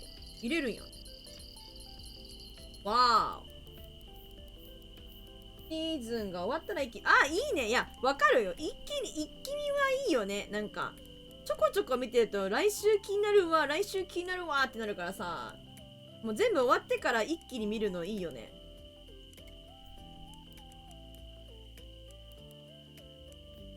私なんか最近はちょこちょこ見てるアニメも結構あるけど、大抵もうなんかうずうずするもんね。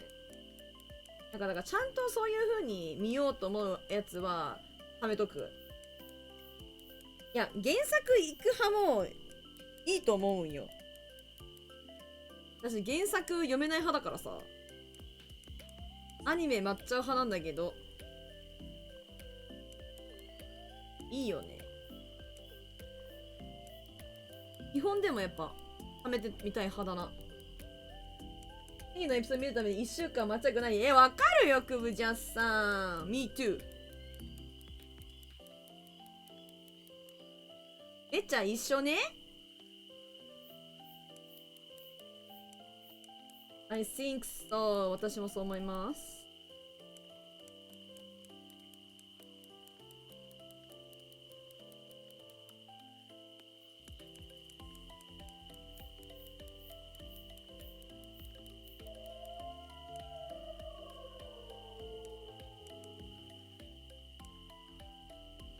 それにゃいにゃん。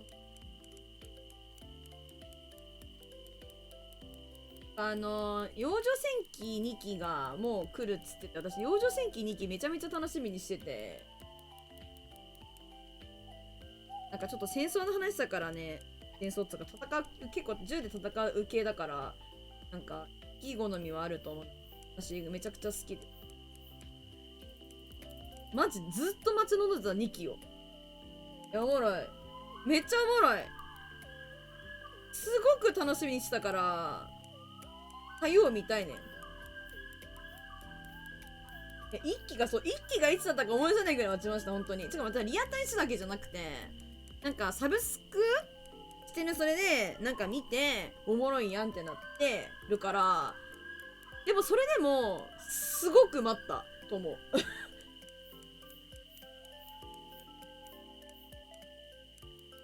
おもろいよね。大丈夫だよ。アベマでやってた時見た。アメバか。ちょこちょこやったりしてるような気がする。だからでも本当2期くるくる詐欺だったじゃん。はい、マジでさ、くるくる言うてて来ないみたいな。でもようやくマジで組んだ。あれ本当だよねみたいな。未だにちょっとなんか、くるくる詐欺じゃないよねとは思ってんだけど。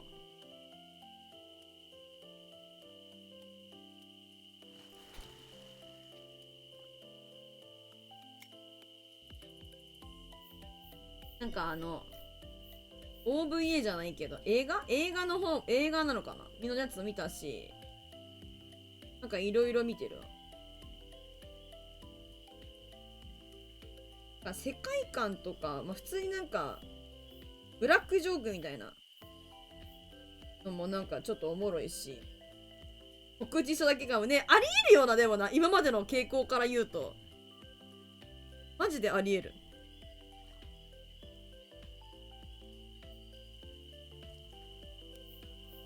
なんか割と富樫がまた絵描き始めたぞぐらいの感動あれ。富樫の方がレベルマックスだけど、それのレベル50ぐらいはある。幼女戦記。クムジャスさんも好き？懐かしい？いいよね。好き？クムジャスさん、幼女戦記。クムジャスさんめっちゃアニメ見てるやん。いいね。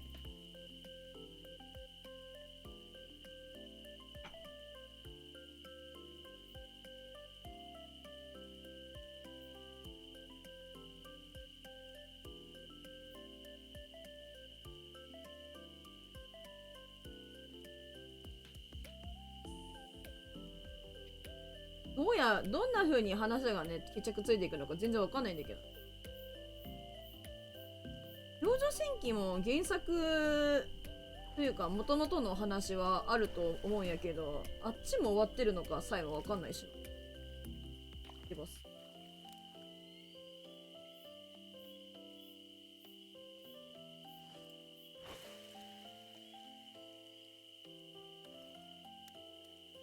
でもなんかやっぱり、なんか一瞬なんか見てみようかなと思っていろいろ調べたような気がすんだけど、なんか結局ようわからんかったんや。てかあれだ、うち、あれじゃん、一回出て、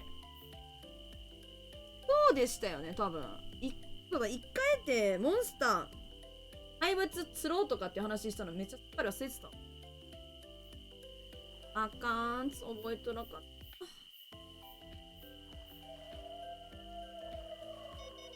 た。でも本当に楽しみです。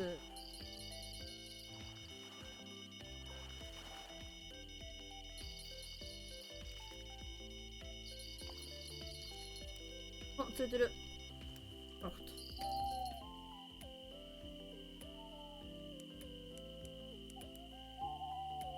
た。異世界カルテット見てない。ごめん。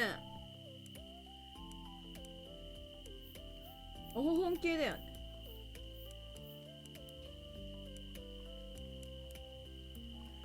ちょっと見たことある気がするんだけど。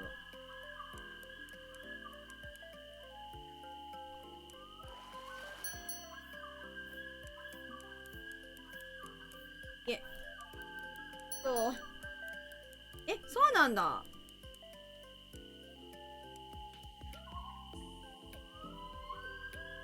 なんか異世界カルテットすごいあるよね、シリーズ。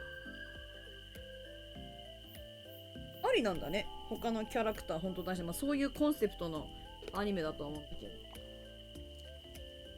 3シリーズか。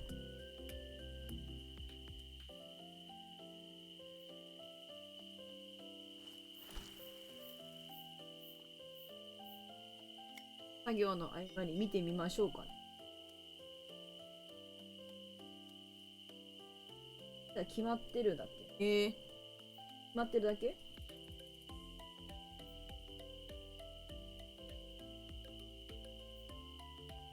調べてこよう。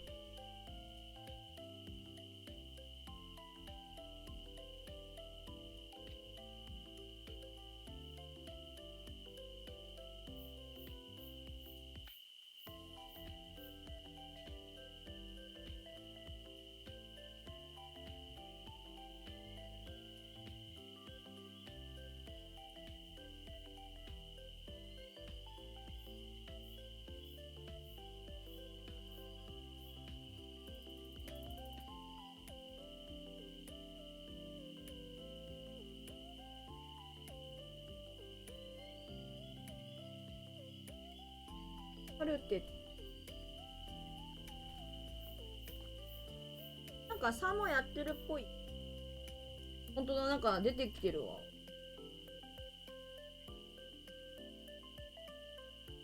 パンには出てるやん。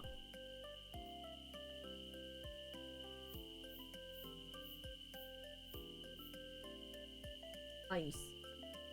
ケニス。エルゲン。ルーデルドルフ。結構出てるね。タパニャ。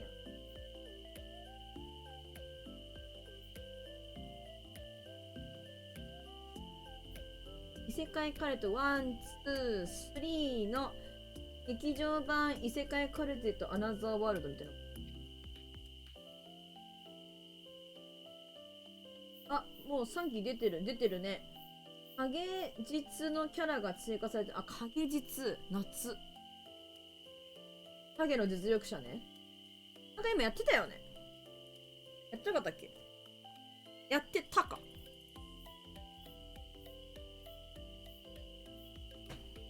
お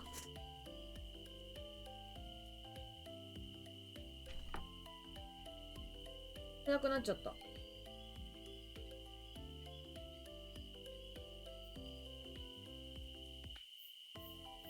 漫画も出てるんだ。つうか、そもそも。あ、影実のか。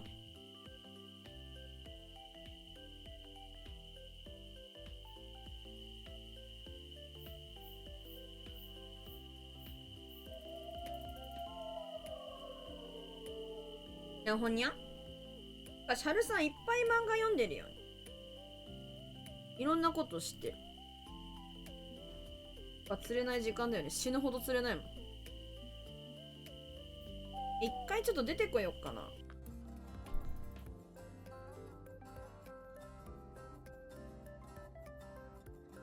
いしょ。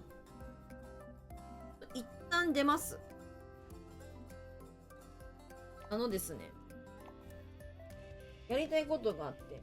基本運転中ずっとそれ見て。そうなんだ。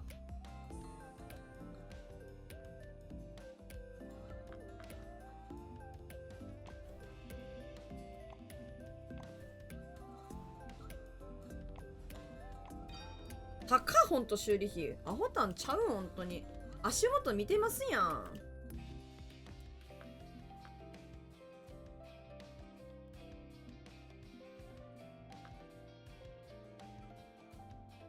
黄色の方変えようかな。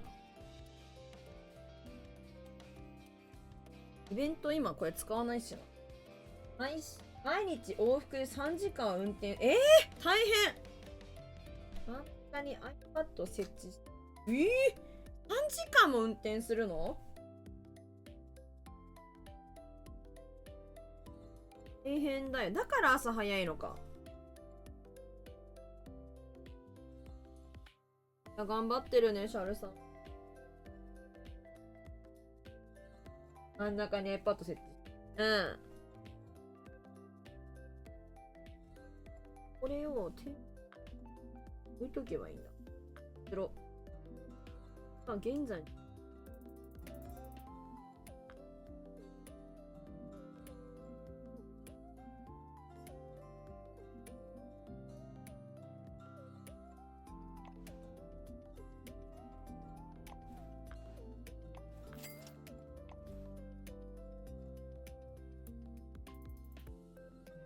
あれ様やで。で、何をしたいかと言いますと、一旦この4番の青を、さようならします。預けます。で、ホームから、このビッグルアー。ビッグルアー。埼玉から神奈川方面ばっかだから、なるほどね。おやまやで、それは。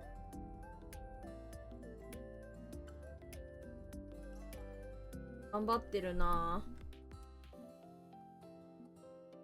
つけて運転するとは思うけど、より一層気をつけてほしい。カーボン。何つけてたか覚えてないよ。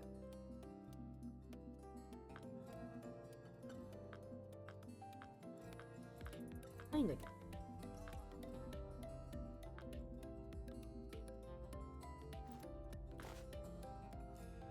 け。20機。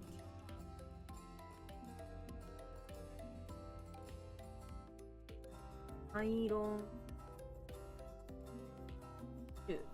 20より下量だと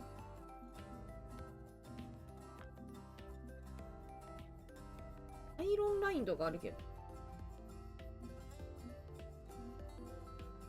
いいのかな。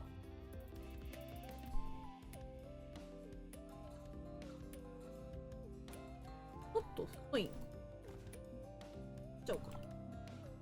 バックパック毎日駐車場に行くまでの自販エスカップとホットコーヒーがあるのがじゃないと居眠り運転する。危ない本当にそうだよね。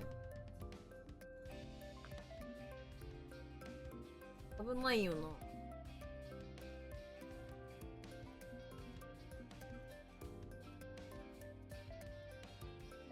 気をつけてても危ないと思う。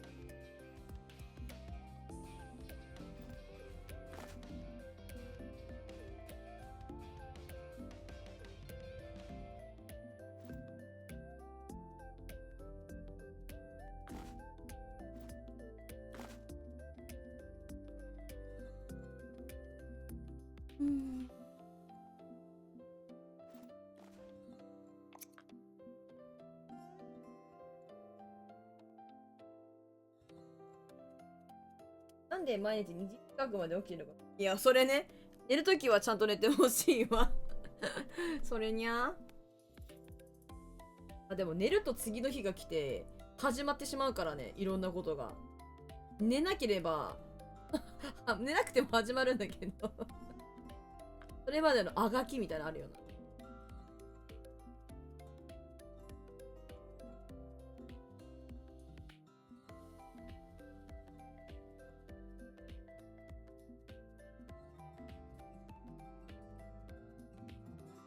うん。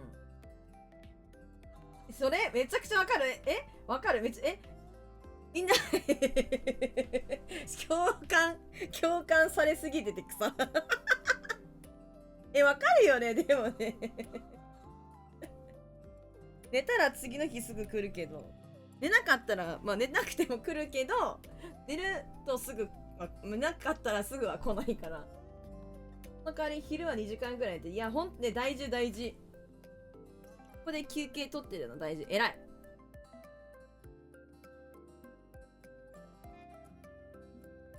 まあ、そうだよな。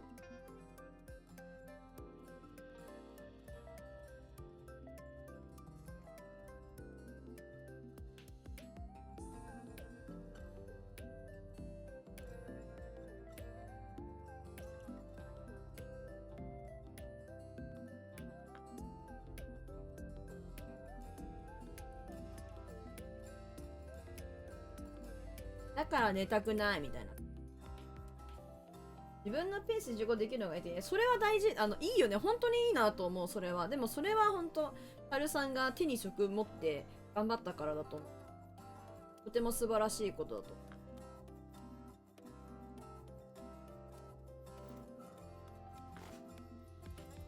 う。だからリーダーなんかいいのないんだけど。けどな。いるっつうか。いるよな、きっと。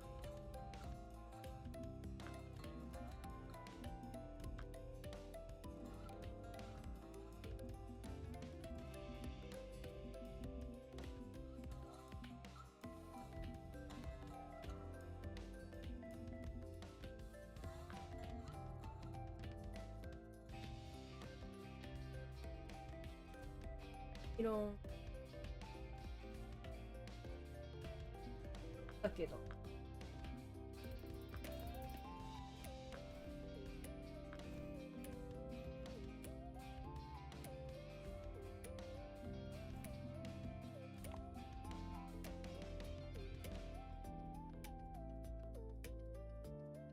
寝なかったらね、お仕事中辛いみたいな、そういうデバフが発生するんだけど。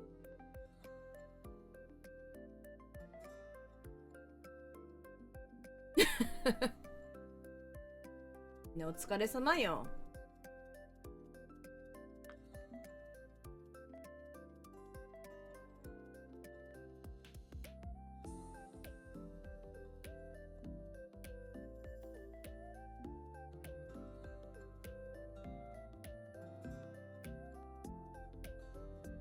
方がいいな。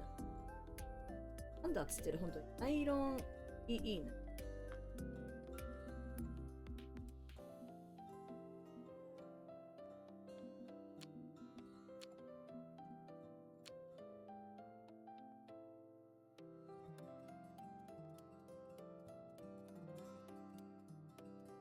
なんかツイッチでビッツ物理的なやつある。物理的アバターに向かって投げるやつ。なんか、本当に投げ銭みたいなやつ。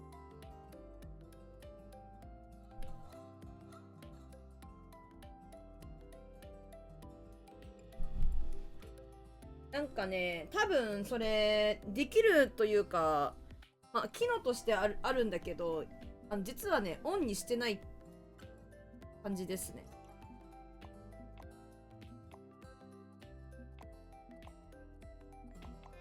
実は。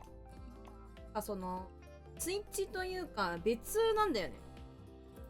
ツイッチの、なんか、の見てるところに、その別の、そういう、なんつうの、やつもつけれるみたいな。つけれるとか、なんか、機能としてそういう皆さんを盛り上げるみたいな感じのやつもできるみたいなのは、なんかその文字が今出てるじゃん。とか犬さ、サブスクって言ってくれたらさ、出てくるやつとかあるでしょ。あれの、なんか、システムの中で、なんかあるみたいな。あ、抹茶さんいらっしゃい。抹茶さんいらっしゃいですか？抹茶さん、まあ、いるのはいただろうけど。お疲れさん。なんてうまく言えないんだけど、なんかそんな感じ。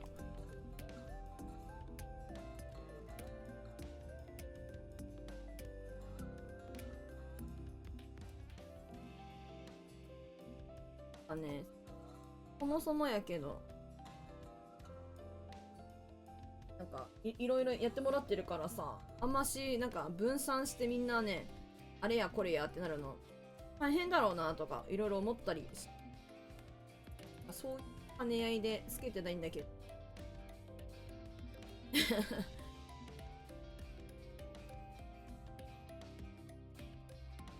つけてもいいんだけど、なんかいいんですけど、みんなが大変だろうなって思うからつけてない。あとなんか前初めの頃にだと思うんだけど、欲しいものリストじゃないけど、なんかイボさんが教えてくれたやつなんだっけ、なんかあったと思うんだけど、眠いねなあ、そういうのもありがたいけどさ、ちょっと違うのかなって思う。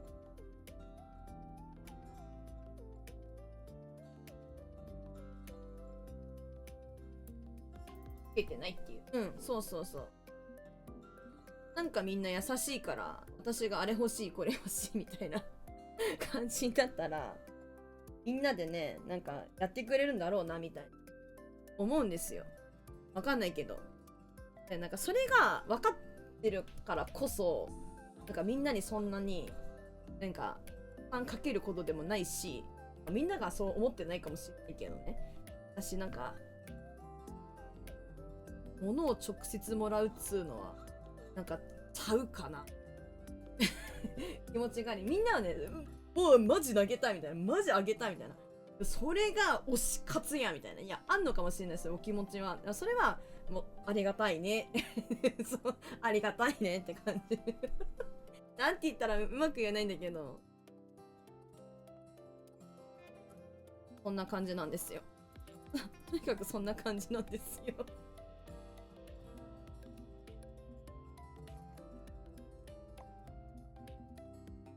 今んところだから、でもやる気持ちはないけど、みんながどうしてもってマジ感じになったらやるかもしれないけどまあ今のところはね、ゼロね。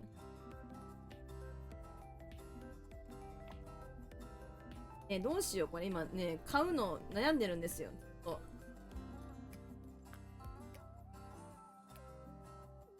今日は20以下だし、リーダーはめっちゃ超えてる。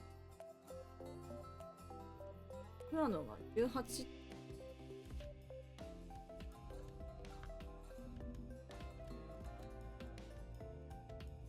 ナイロンがここまでしかないみたいな感じ。普通に Amazon でも良さそう。うん、そうね。気が向いたら、須田子さん太郎1枚投げつけて、1枚でも嬉しい。ありがとう。須田子さん太郎めっちゃ好き。めっちゃ好き。ありがとう。嬉しい。匿名でもできるしね。名前とかみんな秀逸の名前に変えてくれてもええんやで。送り主。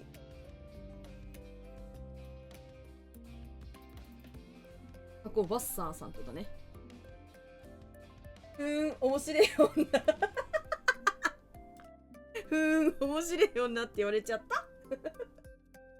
しなこさんたらめっちゃうまいやんな。1枚でもめっちゃ嬉しいわ。だってそれを送ろうって思ったことがまず嬉しいしさ。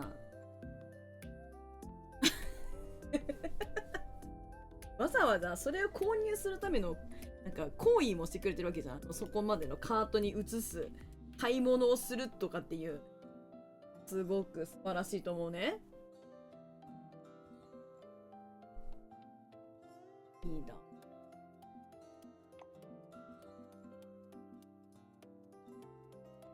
太さが合わないんだよ。合わないけど。種がカチャッ。リーダーがもっとでかく。種。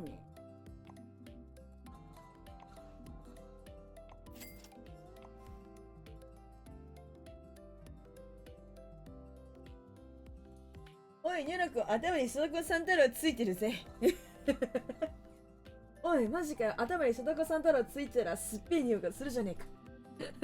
教えてくれてありがとな。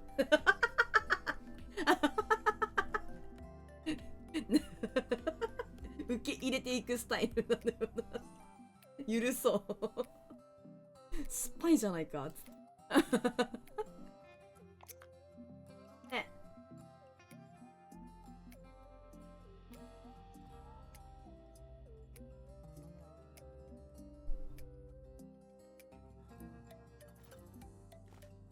イロンリーダーつけられないじゃん。意味やからん。リーダーつけられへんのこれ。これにはつけられないってこと？最悪や、勝ちったじゃないか。やだや。やや、わけわからん。もうわけわかんなくなっちゃってる、本当に。いや、わかっ。いや、草とか言って。これ、リーダーつけられないんだけど、意図が悪いってこと？わかんない。原理がわからない。これつけたかったのに。ナイロンはダメってこと？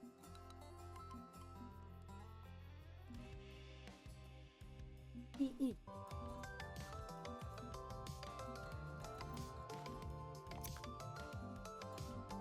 全然つけられないじゃん。海よ？最悪。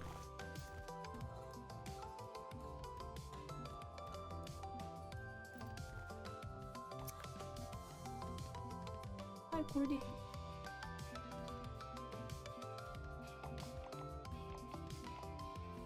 で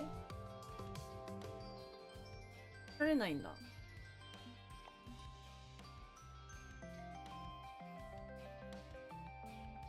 チタン以外、チタンつけなきゃダメなの？逆にね。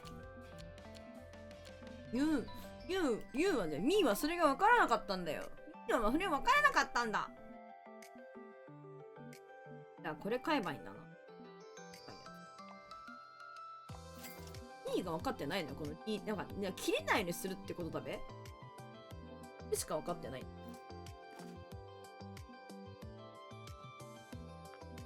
おせしました。これせっかく基本いらない。なんか切られそうな予感がするから切るんよね。だから鋭いやつよね。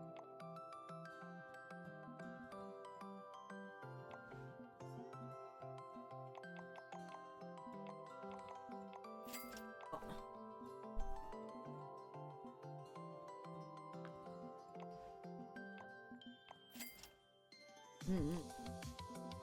なんかマスキーみたいなの多分釣るから。で、わし、ちょっと。やばい、見てお金。1、3、3、3、3、3、3、3、3。歩数。歩数。よし、これでいこう。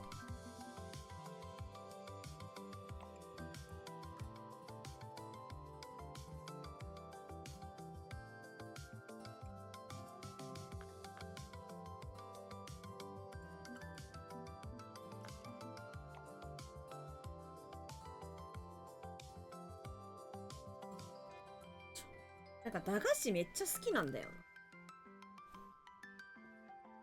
な。なんか、地元に駄菓子屋さんあって、前もこれ話したから、あれ、あんま喋んないんだけど、好きな駄菓子屋さんあって、もう、なんかもうちっちゃい時、小学校の時とか、ずっと駄菓子食ってたの。買い食い。だからめっちゃ好きなんよ。須田子さん太郎とかもうまい棒とか、よくわからんゼリーの棒みたいなやつ。こういうやついっぱいあると思うんです。ちょっと待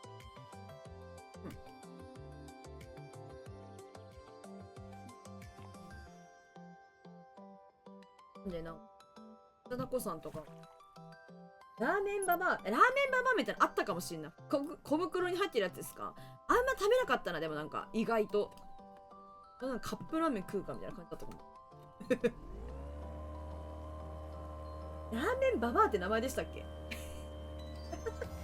そう、そうですよね。なんかそんな感じのやつですよね、多分だけど。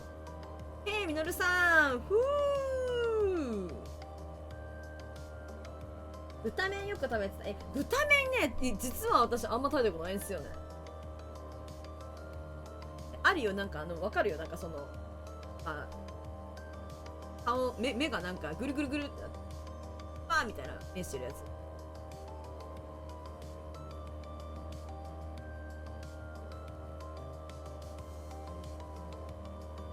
いいっすよ、いいっすよ。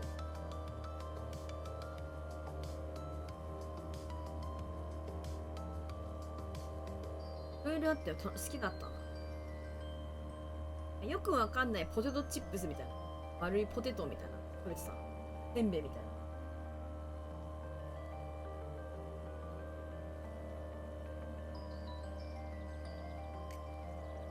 基本甘いのよりしょっぱいの好きだったかも。しょっぱいのの方が好きだったかも。はい、くぶちゃさん。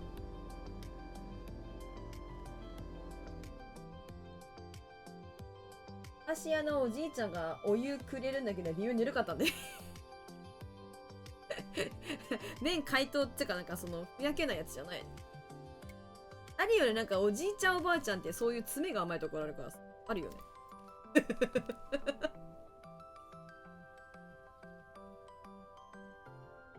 マスキーコーレムってここなのかな。うぜ沈むんだ。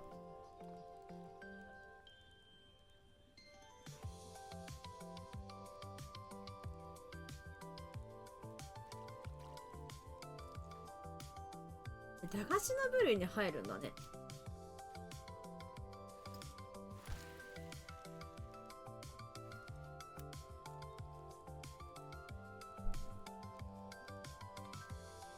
あるかな。あ、来た。わ、多分お茶飲みとかで少しぬるかったから。なるほどね。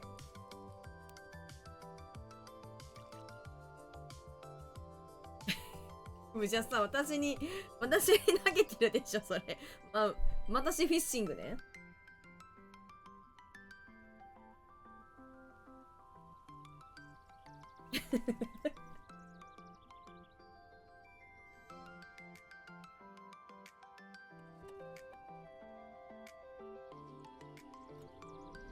はい。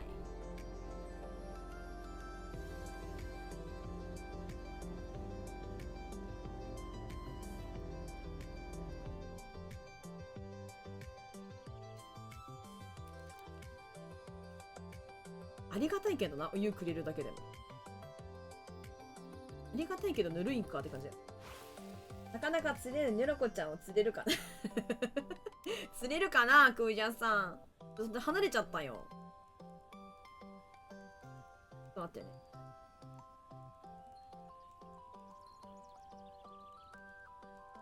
上がってねこれ。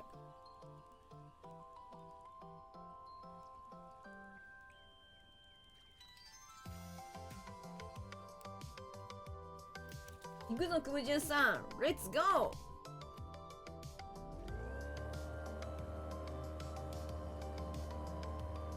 フィッシングドーン全然乗り上げられなかったわアタックアタック。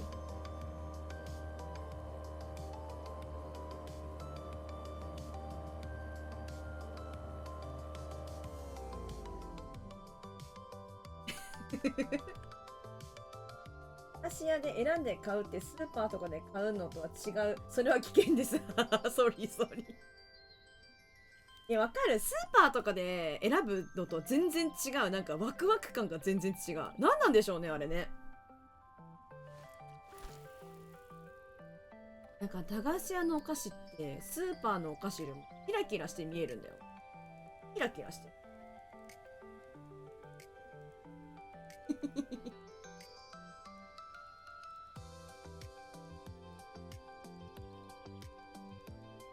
普通にボートバトル物理始まってて草クージャンさんが私釣るって言ってたから釣られに行こうかな。出た私クージャンさん。へい元気だ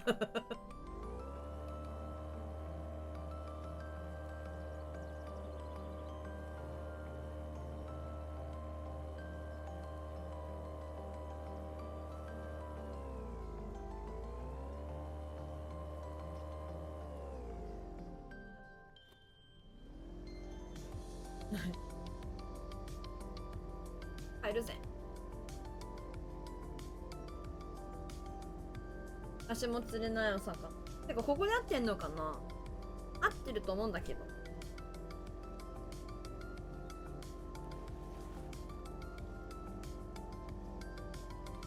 マスキーやっぱここよね。そうだよな。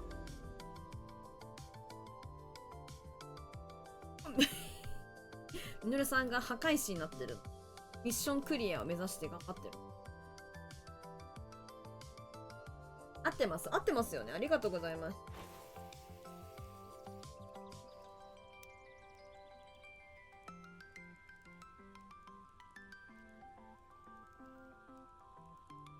あとはかかるのは待つだけ。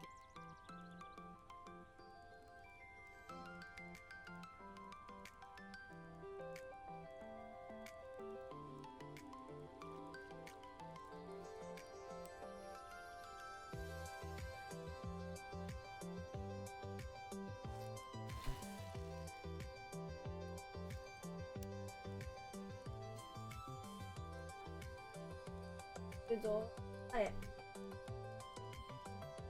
たまに壊れなくて連続破壊難しい。壊れないのあんだ。すごいミッションですよ。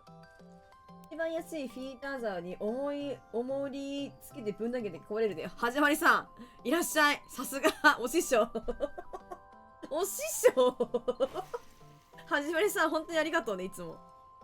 素晴らしい。素敵。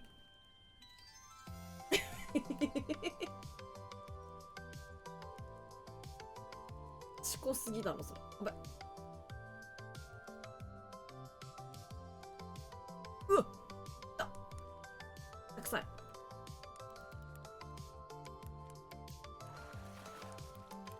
これ怪物か。わかんねえ。怪物かな。それっぽいよな、でも。なんか見た目。ちった。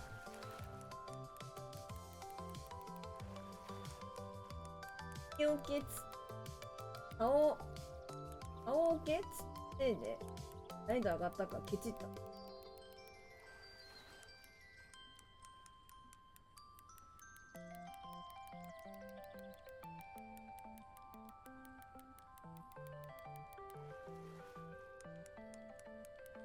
暴れてるで。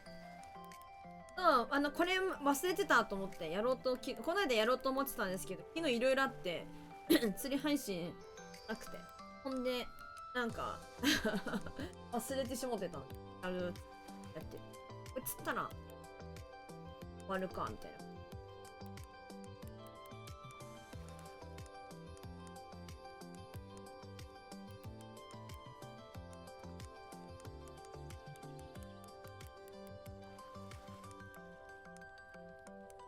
なんか後ろ向けんのいいな、これ。早く、向けないじゃん。早くって、早くなってる。モンスター釣り。なんかミッション、ここのミッションもうほとんど終わってるんで、お金とか経験値ためにここに来てるんであれな。やばい。やばい、これ。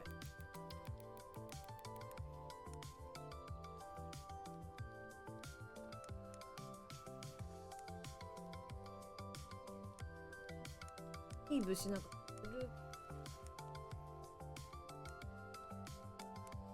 結構近くでかかったからすぐ釣れるかなと思ってやっぱり抵抗しますね。ち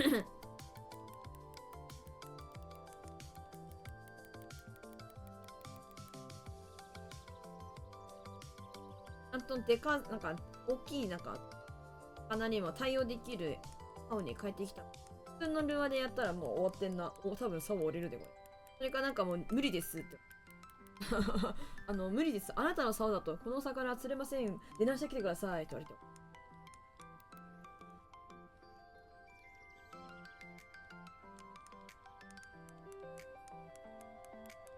うん。3本折ります。やだー、折りたくないな、まだ。3本折るミッションやった後に3本から10本とか5本とかなるのかな。悲惨じゃない？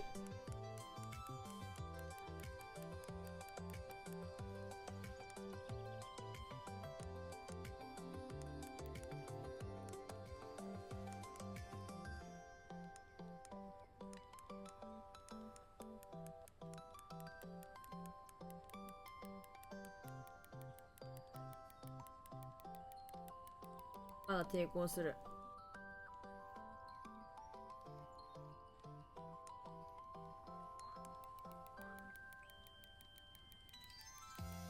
ばいね。やばいね。海の方行ってるね。やばいね。さっきより行ってるよ、これ。さっきより行ってる。100メートルまで行かれたらマジ終わる。やめてくれ、やめてくれ、やめてくれ。どうしたらこいつの勢い止めることができるんだ？助けてくれ！まずい！あ、本当にまずい！待って。まずい！まずいまずいまずい。ロットがやばい。64だ、今。まずい。上と下に振る？こう。上下。こう。今ちょっと、画面酔いの方ご注意くださいましな。画面酔いご注意で、画面酔いご注意でお願いします。ちなみに私も結構しんどいんで、これ。こういうこと？めっちゃ負けてる、めっちゃ負けてる。めっちゃ負けてる。めっちゃ負けてる。天才か、マジで。それやってるなんでかしらけど負ける。これ、すごいね。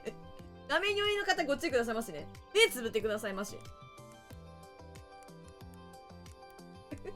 めっちゃ負ける。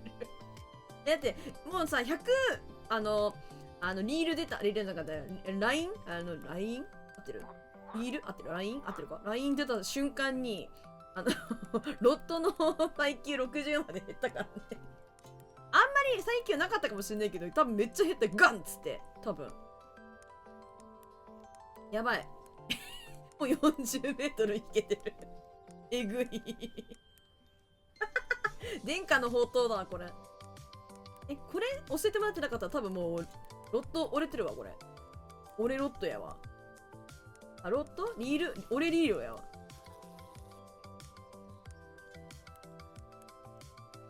ただ画面酔いだけは気をつけて。マジで。まあ、熊口さん特に注意して、マジで目つぶって。頼む。絶対見ない方がいい。よう。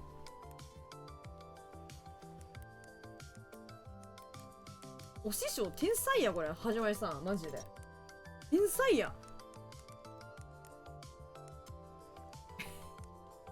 ただ挙動不審なんだよな。挙動不審っすわ。37まで来た。よ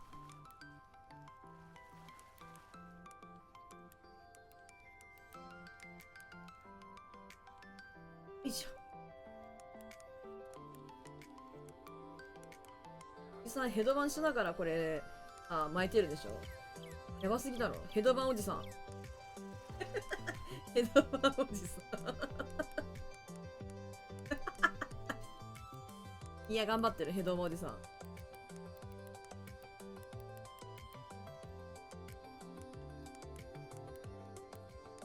すいません見に来てくださってる方画面良い注意でお願いします。私7本らしい。えぐいやん。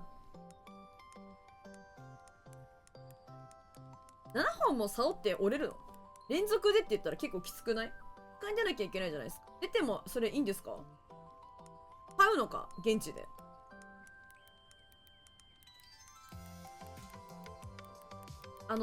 上下に振ってるのには理由があるんですよ。すいません新しくご新規で来た方は本当にすいません。いつも揺れてるわけではないんですよ。リールの方だるいっすよ。最後10個連続最悪じゃん。リールもあるんだ。つうか竿だけじゃないんだ。それはどうすんの？糸を短くしてさっきみたいに引っ張られたら壊れるみたいな感じ。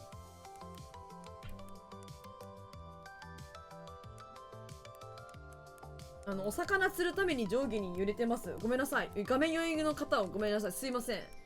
来た瞬間画面こんな揺れてたらマジで嫌だと思うわ。マジごめん。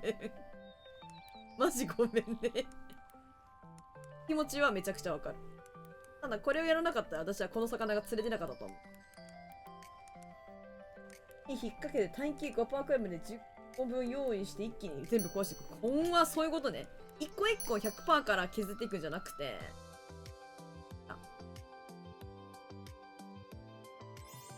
ないと確かに途中であれか邪魔されたら困るもんね。イエーイありがとう教えてくれて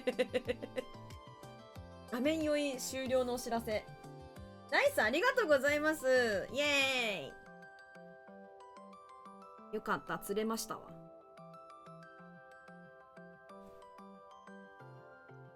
おっとクイジャンさん Thank you。 わー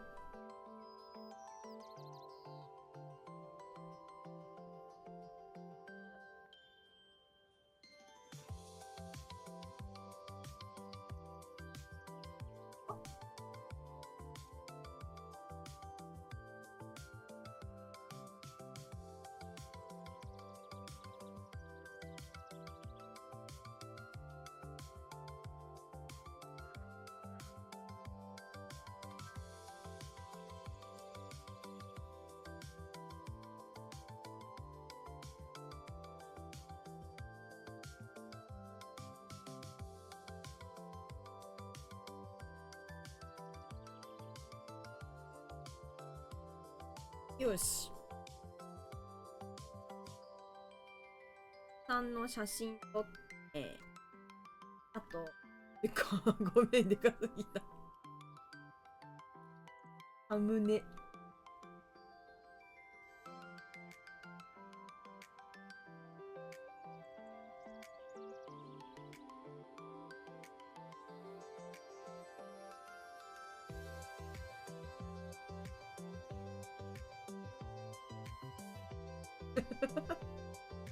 顔。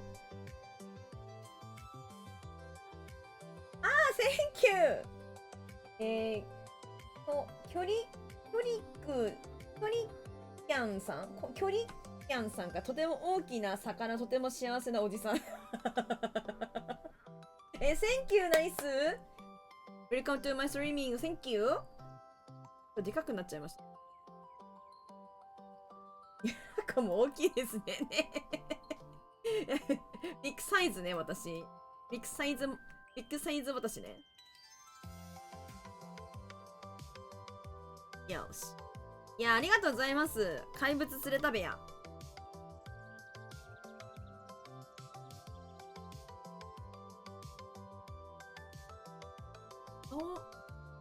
あんま良くないね、やっぱ。鼻の方にから。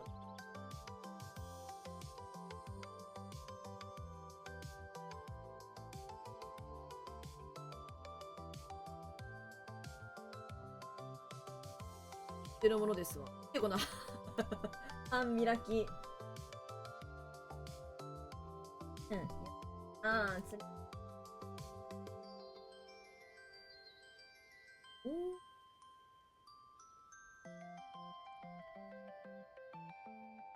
当たってる人。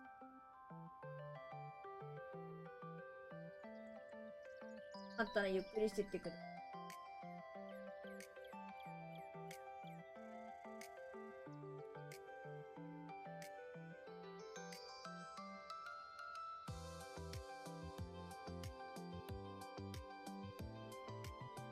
出てくるわ。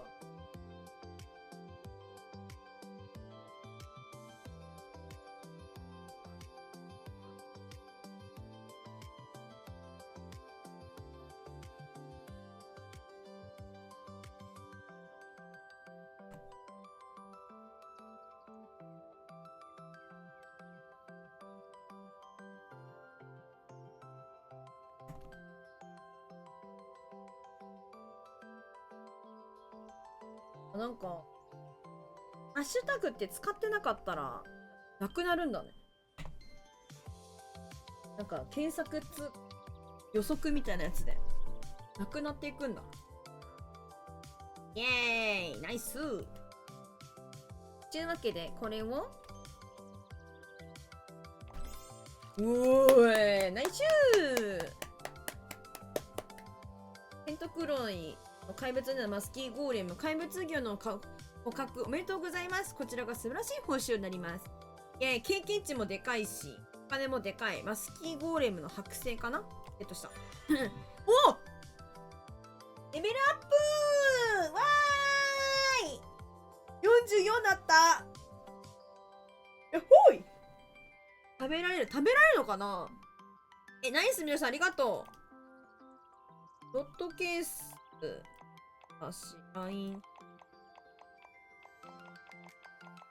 なんか、なんて言ってたっけなんか、あんま食べないんだったっけ食べられるから高いんだったっけこれは怪物魚だからなんか、イベントお魚ちゃんだけど。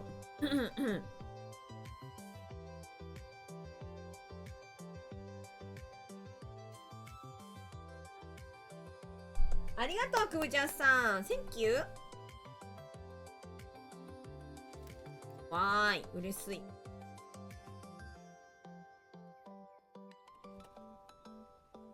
嬉しい。ただ釣れる。いいな。嬉しいな。お化けのが。チキン。はい。けのにょー。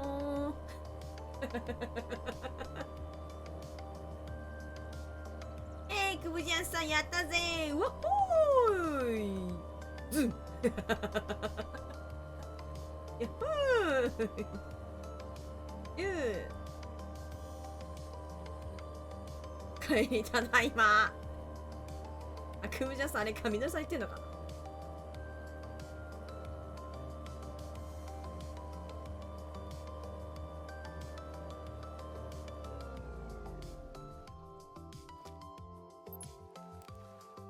なんかね、マスキーって何なんだろうね。あ、ナンダーバッカーあるやん。怖っ。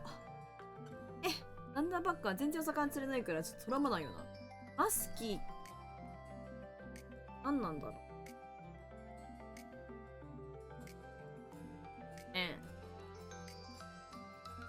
これだわ。いや、省略してマスキーと呼ばれることが多い。マスキーパイク。パイクなんだって。ハンドコード少し変わったパイクなんだって。ゲームフィッシュって言ってる。食べれるのかな？食べれるのかにゃ？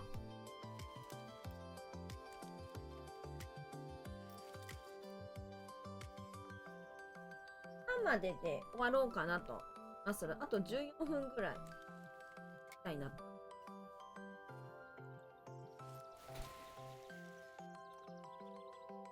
撮ってるけど。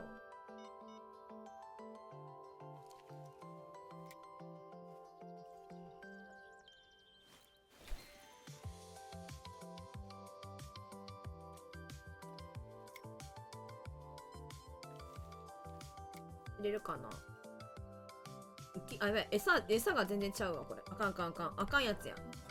餌が間違ってますわ。あね、パイクっていう。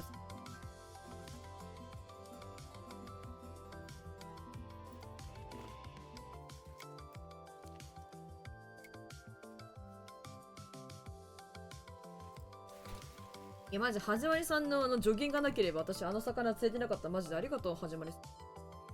でもありがとう。ありがとう、はじまりさん。ありがとう。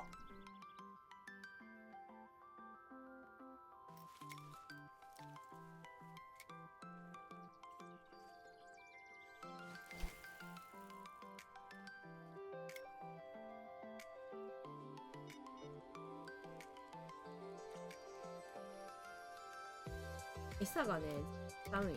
ね、意味投げても。なんか、生き餌じゃないとなんか、パイクって釣れないんだ。生き餌がいいらしい。ます。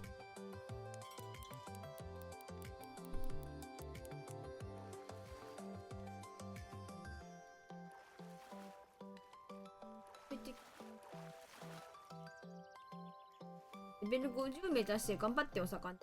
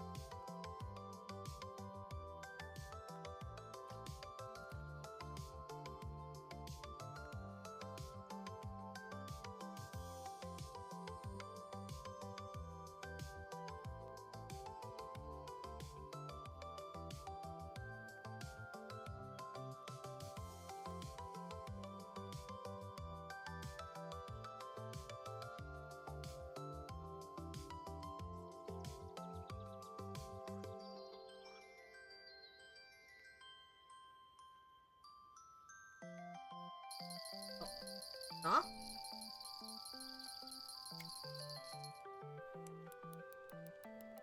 う立てないと思ってるとき、意外と逃げちゃうんだよ。なんか、わからない。立ってないみたい。時々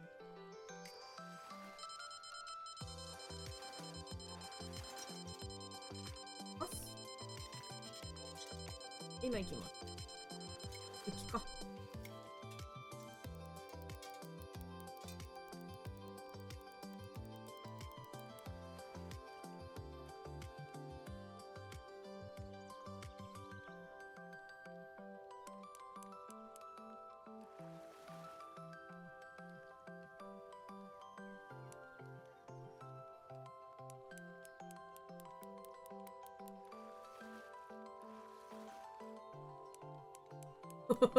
チャレンジロットブレイカー3完了してるミノルさん。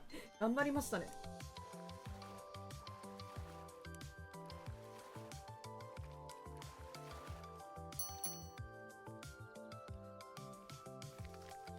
あ、トロン。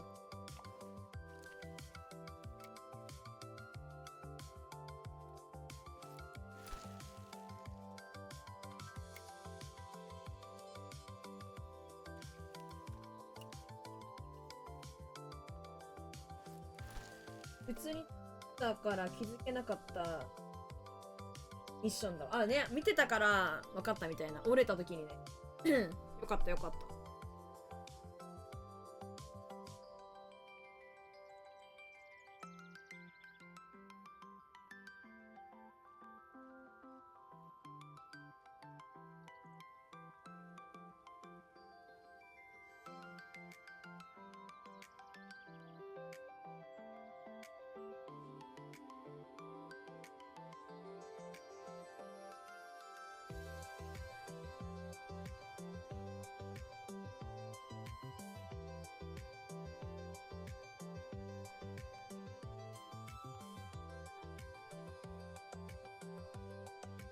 と9分ですにゃー。ロットの方はあるって言ってたよ。のるさん、あんの？ロットじゃなかった。リール。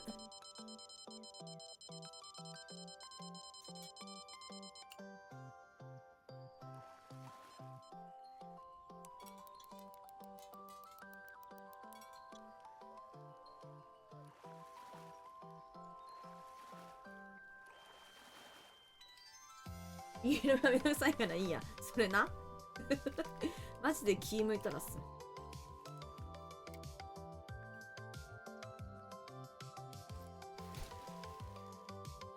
いしょ。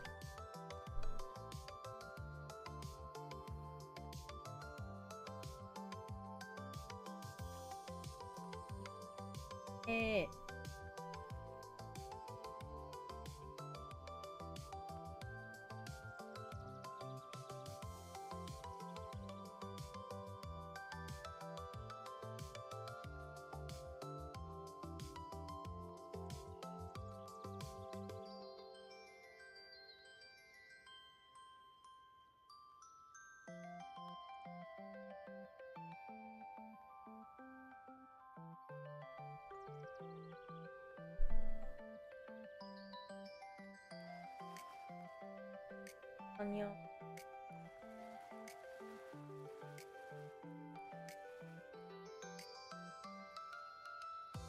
なくなったか。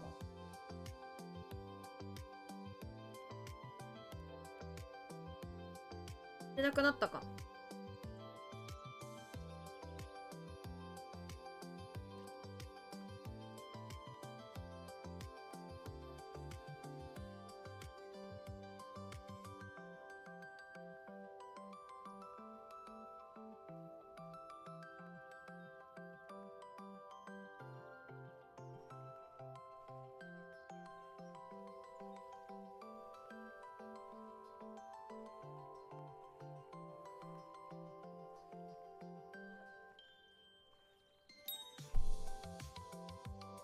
そう。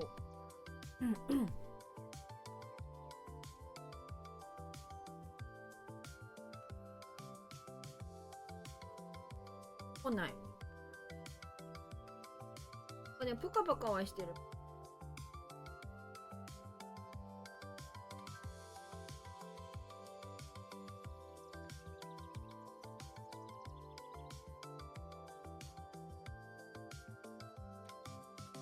ないね。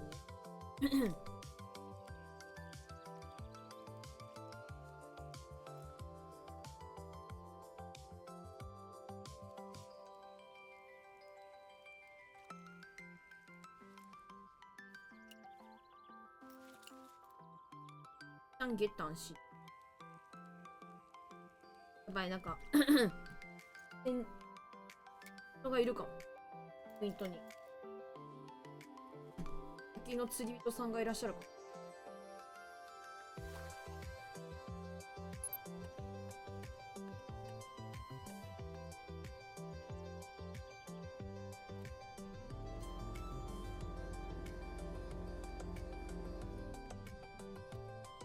頭から注射するとやっぱ出るの大変だろ。あ、ってなってるんです。こんにちは。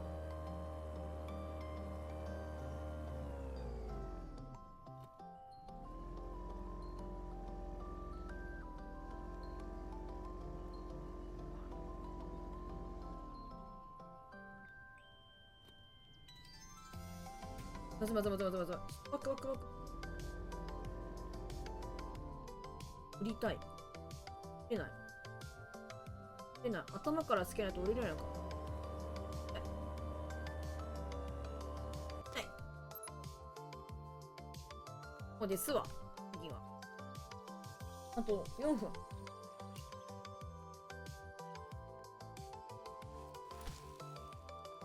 いや、セントクロイはこれからもマジでお世話になりそう。50とかなるまでだ。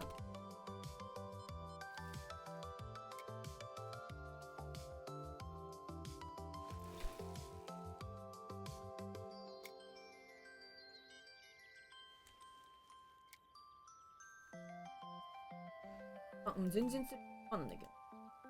はい。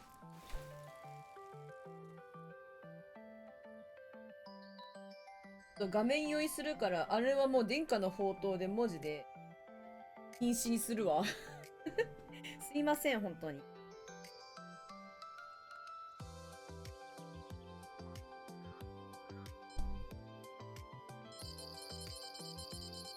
Yes, yes.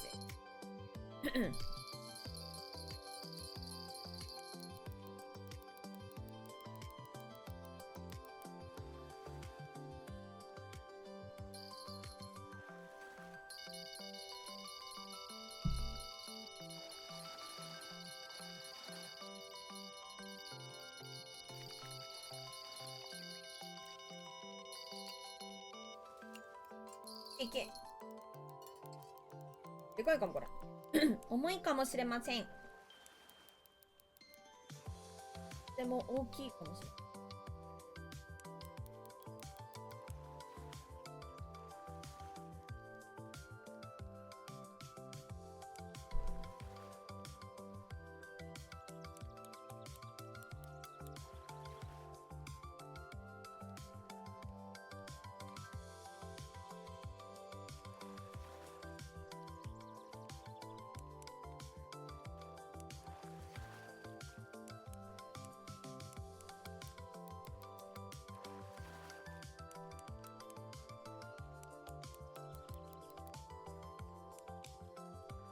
いいだと思う。大丈夫、いける。いける、いける。いけるだろ。いけるだろ、網つかなくても。あ、これマスキーだ。マスキーか。パイクやわ。パイクじゃん。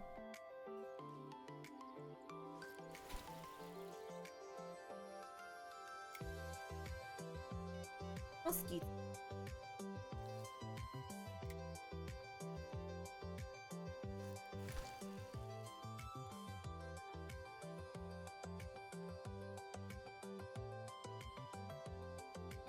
出るね。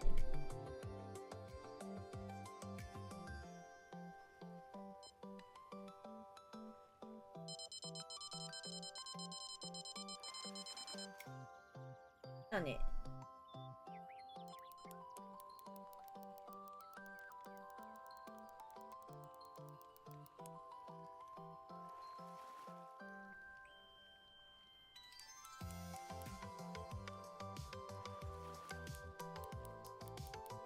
あ、いらっしゃい。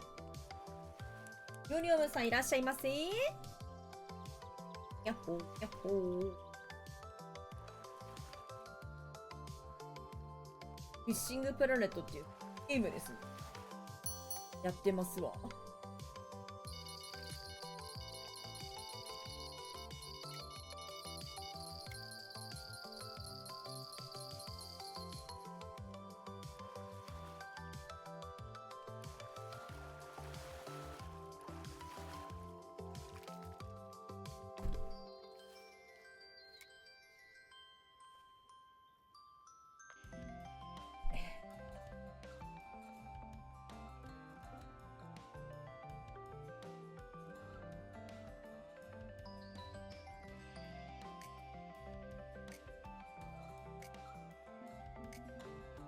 半になったら終わろうと思ってたんですけど、あと8分くらいで配信となるまでちょっとであと8分やったら、ごめん、せっかく来てくださってんですけど、終わろうかなと思って。明日はですね、ナイスナイス明日はですね、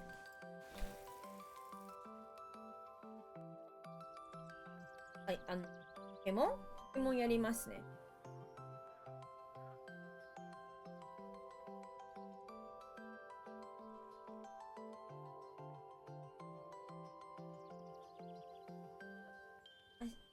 ハイスキが終わってしまうと一日の終わりを感じるさ。感じる終わりか、みたいな。いいですね、なんか、時報みたいな感じの。終わりか。やばい。終わったら寝なきゃ。そして起きたら仕事やるみたいな。みんなに辛い思いさせてるかもしれない。私があと5人ぐらいいたら24時間配信するんだけどな。あと5人ぐらいいたら。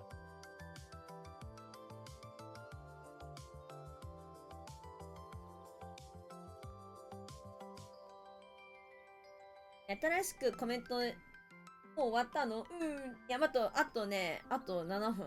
あと6分か。あと6分。いや、ごめんね、みんな。本当に配信楽しみにしてもらえてる人がこんなにいるなんて、私は本当に幸せ者だべ。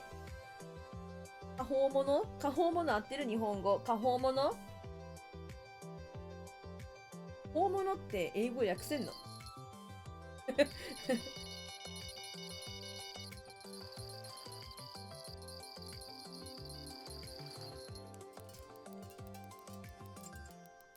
物って普通シンプルに幸せ者ってこと？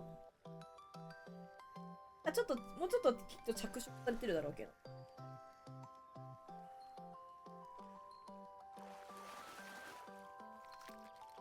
Yes。ちょっとで終わりよん。本当にありがとうございます。新しくコメントとかもいただいて嬉しいです、私。ありがとう。お、キュなんか、キュリックやん。キュリックやんか。キュリックさんでいいのかな？ Thank you。ヨリアムさんもあれやわ、本当にアバじゃないや。またアバっつった。ね、バロぶりでありがとうございます。いつもこんな感じでなんか、のんびりしてるから、まあ、元気があれば、締めずり言って。でも寝落ちに持ってこいなど、時々うるさいですけど、雑談しながら。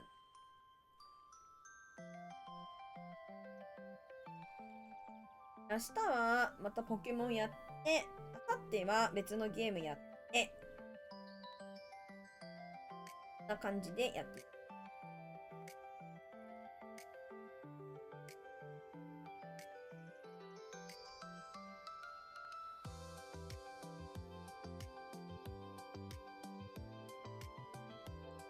ホタルの日か。私の釣り配信。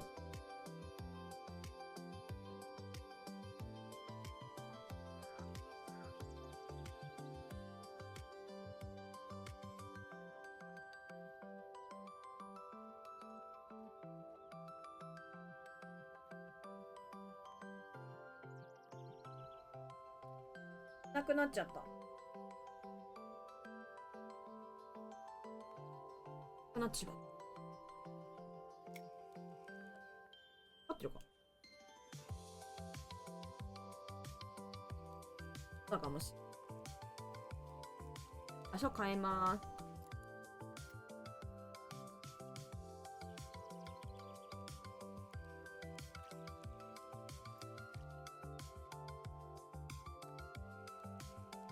はい、引きました。お腹すいたんよ。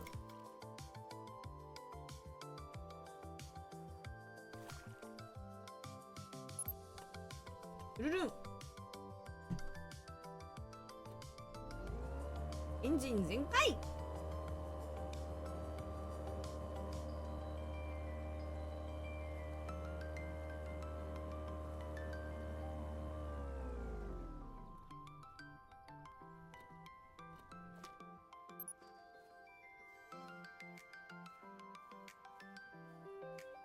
あ、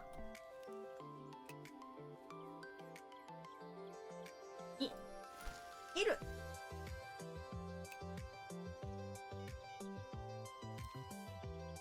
あるんです。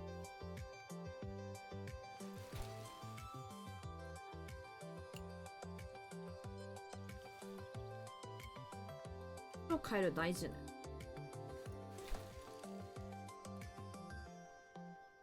でも大事。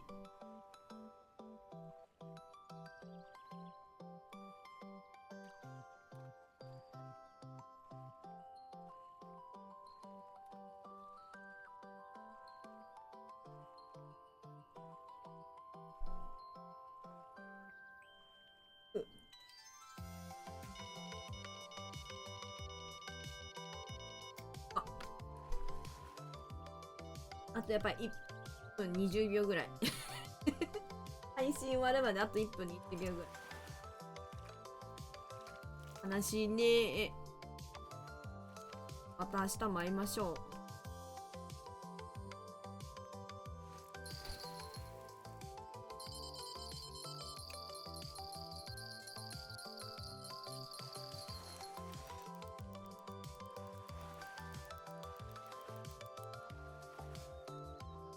トロフィーかな。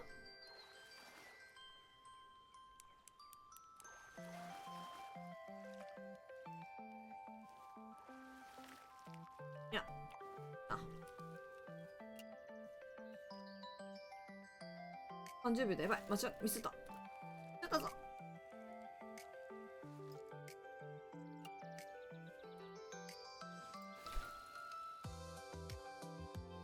お疲れ様。お疲れ様。実は明日はお休みじゃ。くふふ。お主も悪よの。お代官様ほどでは。一人二役なんだよな。いいですね。ゆっくり休んでください。どんぐりさん、いつもありがとうございます。ゆっくりお眠り、そしてお休みですわ。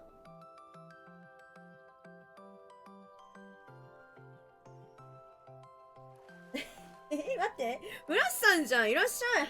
はい。ちゃまさんつって。誰ちゃまさん。ニュラね。フラッシュさん、いらっしゃったけど、私もう終わるね、今日。大劇始まった？今日も可愛いね。ありがとう。優しいね。ありがとう、可愛い。ありがとう。そう、私はいつも可愛いの。はにゃはにゃはにゃ。ごめんね。マジで来てくれたのにな。みんな明日休みな。ナイス、ナイス、梅さん。ナイスユニークよ。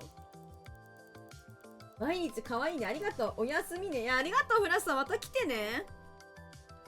バイバイバイバイ。ありがとう。みんなこの時間から来るのクソ早いんだけど、マジで。さすがやで。さすがやで。ということでですね、感じになりましたので、ちょっと、絵も竹縄でございますが、絵も竹縄って、通じるんじゃろかわからへんねんけど、絵も竹縄ですが、竹縄ではございますが、配信は終わろうかと思います。で、明日もまだポケモンやって、うのって言ってない。うのって言ってないけど、もう終わるからね。抹茶さんじゃん。明日ポケモン。明日はポケモン。なんか裏でこそこそやったりとかできればいいなと思う。21名様ありがとうございます。すいません。来てくださったにもかかわらず、ちょっと今日はもう配信フィニッシュなので、ネクストタイムで、明日 See you tomorrow でお願いしましゅ。待ってまーす。お願いします。だけで終わるね。今は03アリゲーターさん、アートさん、デルタさん、皆さん、センキュー。キュリキアンさん、ありがとう。おつにゃらありがとうございます。ガチャさんありがとう。みのるさんありがとう。クワクジョウさんありがとう。パドルさんありがとうございます。シャルさんおやすみ。はじまりさんありがとうございます。本日もありがとうございます。そして、ケレンバーさん、センキュー、今日も。センキュー。そして、ヨリオムさん、ありがとうございます。というわけでね、今日は名前呼ばれてねえぞ、クソ野郎っていう人はですね、ごめんなさい、名前がちょっと表示されてないだけかも。フラッシュさん、センキュー。名前が表示されてませんでした。また明日来てください。まだよかったら来てください。あと他呼ばれてないぞ、クソ野郎っていうのはですね、名前がちょっと今表示されてないだけなんですよ。ごめんなさい、表示されてたらお名前呼ぶんですけど、すいません、23名様いらっしゃいませ。そして、ごめんなさい、もう今日終わっちゃうから、もしよかったら、また、明日、来てください。みんな、駆け込み乗車をおやめください。